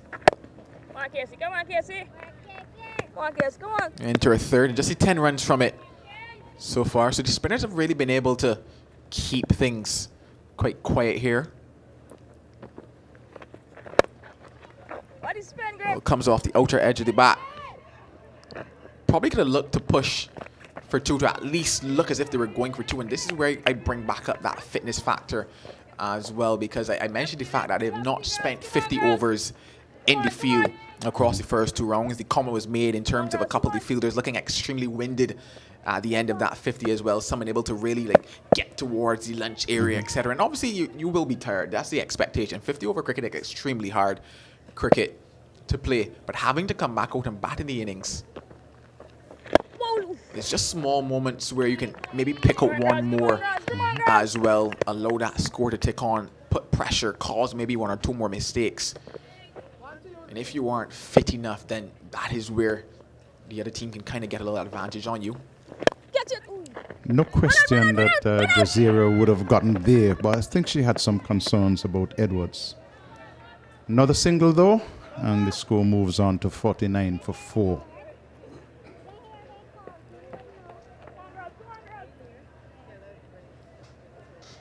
Edwards has taken her score to 18, and 18 from 29, and Jazeera Claxton is on 5 from 25. Leewards 48 for 4, require another 120 runs. Monasar is at the top of her mark. Had an interesting little innings that she played as the jet sets off into the sky. Monasar will be hoping that her fortunes can be that high here. She starts again. Oh, yes, I really just loved how she's varied her pace, varied her lengths, and as you say, that push and pull from her almost. 1 or 2 against this drawing. Clever batting, clever. That was Jazeera Claxton getting a delivery which was shorter, and just got inside of a wicket and turned it just forward of square and scampered through a single. Edwards was very alert and ran so quickly. 49 for 4, Leewards. Yeah, that's exactly what is required from just working the ball into a couple gaps. Stop it, stop it. Come on, girls, come on. Just ensuring that they can tick over. Come on, girls, come on. Even though the equation favors them in terms of runs to balls, you don't necessarily want to have a stall in the innings per se from them. Stop that. Good, I almost thought for 1 second she was looking to just advance down the wicket. You almost sense as if she's looking for that scoring shot here. Edwards, the last 2 deliveries, just looked as if she's looking for that power.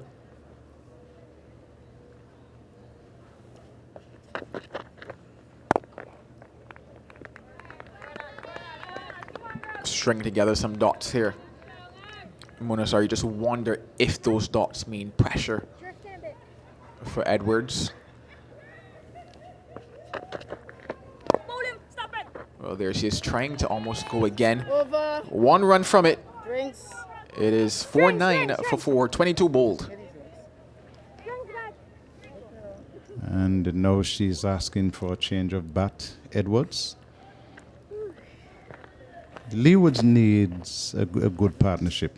You hearing me? And they're looking towards this pair. They got together with the score on 26.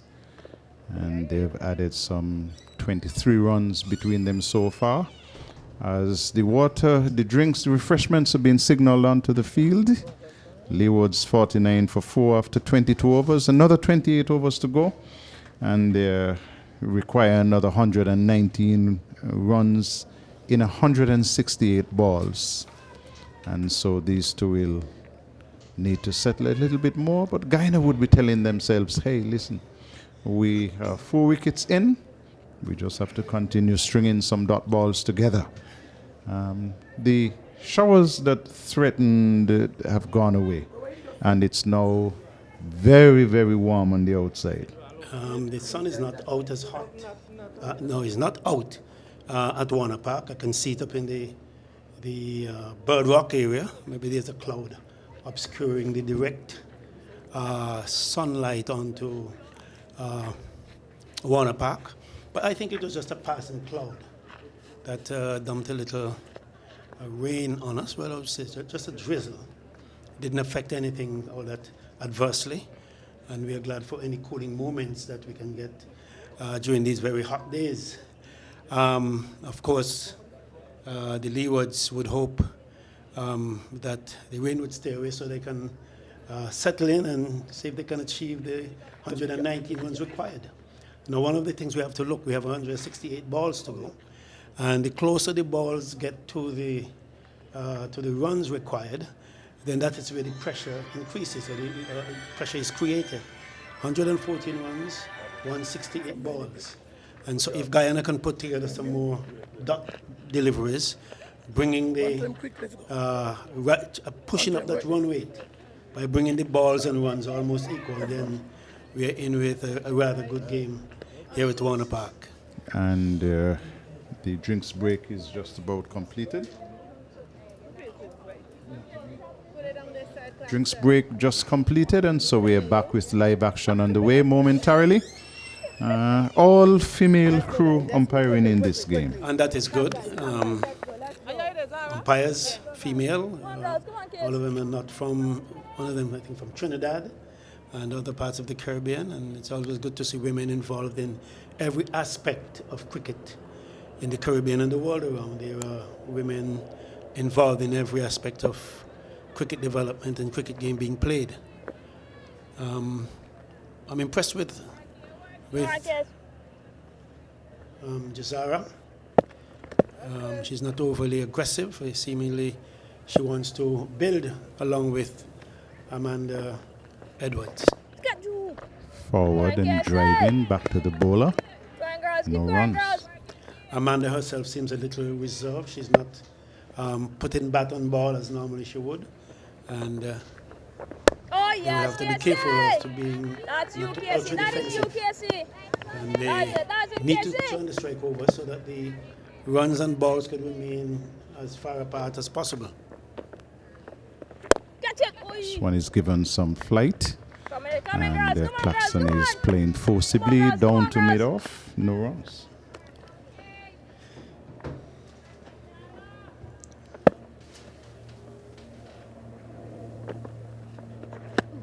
Short from Schultz, and Claxton is having a flash at it. She didn't get towards the line of the ball, and so wasn't close enough to make connection.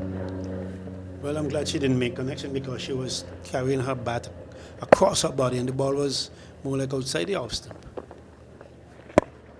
Flighted again, hit into the offside. They'll get a single because extra cover has to move to her left. So Claxton will get run number 7.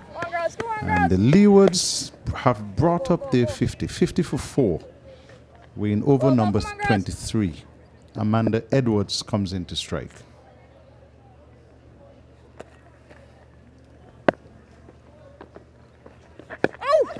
And she turns it into the onside, just forward of square. And we'll get a single to bring up the end of the over. 23 completed.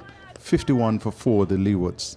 Yeah, they have to be able to turn the strike over And of course, this would upset the bowler's rhythm, given we have a left-hand, right-hand combination. And it's always said many bowlers do not like to shift from a left-hander to a right-hander, and that is the case in this. This is exactly the case. Singles are important to keep the runs and balls as far as possible. It's in the Leewards' favor. Oh yeah, space. Delivery from Munisa, which has the batter Edwards straightening up. Plays it back down on the offside for the bowler to field.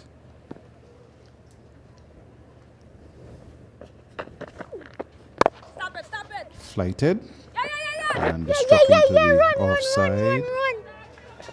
Doesn't feel cleanly, but no chance of a run. As the coaches used to say, never run on a misfield. I don't know if you've ever heard that, Carlisle. Don't run on a misfield.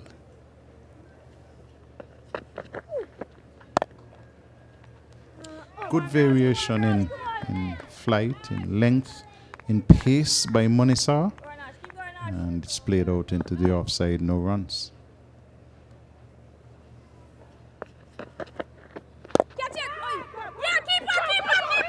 Struck in the air. Claxton was a little bit late in taking off, but Edwards was insistent that there is one, and they got the run fairly easily. I think it caught Jazeera Claxton looking backwards instead of trusting her partner.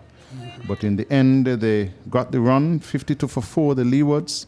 Amanda Edwards has moved to 20. Claxton, who is on 7, comes up to take strike. Stop it.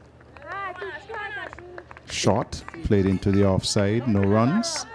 It's important that they take the singles on a regular basis, and this will keep things for Leewards as though we're in the hunt. But if you continue to poke around and defend and so on, then the ascendancy and the advantage would go to the Guyanese. That last delivery was an attempted sweep by Jazara. She missed it. It cannoned into her pads. An appeal went up, and the umpire decided, no, it's not out. That's the end of the over by Munisa. And the Leewards losing wickets. Maynard went with the score on 7. Saxena with the score on 15. Melissa Clark with the score on 23. And Willett with the score on 26. Here comes another plane into the RLB. Silver, it says. Maybe more tourists coming to enjoy some time in the sun. Delivery which is missed by Edwards as Schultz gave it good flight, and she was within the grounds, and so even though the stumps were broken, no chance of her being given out. 52 for 4. We're in over number 25. Oh yeah. Played out into the offside. No runs. I find that Amanda Edwards, she's trusting the wicket quite a lot, trusting the pitch, the bounce. Oh yeah, She's playing back to balls that, in my view, she might be well forward to, and trusting that it will bounce enough for her to play. Well, I'm not a batsman by any reputation, but... Played into the offside. There's a sweeper on the cover boundary, so that will be just one. And Edwards will move up to 21. Leewards 53 for 4. You sure? Come on, girls, come on. 22 fours in this game and no sixes. 22 boundaries, no sixes. Current run rate 2.15. Claxton is fishing at it outside the off stump and doesn't get an edge, and the keeper collects cleanly.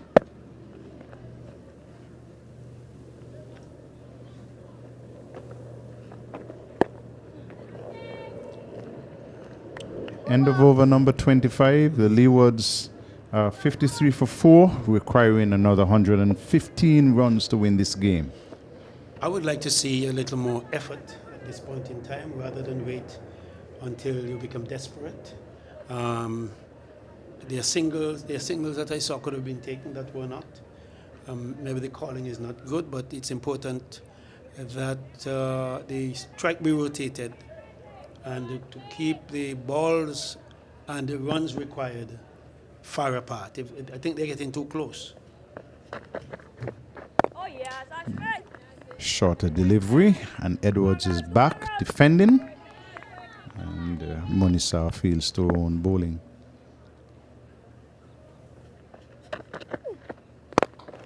Flighted, driven into the offside. This will be a boundary. Picked the gap nicely, did Edwards. And brings up run number 25 for herself. And the Leewards move to 57 for 4. Partnership of 31 between Amanda and Jazara. That shot by Amanda was well executed and slammed away to extra cover. And 4 runs, in fact, beating the one who was chasing after it, number 3. She defends it into the offside. Come on, girls. Come on, girls. No runs. She looks all too casual to me. She's still, girls. Come on. Too casual. Oh, yes, that's right. Just her style, apparently. Come on, girls. Come on, girls. Come on, But I believe with the feel as it is, I can see a few quick singles in between. And, of course, just to upset things a bit. Short delivery, spanked into the offside. This will reach the boundary once again. Very well played by Amanda Edwards. Well, short, she had the room, and she went back in the crease and picked the gap nicely. And that will bring up run number 29 for her. And it will take the Leewards to 61 for the loss of 4. Beautiful shot. With a few more singles with those, I think she would do very well. 2 4s in this over, actually. Forcing a delivery down the leg side. Maybe overcorrecting from the width on the offside. It's called wide. And the score moves to 62 for 4. Edwards on 29 is taking strike. She's driving again in the air. There is protection out there this time. And so it will be restricted to 1. Edwards will move to 30. And the score at the end of that over goes to 64 for the loss of 4 wickets. And the Leewards, 26 overs completed. Quite a good effort so far by the Leeward, even though they have lost 3 wickets. Come on, girls. Come on, girls. Sorry, 4 wickets. The rebuilding process is actually underway. I would prefer to see more singles in between a couple of boundaries. And of course, I don't want to sell myself to believe that they can only hit boundaries. They need to be able to get the strike rotated on a more regular basis. Schultz is bowling a delivery just about on the line of the off stump, which is played up to extra cover. And no runs. Ashley, you can't too wide. You will come up there, right? 105 more runs, 143 balls. Fuller in length. And Edwards is not getting that foot towards it. Now she practices the correct shot. But she had missed the real delivery in real time. She remains on 30. 63 for 4. Delivery, which is back of a length. Played into the offside. No runs.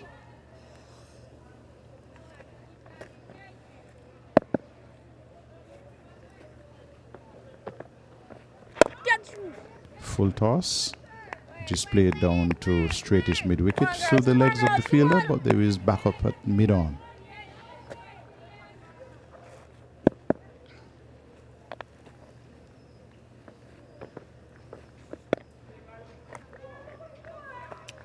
This one coming from the outer portion of the bat, down to short third man. There is protection, and Edwards remains on 30.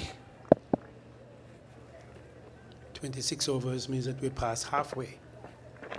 Full toss, and she missed it, does Edwards, smacks into the pads. No harm Come on, done. girls, move, girls. 63 for 4. And we remind you that the last wicket went down with the score on 26. And so this is a bit of a recovery from the Leewards, but they will need a lot more of this. 105 runs yet to get. 105 runs to get, 138 balls.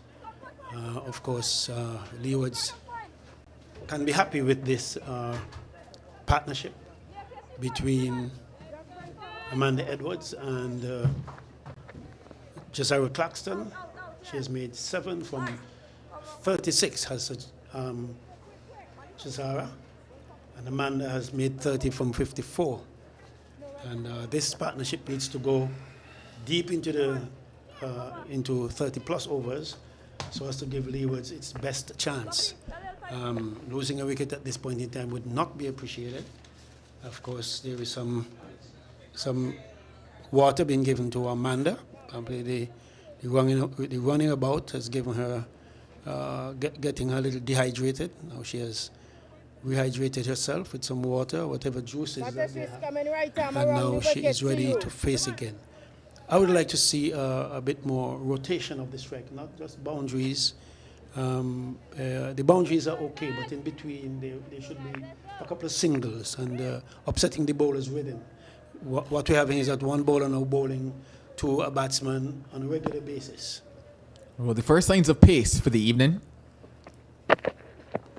And it's going to be Shabika Gabjnabi into bowl.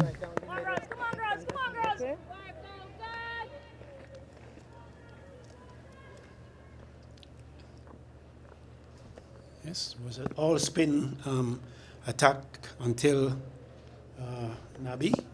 Gashnabi. Most of these girls are so talented. They bowl, they bat. You know, do most things in the field. I think that's rather good. Jazara Claxton herself, a bowler, and now she's holding her own with regard to bat. Yes, she has survived 38 balls and has made 7 runs in partnership with. Well, in the air. And for a moment, they thought it might carry to point. Just look at the drive on the up there. Jazara Claxton, the ball probably just not there in terms of the length that she's looking for.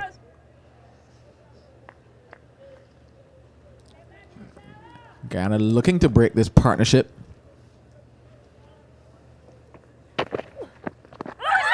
Wrapped on the pad. Not out. And not out, says the umpire. That angle probably taking it down the leg side. Right arm around the wicket. She was trying to parry that one around. She missed it, it touched her. And a question was asked. The umpire decided it was going down and negated the appeal. But Jazara would have to be careful. When first sign of pace, you will know how to pick up the pace ball, what he's doing, what she's doing.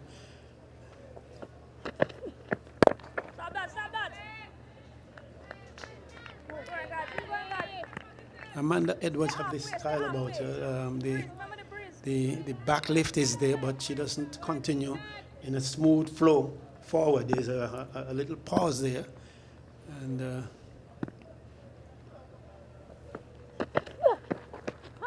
gets it wrong. And fine leg. Has to do the cleaning up on that occasion. The keeper, the captain, Shemaine Campbell, standing up to the stump.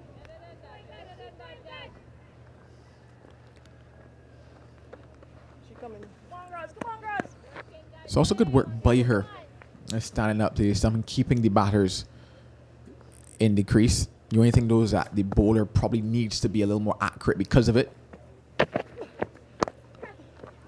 Oh, lovely. A fantastic shot, greeted by the cheers of those in the stand supporting the Leeward Islands.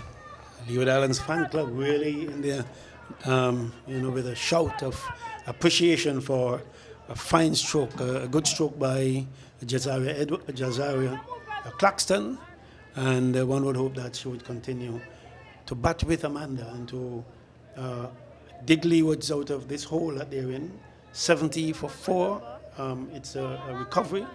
Of some note, of course, the same thing happened to Guyana when they batted. They were at 53 for 6, and they recovered, and they eventually went on to 167. So one expects this recovery should assist the Leewards closer to their goal of victory.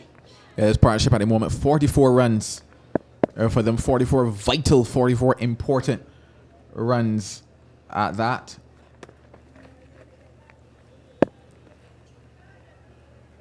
Well, it appears Mangru is being brought in now. This one will get pretty close to the boundary. In fact, it gets into the boundary, and once again you hear those cheers of the balcony for the Leeward Islands.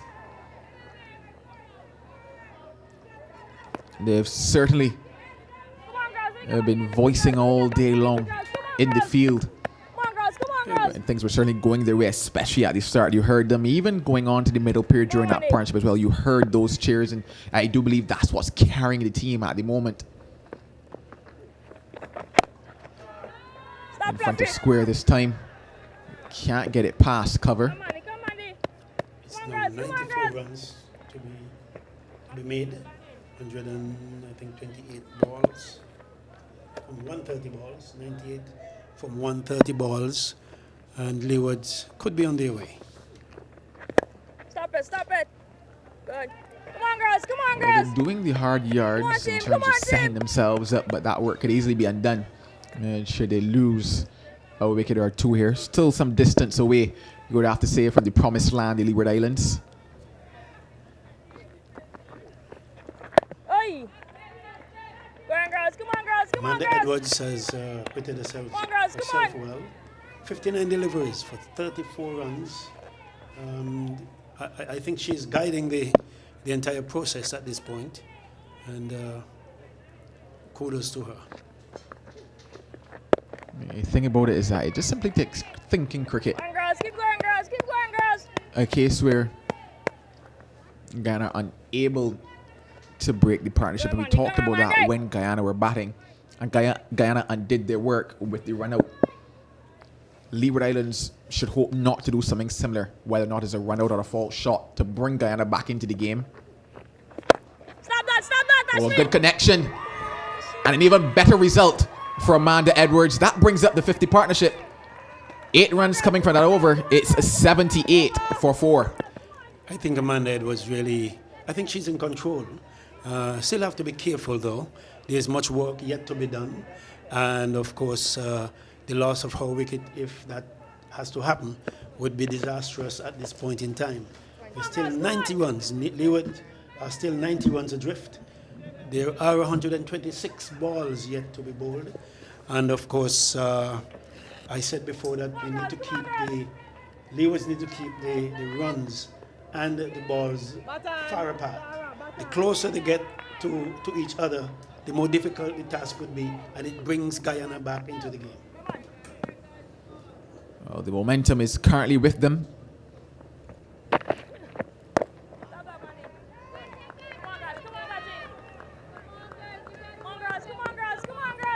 The majority of these ladies on either side, they are multi-talented. They are batsmen, they are bowlers. Don't they have a genuine batsman somewhere? Or batter, let me call it that way.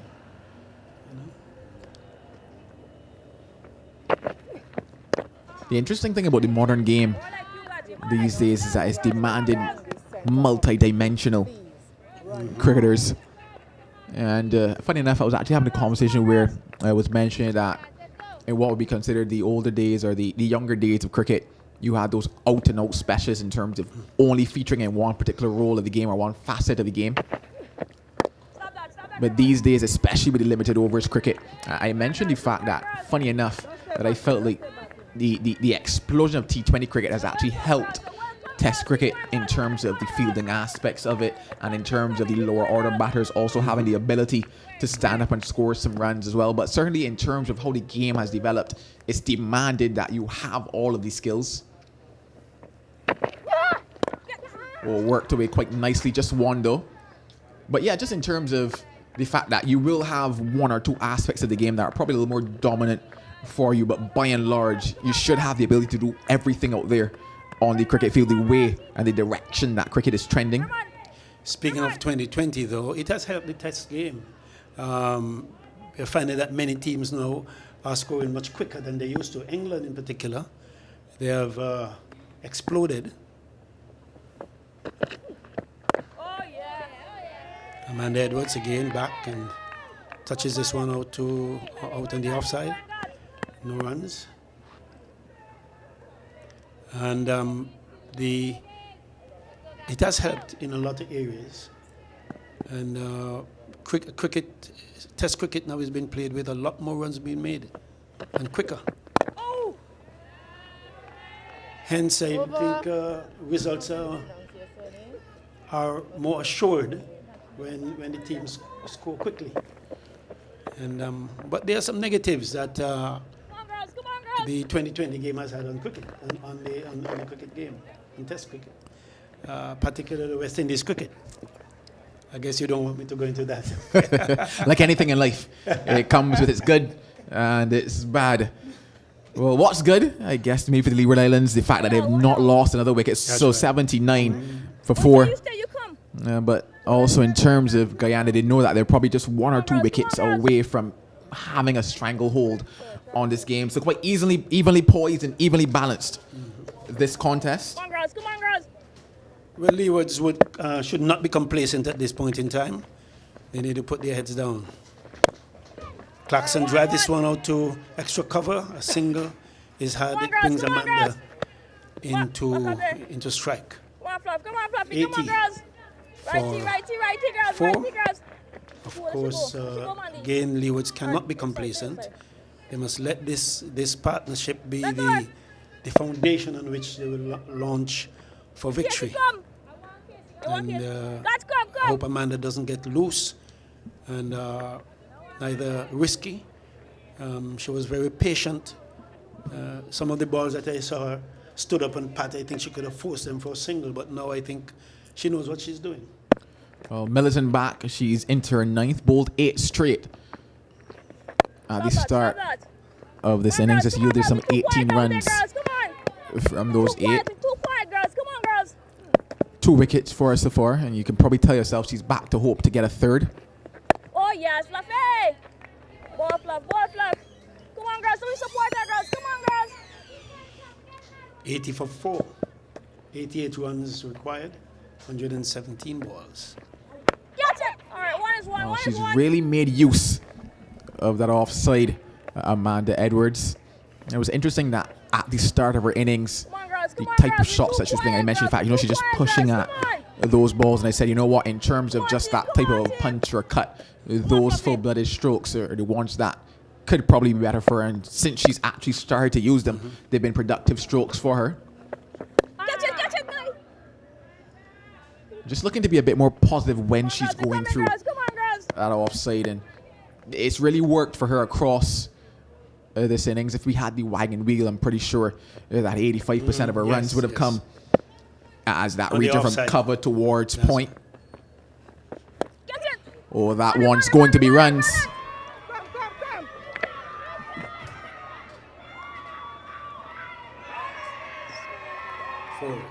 In fact, 4 runs. So a good effort, but couldn't stop that one. The outer edge doing the job. And they say the runs you don't have to work too hard for are the ones you enjoy the most. 85 for 4 after 31.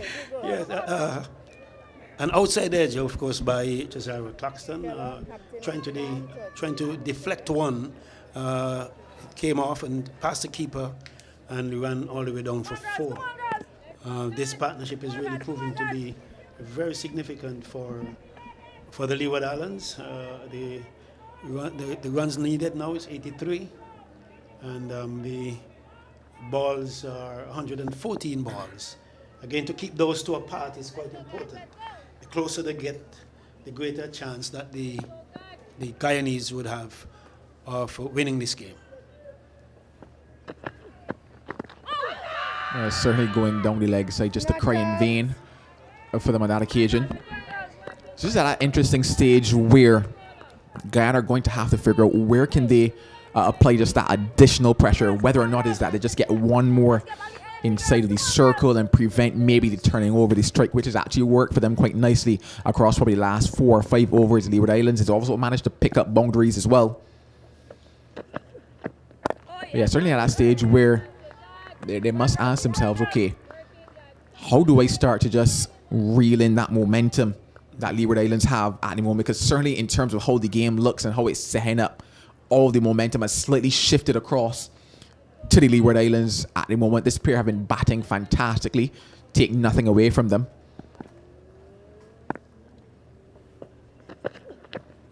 Yeah, but certainly how can you plug an area? Where do you go? Which bowler is it? Is it going to be Gajnabi that could be that bowler for them in terms of keeping things tight and starting to put together some of the maiden overs that they had at the start of this innings, and that pressure caused 1 or 2 fault shots. Like, where do they turn to? How they look? And I think maybe bringing one into the circle. Who? That's the question. But maybe bringing one of the fielder into the circle. Oh, she's getting more runs. They threw that offside.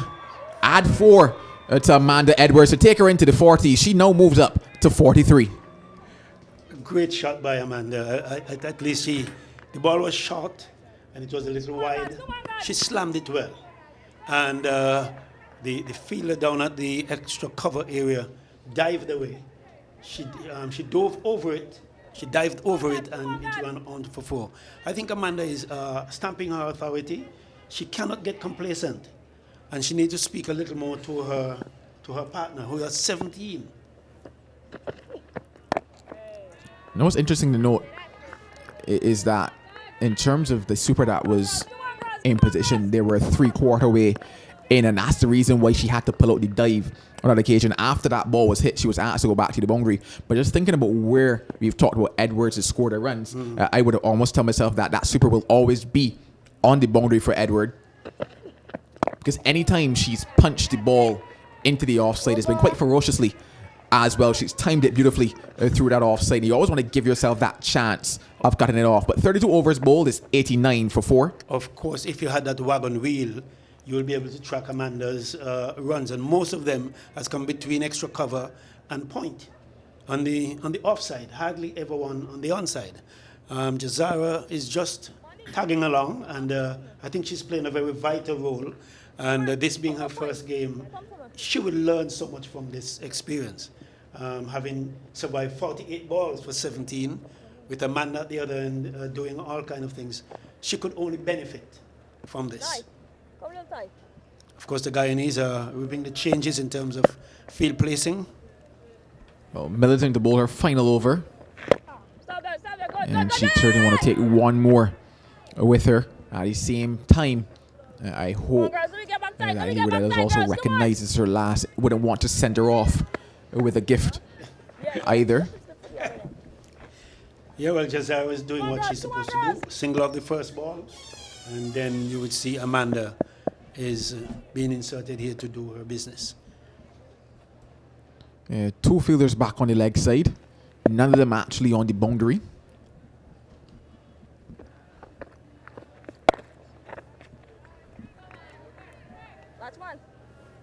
I began to be a little critical of Amanda, how she is standing up and playing.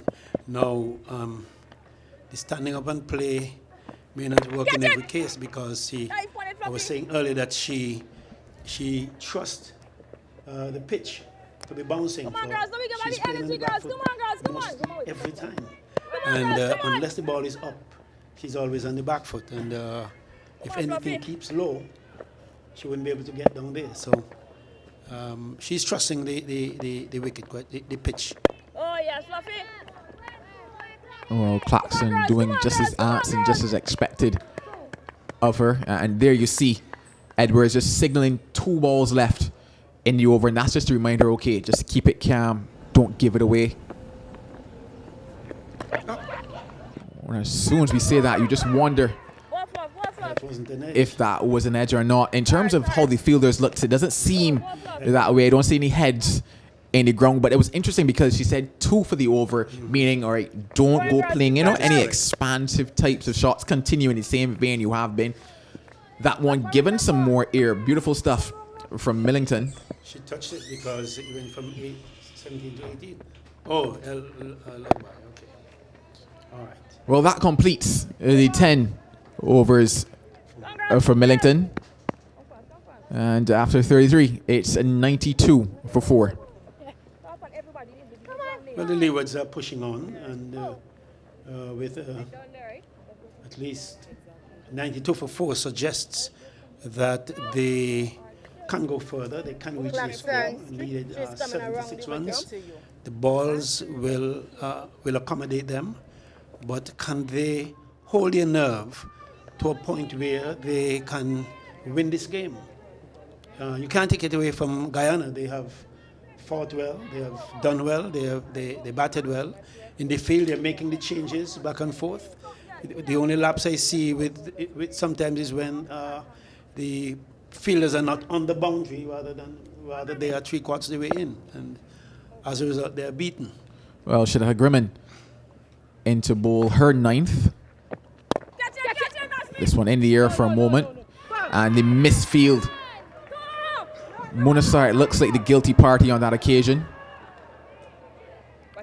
Just taking her eyes off the ball at the last minute, and she's certainly upset with herself, just taking a piece out of the turf there, and understandably as well, because it was relatively easy ball, just needed to get her body behind it to stop it, but just took her eyes off of it, and that's what allowed her to come through for that single. Which brings Edwards on strike.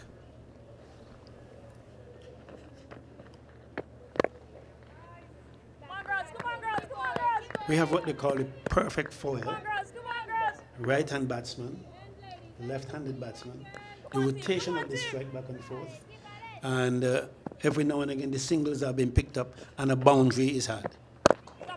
And I think this is the perfect position. Most people like to have this position where you have a left-hand and a right-hand batsman, and the bowlers are not comfortable with that. They just caught a little bit in between there. Edwards looking to play that one.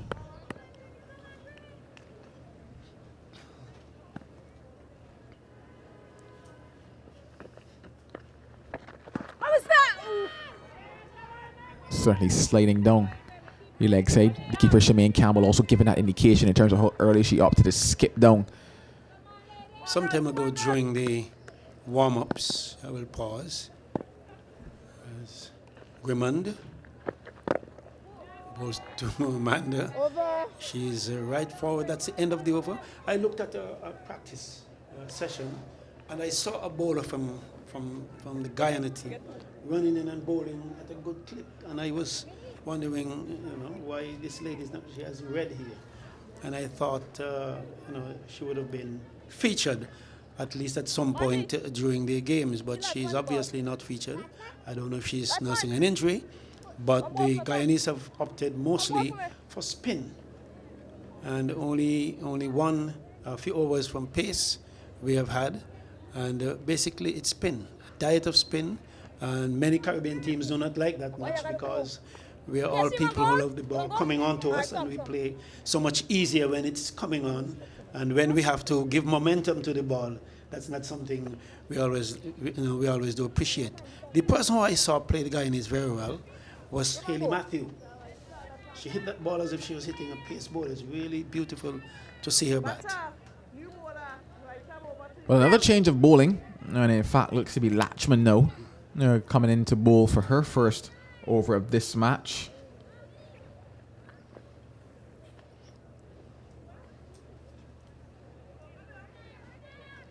Just looking to get that feel right. Here is the captain, Shemaine Campbell.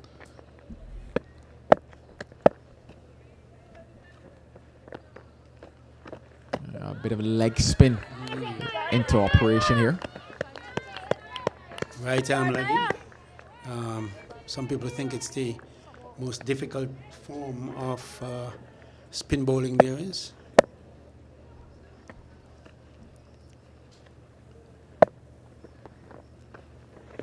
The leg spinner is one that always brings good hope and good prospects in the sense of taking a wicket. There's also that tendency occasionally, especially in the early exchanges, to give a full toss or two just because the ball may be slipping out the hand, or just drag it down a bit in terms of it sticking in the hand. And there's that full toss that I probably talked about. Won't pay the price for it though. And sometimes you just opt to see one or two leggies just go maybe a bit flatter at the start to get a couple deliveries out of the hand, work through the first over, keep things quiet. Nice to see though the pace at which Latchman is bowling at the moment. The right arm leg spinner has the ability to take out an entire team when he pitches on. However, when he doesn't pitch well, there's a tendency for him not to be as effective as he ought to be. Then he will go for a couple of runs. But the right arm leg is a very dangerous bowler. Ask Shane Warne, and he'll tell you. Oh, that one adding to the extras column. I certainly do think, especially with how Amanda Edwards has played, the leg spinner comes into play a bit, because a couple of shots that she's played through cover has been a bit uppish, and with the ball turning away from her, probably in terms of that reach of the bat, probably might get the toe end of the bat, maybe offer a catch to cover. Oh yes, Naya! We will see. Time will tell. And so far the clock is ticking in favour the Leeward Islands, who have been fantastic in terms of their ability to put together a partnership here. This pair of Edwards and Claxton at the moment.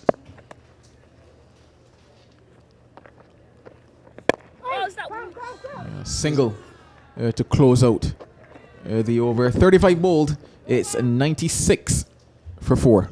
There's a right arm leg spin I saw from Barbados. I think it's Elliot. That's her name, Elliot? Yes, and I'm impressed. She didn't pitch on in the early exchanges, but once she got it right, she was pretty steady. Yeah, we have 72 runs yet to get. The current rate is 2.74. The RRR is 4.80. Needed 72. And of course, all Leeward needs to do is to continue what they're doing. Rotate the singles when there is an opportunity to have something slammed by Amanda. That is done. I hope nobody gets run out, but that's the way that partnerships are broken these days. And of course, I would like to take a well-deserved rest and call in on the famous voice of Carlisle Powell. New bowler coming right arm over the wicket. Well, really, Anna Grimmond is going to come in now to bowl her first over. I know that his scorecard has a bit of a switch up there, but in fact, this is her first over in this innings. And even though she started with a wide, what's nice to see in terms of this phase of the game is how quickly Shemaine Campbell has opted to ring the changes, because she's hunting for that wicket. She knows that at this stage she needs a wicket, and it's not the stage necessary for long spells from bowlers, but just to have that chop and change. A case where a batter now cannot get accustomed to one, because I know they started off bowling 18 straight with the same two bowlers, and as this partnership formed, especially I would say probably in the last 6 overs or so, you've seen Campbell employ several different bowlers just hunting for that wicket, looking for the breakthrough. And what it really shows is just that thinking by the captain, not just waiting for something to happen, but looking to make something happen.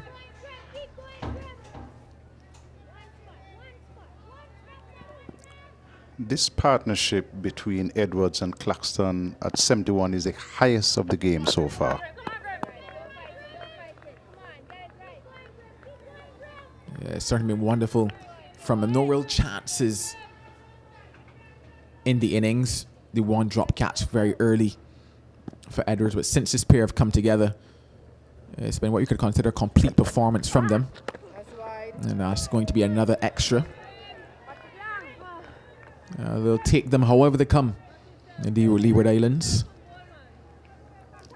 Been in this competition now for 5 seasons. This is the 6th season that they're playing under the name of the Leeward Islands. And since entering the competition, have never put one in that W column. Today will be a fantastic time to do it on home soil. A good looking shot. And another misfield by Munasar.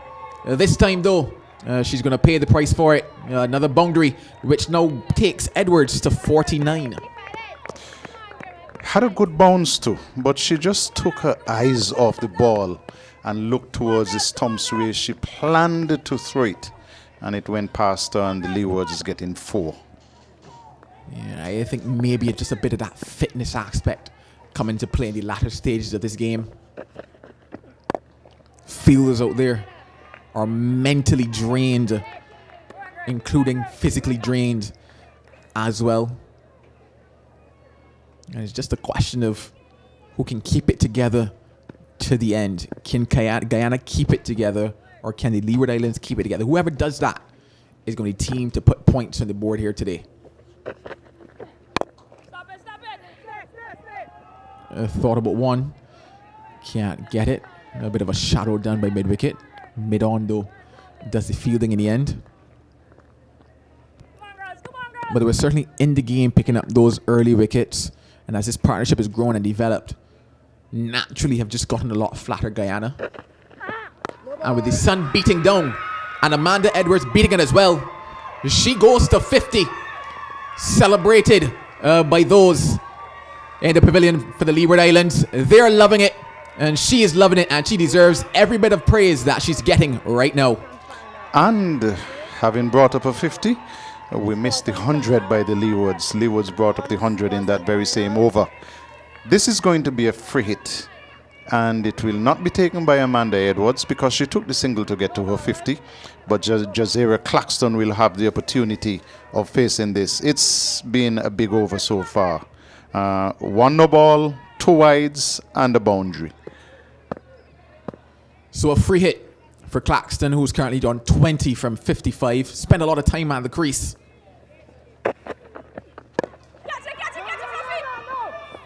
Doesn't get all of that one, though, but still a very productive over for the Leeward Islands. One in which they've brought out the first half century for a batter in this competition. After 36 is 104 for 4. And Claxton is on 20 from 56. She has been the perfect partner for Amanda Edwards, who has gone to 50 from 89.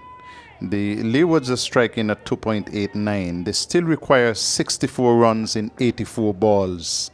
And the two teams out there are 2 teams who have failed to put points on the board so far this season.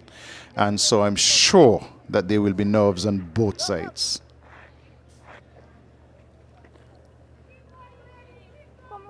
Well, Latchman to continue with her leg breaks.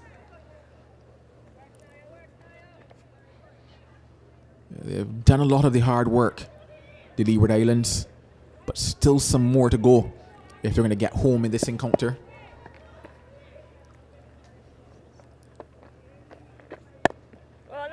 You just would love to see that Amanda Edwards settles down again, forgets about the milestone, because sometimes it can overwhelm you and you can get caught up in the moment and play a shot or too many. Just hope that, you know, she settles down again and she's here for the long haul to take her side home. Well, goes in the air and drops well short of long on. 1 more to her, 1 more to the total, 1 less for the Leeward Islands to get. Oh, what a day it would be here in St. Kitts and Nevis if they were to get over the line.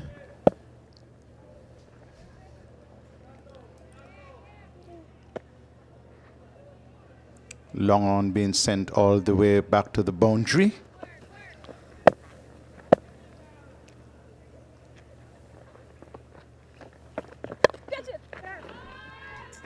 And that outer edge coming into play again for Claxton. This time it produces 2 runs for her.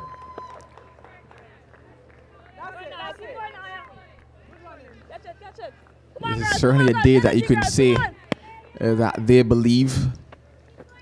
I mentioned very early this morning That one, the management staff walking through the lobby on the way to the bus exclaimed, today could be the day for them. And that was at 8:30 this morning. Oh, yeah.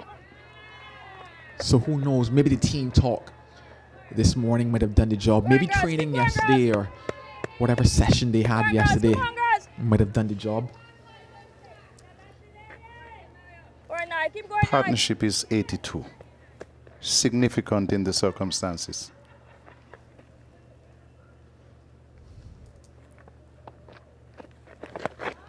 Well, she's gotten. Oh my goodness. Oh, wow. Just for a moment, that would have been the catch of the day. Just for a moment, that would have broken the partnership. And just for a moment, that would have made Guyana believe. Oh, wow. She got there. It was in her hand, and just on impact with the ground, it fell out. She did all the hard work. Got around nicely. Came forward, diving, had it in the hands, and as you described, when she hit the ground, when the elbows hit the ground, it just rolled out of her hands. Oh, yeah. Well, it's just small moments like that is that you need to go your way. But if you're the Leeward Islands, you will take all the fortune and all the luck on display. 37 overs bowled is 109 for 4. And Amanda Edwards remains not out on 52. It was short. It was there for the hitting. And she didn't get enough of it. Hit it up instead of hit it far.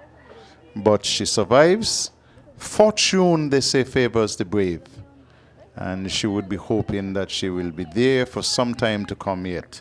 Leewards 109 for 4, 37 overs completed. Require another 59 runs. In pursuit of what will be your first win in this competition, you definitely need that luck to be on your side. Heart in hands moment there, heart in most moment for the Leeward Islands. But Edwards survives, lives to breathe another day or another over, as it's going to be Gajnabi to continue.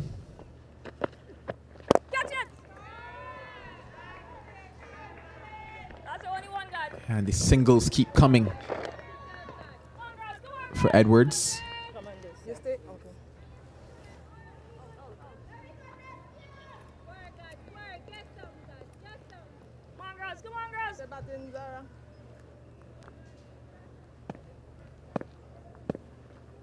Looking to ensure they get the feel right. Brings in long off to mid off. Drops back long on.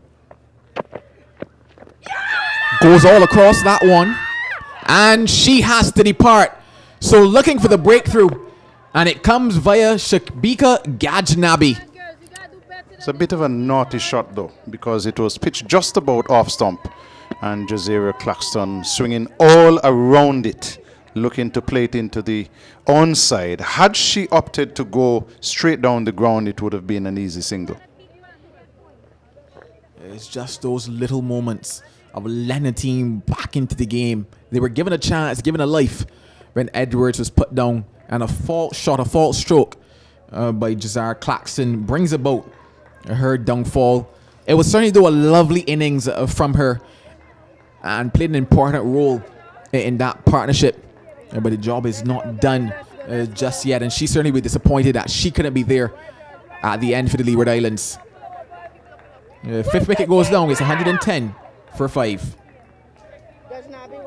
And Claxton making some 20 runs and sharing in a partnership which resulted in 84 runs for the Leewards for the 5th wicket. Needed to bat a bit longer though. She has been replaced by another Claxton. She's there for right? Left. Okay, well, let's go over there.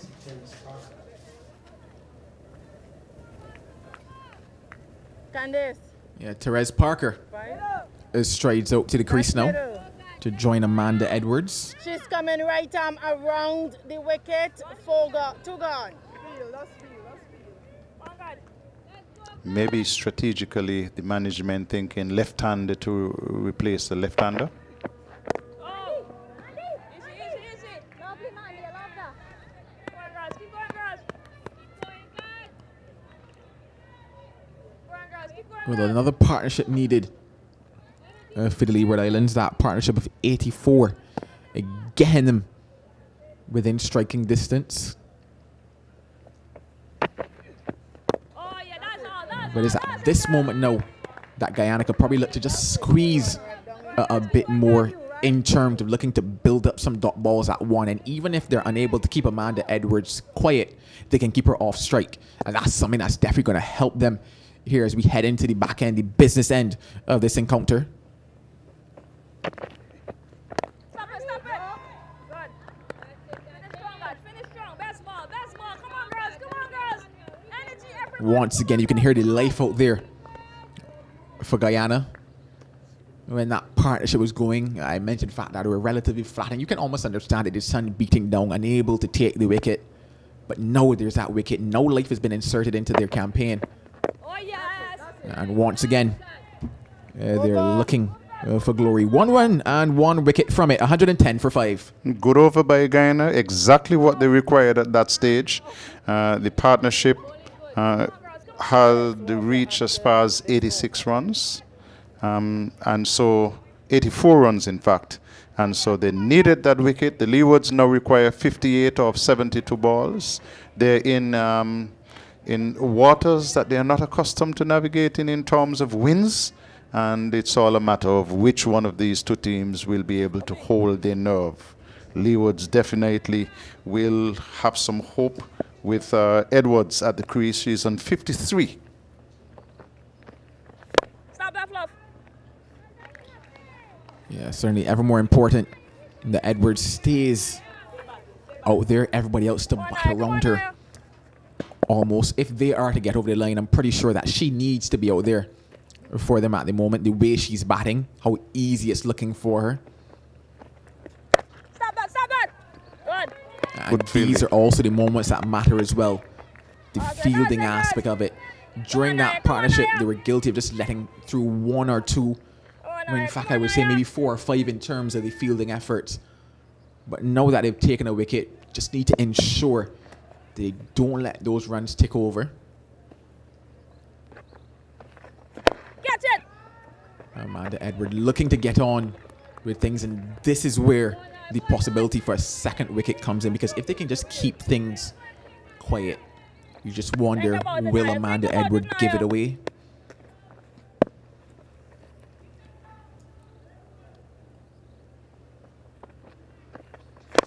Stop it. Good. Tries to go again, can't get it past. Cover 4 dots so far. Umpire Candice Laborde signals 2 left for the over. And smart captaincy, would have to say, from Shemaine Campbell, bringing in the square leg, taking the men off and dropping it back to long off, so that if Edwards is to really get after one, the most it could probably be is 1. Stop it, Grimmy. Good. Can't get it through that offside once again. Keep going now. It's been fantastic cricket from Guyana after taking that wicket, following up in terms of the lines and lengths that they're bowling. This is the type of cricket that you like to see.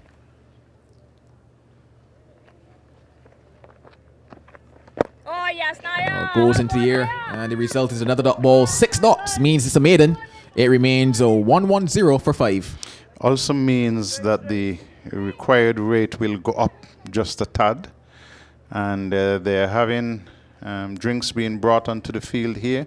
But I'm sure what the Leewards would want to hear from the people who are coming out in support of them is that, hey, listen, the score is now 110 for 5.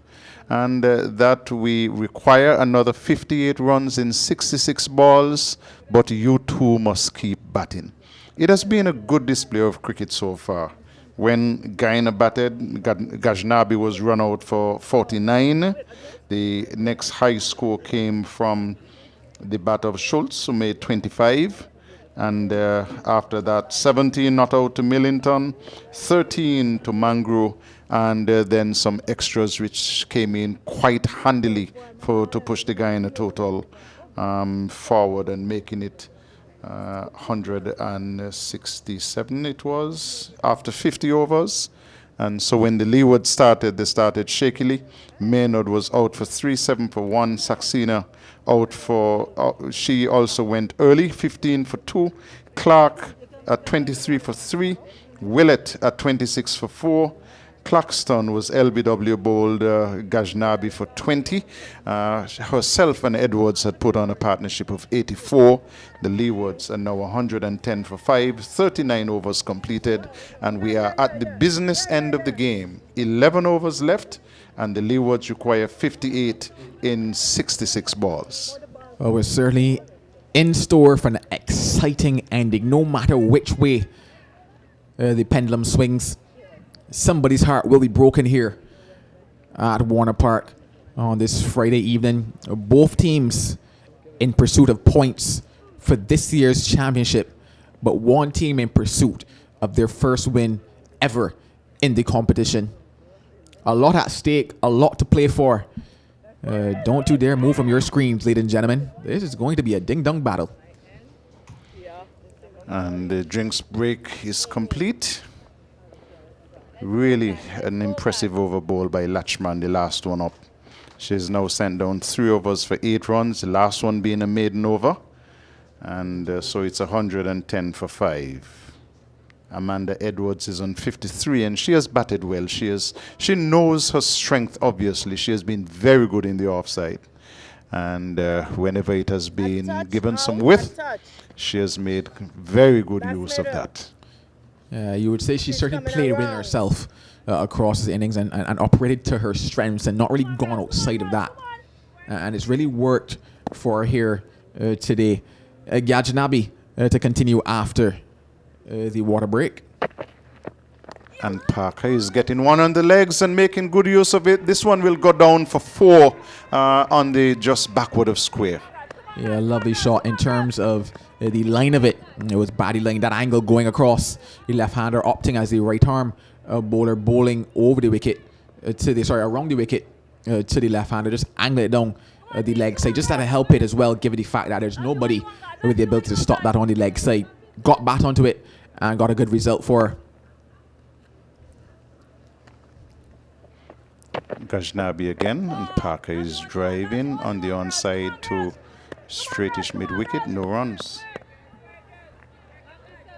114 for 5, weighing over number 40.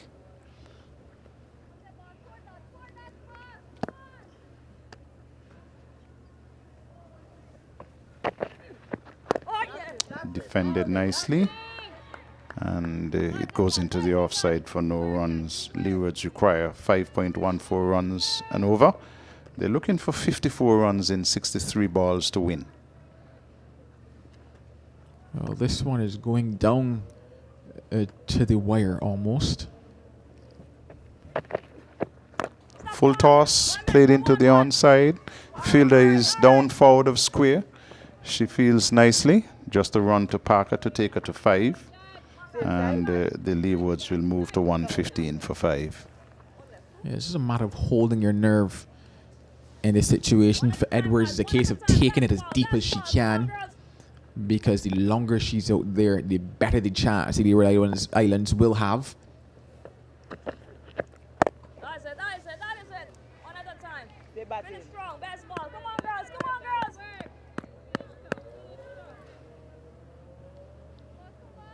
Just look to get it as deep as possible, especially given how the scenario has come back and almost balanced itself. Driving nicely, goes down to mid-off. Area is well protected.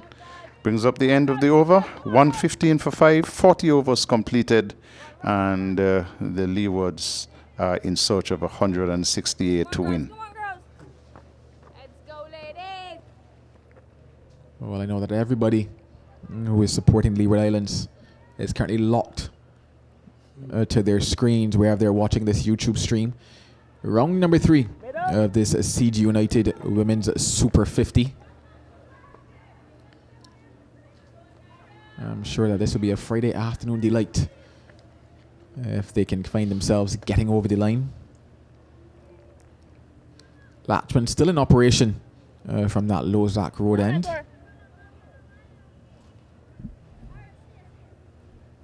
Two fielders back on the leg side. One sweeping on the cover boundary. Oh! Sornaya! And Parker just decides to play it gently back along the pitch. Enter a fourth now, Latchman. And none for 8 so far. And now opts to drop long on back onto the boundary.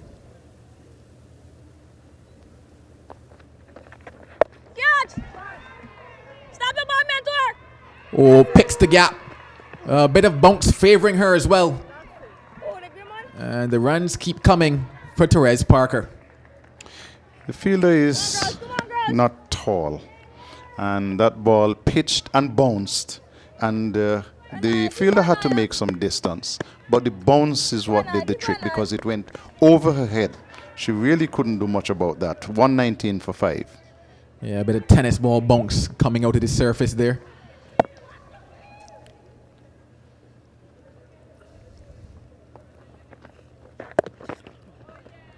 And just gingerly pushing at that one. Leewards now need less than 50. A couple of fingernails are being bitten around the Leeward Islands at the moment. Oh, she tries to get after that one. There's an appeal for the stumping. And Parker has got to depart. That finger goes up. What it means is that the 6th wicket goes down for the Leeward Islands. Losing her nerves a bit. It was tossed up. But there was really no need for her to go running down the pitch. And the bails were taken off. We don't have the benefit of the replay here. And so the umpire raised the finger from square leg. Parker looked a little bit surprised. But once you're given out, you'd have to go. Yeah, certainly disappointed with that one. Got a boundary. And you overlooked to keep going. And just danced past one too many there, Parker. So things heating up. Tension building at Warner Park. Guyana believe. Leeward Islands believe. But only one can be crowned winner here today. Tanetta McCoy makes the Longwood walk out to the pitch to face the music, as they would say. I saw her make a good half century in a ladies' game in Nevis. She ended up with 70 odd and is a good clean strike off the ball. Well, she won't need 70 today, but she'll certainly take half of that. Her face is now to Latchman.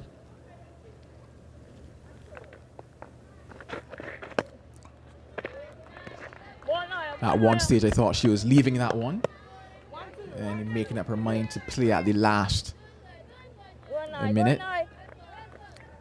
The 4 as the wicket. 1 ball to go in this over.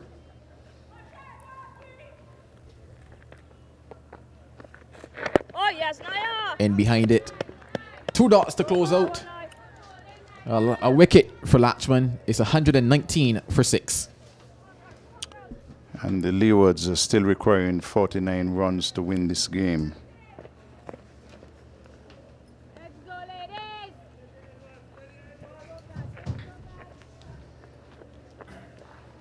Edwards has looked good for her 53. It has taken her 101 balls. But she needs to continue batting. 4 and a wicket in the last over to Latchman. Score 119 for 6.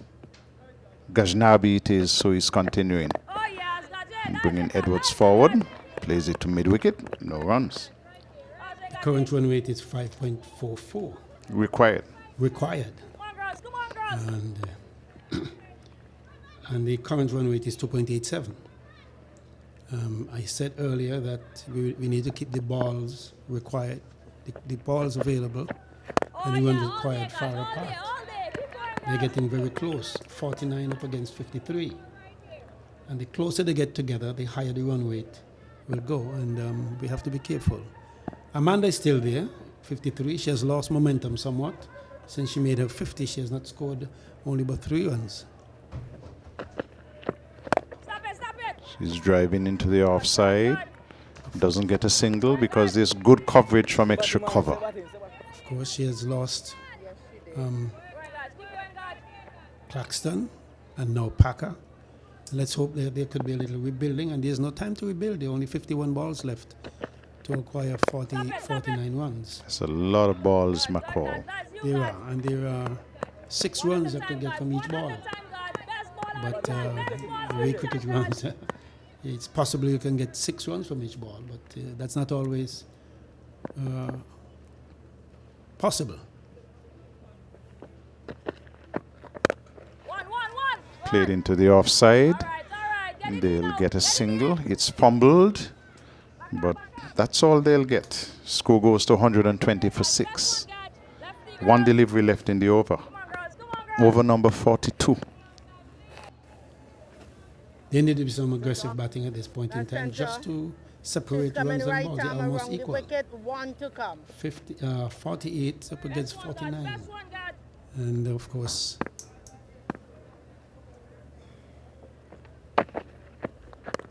No.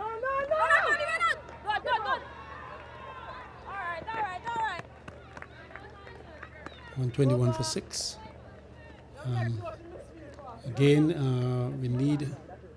there's need for some aggression at some point in time, or turning the singles over more regularly. From a Guyana standpoint, they want to keep this thing as close as possible to a runner ball, which gives them the best opportunity to look inside the area of victory. And of course, they're hoping that the Leewards' nerves will be shaken. That is not quite evident as yet, given that Amanda Edwards on 54 with 106 balls. She's well set. And of course, McCoy will come to the fore, hopefully. That's from a Leeward standpoint. Stop it. Good. Well fielded. No chance of a run. Latchman is continuing from the far end. McCoy is on 1. Leewards 121 for 6. Well flighted. Comes off the outer portion of the bat. The fielder goes diving away. They'll have a single. They should come chasing back for the second. Will they? No. And so it goes to 122 for 6. In the ladies' games, you don't see this sort of urgency that you will find in the men's game. The males now would have at least turned to see if they can get 2 for that, but that's not the case in the ladies.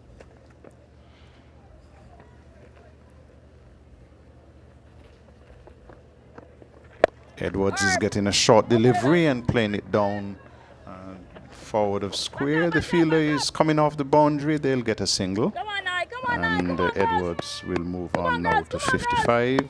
123 for 6. Leewards. Balls and runs are now equal, 45. The run rate is 6 per over. Latchman bowls to McCoy, who is trying to play it into the offside. He's not getting close to it. He's beaten and taken by the keeper. Cricket is a game of close uncertainties, and of course, someone must win from this position.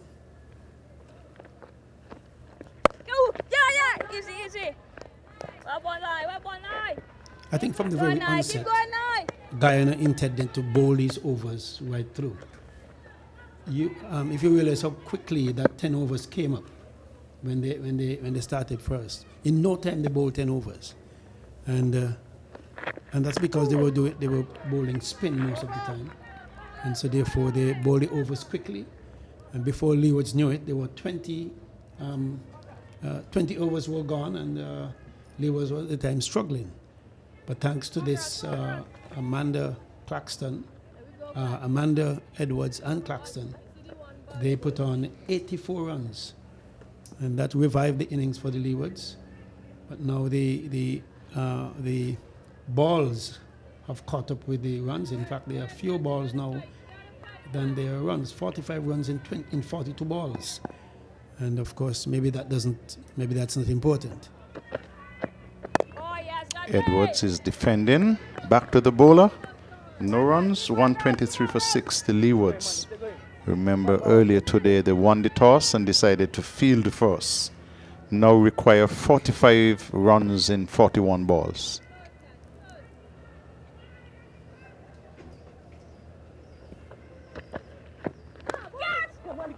Hit off the outer portion of the bat down to third man. They'll get a single.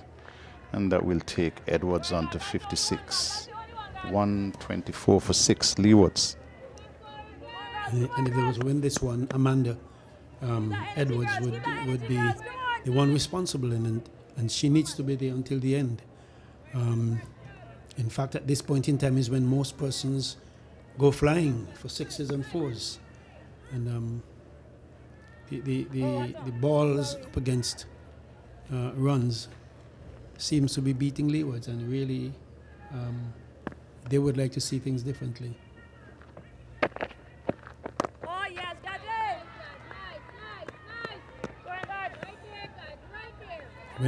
When there were 168 balls to go, I said that somebody needs to have a go somewhere and see if we can get a couple of 6s and 4s, just to show some disparity between balls and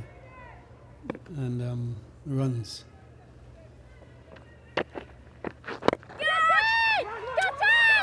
Here's a delivery which is struck in the onside, brings the fielder from off the long on boundary. Single to McCoy. That will take a total on to 3, and the Leewards 125 for 6. And we are 2 balls from the end of over number 44. Edwards is on 56, and she's facing up to Gashnabi. Defended. Back down the track to the bowler. No runs.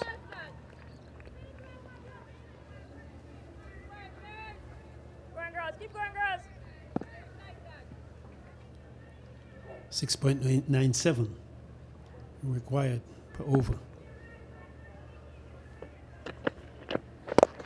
Struck firmly in the air, straight. This one is going to challenge the boundary. It goes across the boundary for 4. Just slightly back of a length. And Amanda Edwards said, I'll have some of this. And she struck it firmly and down to long off and picked up 4 runs to take the Leewards now to 129 for 6. And so 129 for 6, she goes to 60. And it brings the target down now to 39 from 36. Possible? Possible. Leewards, of course, have done very well. They've rebuilt their innings, if you want to say that, because they were down at one point.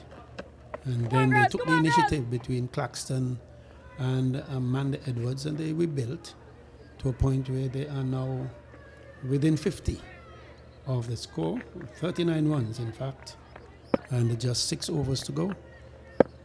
Of course, anyone can win from this position. McCoy is facing Latchman and is falling away on the onside, trying to play it into the offside. It goes past her bat, and she's out there without a helmet. I kind of like the idea of seeing batters in helmets. Prevents injuries. Latchman once more. And McCoy is swinging and missing. I hope you're not forgetting, Carlisle, that there were times when people, they used to bat without helmets. Not at all. There were times when people used to drive without seatbelts. That's true. Doesn't mean you could do it now. All right. Given generous flight, and she's playing and missing. Somebody, Edwards, needs to say to McCoy, listen, you need to compose yourself. You need to relax, and you need to keep your eyes on the balls. You can't hit it if you don't see it.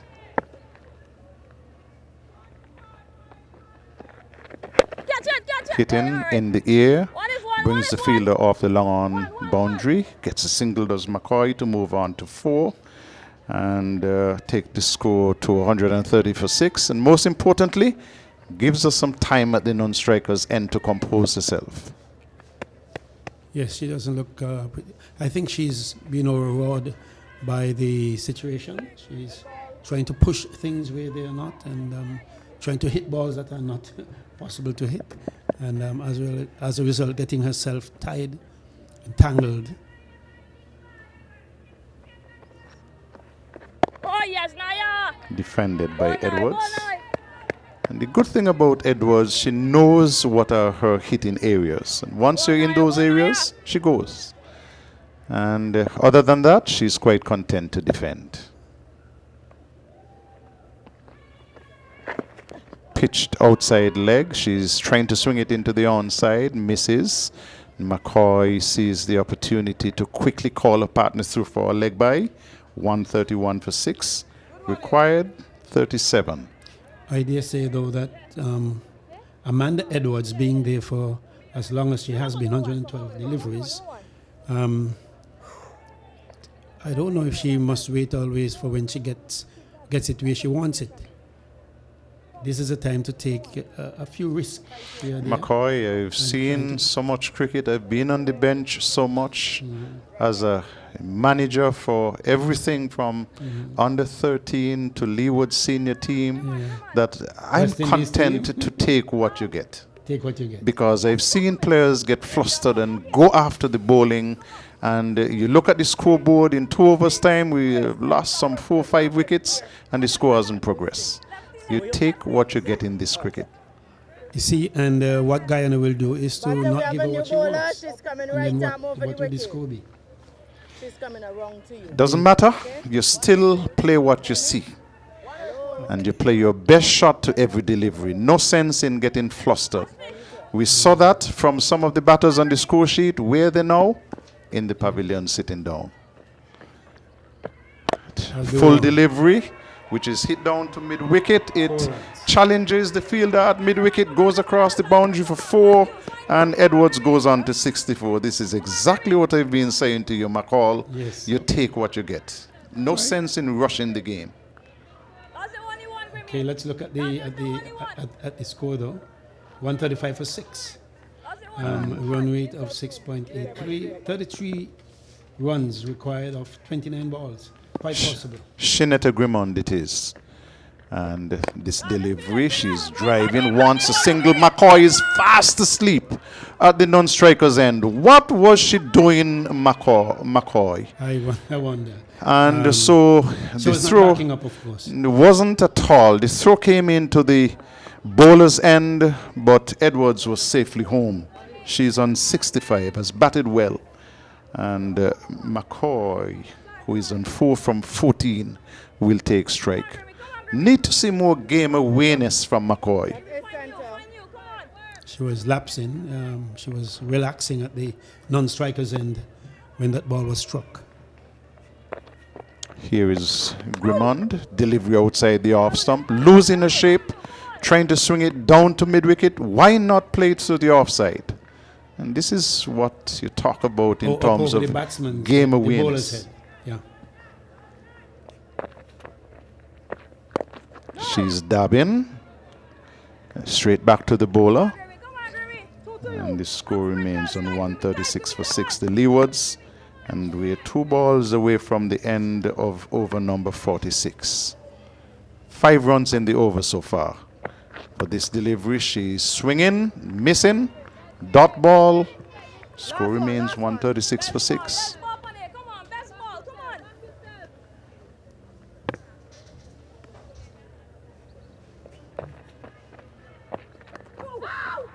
Now she's playing fine down towards the straight boundary. It goes across the ropes. Now does it? Yes, it does. And that takes the score to 140 for 6. Tynetta McCoy goes to 8. And as you heard from Joel, the runs you enjoy the most are those you'd work the least for. Went straight, didn't come off the middle of the bat, but my word, that would have given us some pleasure to get a boundary. 167 for 9 Guyana. The Leewards in reply, 140 for 6. 4 overs left. Well, Leewards can breathe a sigh of relief at the end of that over.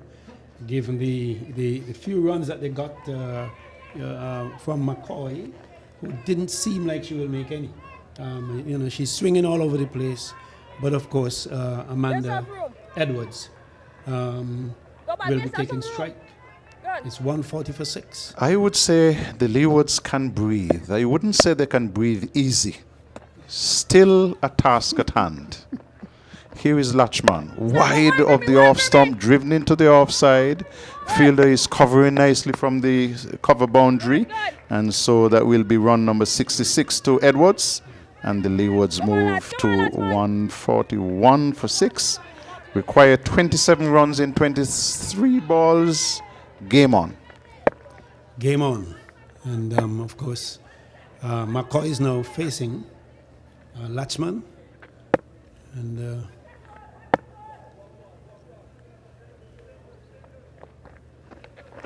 she's swinging across it again, is McCoy.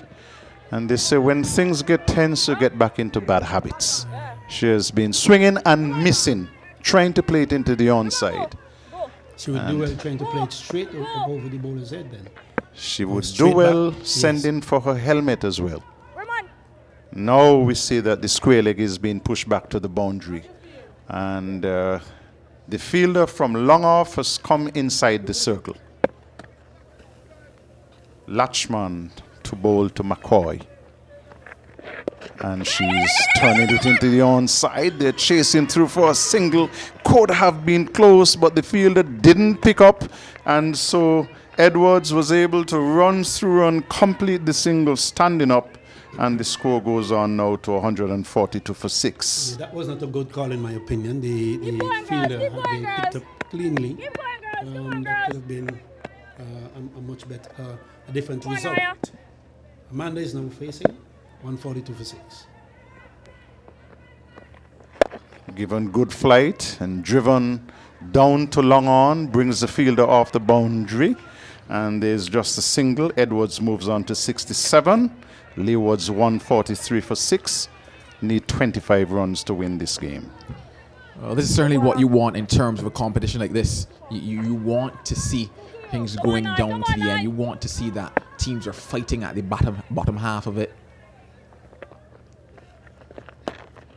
Pitch wide of the off stump, called wide by the umpire, and the Leewards will say thank you very much. Well, they gave many of those. Oh yes. Yeah, so they should certainly take them back as well from Guyana.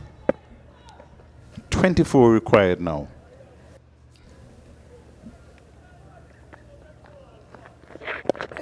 Latchman to McCoy. She turns it away in the onside, misfields, and down goes McCoy at the other end. Plus, Edwards wasn't aware of the misfield. She had gone running, 10, 15 meters past the stumps. And so the end result is just a single to McCoy, who goes on to 10, 145 for 6. Yeah, I just mentioned that whoever keeps their head cool in this type of situation is the person that will come out on top. Driving nicely, using her feet and getting to the pitch of the ball is Edwards. And she gets a single to take on to 68. And the Leewards are 146 for the loss of 6. And there are 3 overs left for the Leewards to get some 22 runs to win this game. You know, a situation like this, when you look around the field and you just say, you can see who the pressure might be hurting just a bit more at the moment. I'm looking at Munisa and the fact that she's probably misfielded maybe about 6 deliveries so far in this match. And you always say that the ball just tends to find you on your off days as well. But certainly when you look at this stage, you need to get your fielders in the right positions. In terms of currently Amanda Edwards, at the moment, you definitely know that down the ground towards that cover area, etc., is where you need your best fielders at the moment. And they've continued to employ Munasar at mid-off. Not to say that I believe in hiding fielders, but just at stages like this, you probably just need to protect yourself a little bit more. And I would say, well, Munasar, I know that, you know, on your good days you can field, but I would just want to shift her maybe. And there we go, exactly that. So there we go, fantastic captaincy from Shemaine Campbell, just making that adjustment, taking Munasar and putting her towards point where she has the extra protection in terms of the sweeper on the boundary, and now asking somebody else to come here at mid-off also comes a bit straighter. So good thinking, good cricket awareness at the back half of this. Grimont is, and guess what? The ball follows you. It just follows you. And there, that smile again from Munasar, and she knows it. She was put there because it's a case of she's not been feeling the best, and the ball just happens to come to her. Thankfully, though, she got her body behind it, kept her eyes on it. Most critical. Played into the offside. That's a good shot.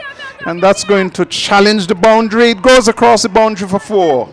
Excellent batting by Amanda Edwards. Yeah, 4 runs that they needed. And that cheering party, they're up in arms again. They sent something special here today. What would be the first win in 6 editions of this tournament. They were introduced back in 2016, I believe it was, as the Leeward Islands, and are opting to drop mid-off back to long-off. But this could be their day. This could be the day. She's playing, and missing is Edwards. She has made an attractive 72 runs. Leewards chasing 168 to win this game. 150 for 6, and we have 2 overs and a half left. Here she coming forward, playing a very good shot. Straight over the head of the bowler. And they're coming chasing back for 2. And there is McCoy racing across the crease. Good game awareness by McCoy. And coming back for the second run, Leewards needs it. Yeah, fantastic game awareness there in terms of the fact that Edwards has to face the majority of the balls, so especially given that in terms of her range of shots, they're more than McCoy at the moment, who's targeting that leg side. They're out there on that balcony because they believe that today is their day. 74 for Edwards, but it won't matter unless she's able to get them over the line. She's back, stroking it into the offside. 2 extra cover. No runs. 1 ball left in the over. 152 for 6. Amanda Edwards is on 72. And for this delivery, she is stumped. She was racing down the pitch, looking to swing it away into the onside, and it went past her. The keeper had the bails off in a flash. And Guyana certainly will believe that they can do it from here. 152 for 6, the Leewards, with Edwards being out stumped for 74. Well, Guyana certainly needed that in terms of looking to get back into this contest, looking to have a sniff at victory. An absolutely fantastic innings, though, from Amanda Edwards. One that she'll remember for a long time, and she will hope that her teammates know can finish the job that she has started. But she is getting a standing ovation at the moment from that dressing room, and they certainly know that if they get over the line, it is because of that innings from Amanda Edwards. 48 overs have been bowled, 16 runs needed from 12 deliveries. Who is your money on in this contest? 33 important runs in that partnership. And now somebody else will have to put up their hand. Edwards did her part. She was out looking to get some more runs for the Leewards. And now we will see McCoy, who is on strike. She's a senior player in the side, and she would want to believe that from here she should be able to get the victory which is required. Get the runs, which are only 16 now, but there are only 2 overs left. Oh, this game of cricket. Claxton has come to the pitch. Yeah, this game of cricket, the game of glorious uncertainties. Nothing given, nothing guaranteed. You have to fight for everything, tooth and nail. Latchman into bowler 8th. Doesn't get it through that gap. A ring of fielders on the offside. If she can just pierce that gap, maybe 2 runs for her. Gets it good enough. Could get for the protection. Is more so on the leg side.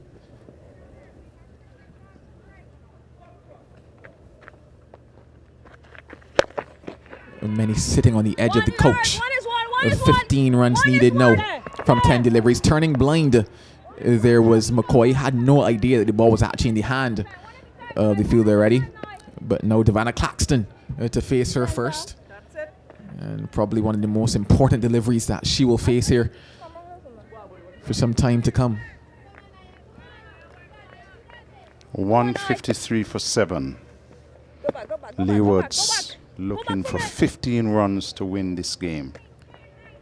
And quite rightly, Shemaine Campbell asks her fielders in the circle to be on the edge of the circle. Oh, it gets through. Every run will count for them. They're appealing, but the umpire has not raised that finger.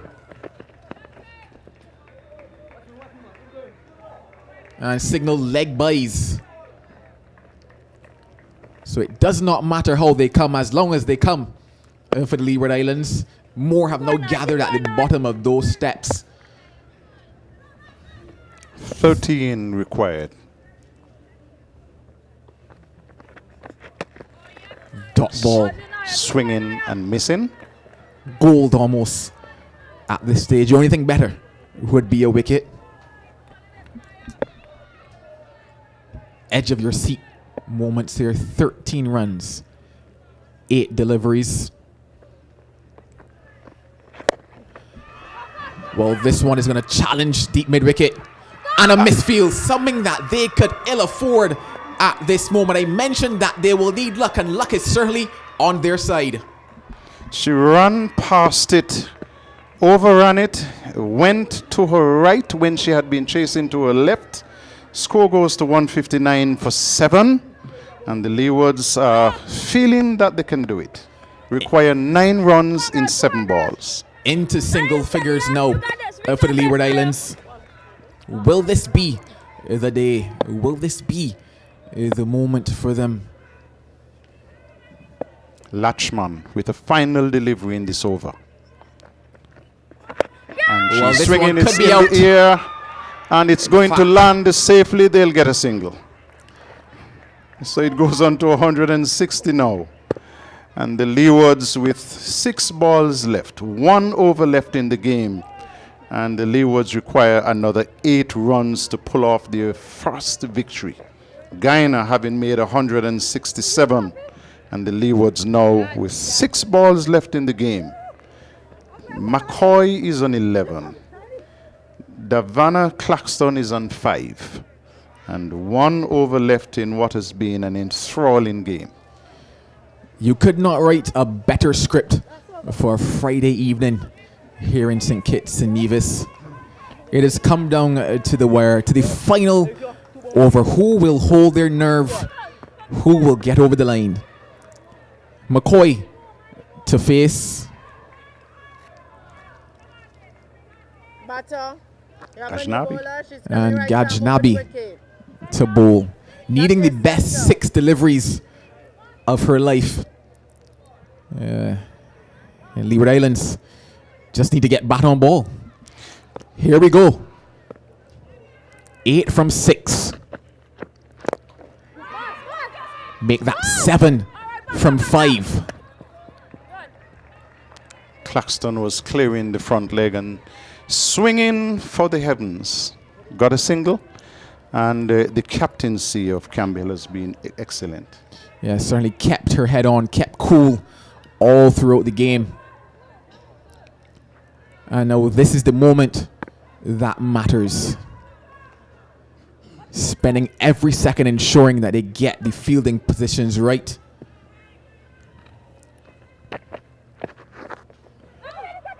A loud appeal. Not going to be given out. That's And the going to umpire miss says a lot not of out. leg stumps. Yeah, I think it was more so for the possibility of somewhat of a catch, maybe, with that ball maybe popping off the glove, almost going the opposite direction. But more importantly still, a dot ball for Guyana. 7 runs, 4 balls.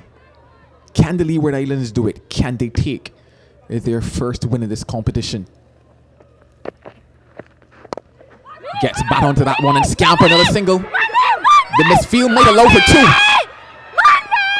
2. Trouble at the non-striker's end, or rather at the striker's end, but they get home. 5 from 3. Very good awareness there from Claxton, because she was coming to the danger end, but she didn't hesitate. She didn't have a doubt. She knew that she wanted to, and so she came chasing back and forced her partner McCoy to cross for the second run. Oh, just looking at Leeward Island's balcony. No one is sitting down for them. Who can sit down at a time like this? 5 from 3. And the finger goes up. A nail may be in the coffin, but delight for Guyana. A dot ball. And it certainly looks straight enough. She was again looking to swing wide of mid-wicket, losing her shape, losing her form, when she might have been better suited trying to play that down the ground. Given out by the umpire, and she has to go, and she goes back then for the scoreboard has been cleared. What, 10? And Gashnabi has picked up an important wicket. She's in the 8th over and has picked up 2 for 29. And more importantly, the score means that Leewards now needs a boundary. They require 5 runs in 2 balls, and unless we see wides or no balls or something of the sort, then the Leewards will need a boundary to win this, or they're going to have to run a couple of 3s. We haven't seen too many of those. Yeah, 3 and a 2, and they're on the way scampering home. But hey, how will this game turn out? It's certainly been a fantastic day of cricket. When we looked at 167 for 9 and 50 overs, we said that Guyana had a wonderful recovery and put a relatively good total on the board as well, especially given that the Leeward Islands have not batted well in this competition. Today, they have flipped that script. They've come to the party, and they're almost on the brink of history. And I certainly know that if they don't get their hearts will be broken and tears will flow. But what I can say, though, is that it's been a fantastic bat display from them, something that they've not seen from them in the first 2 rounds. 5 from 2. A single means that 4 runs needed from 1 ball. It is all up to Devana Claxton to bring it home for the Leeward Islands. She's stretching, she's thinking, where will I hit this one? It is now or never, do or die, win or cry for them. Gajnabi to bowl, Claxton to face. She gets it, but not good enough. They scamper too. But what it means, and they're looking for the 3rd, will they get it? No, they don't. Absolute scenes here at Warner Park, because Guyana, they've got over the line by 1 run. Oh my goodness. Can you believe it? What a game of cricket we've just witnessed. It has come down to the end. Smiles on the face of Guyana, but heartbreak for the Leeward Islands. So close, yet so far on a lovely Friday evening in St. Kitts and Nevis. And the final score then being Guyana 167 for 9 from their 50 overs, and the Leewards 166 for 8 from 50 completed overs. Close game, a game where perhaps the captaincy made the difference, because Campbell was spot on with the field changes and protecting the boundaries and so on, and the experience at this level certainly showed. What showed as well was the extras. The extras hurt the Leewards, and so the Leewards are still searching for victory number 1, while Guyana would be elated. They won this game by a single run. Oh, the only words to say are wow. What an absolutely fantastic day of cricket. A day where the Leeward Islands started off picking up quick wickets.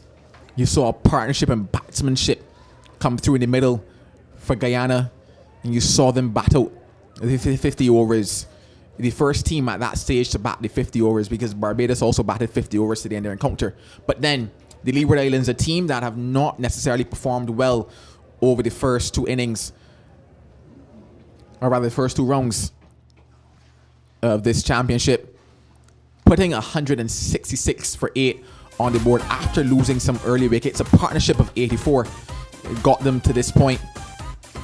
And all you can say is well done across the board for both of them. 167 for 9, 166 for 8 for the Leeward Islands.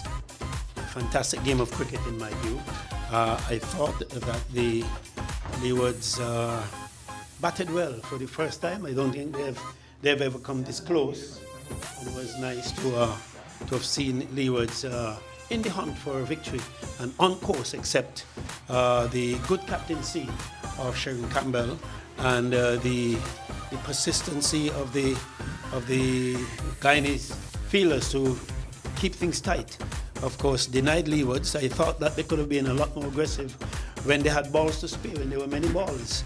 And I keep saying that whenever the balls and runs get too close together, the run rate increases and therefore the pressure increases. And of course, it didn't work for the Leewards. I think Amanda Edwards was top.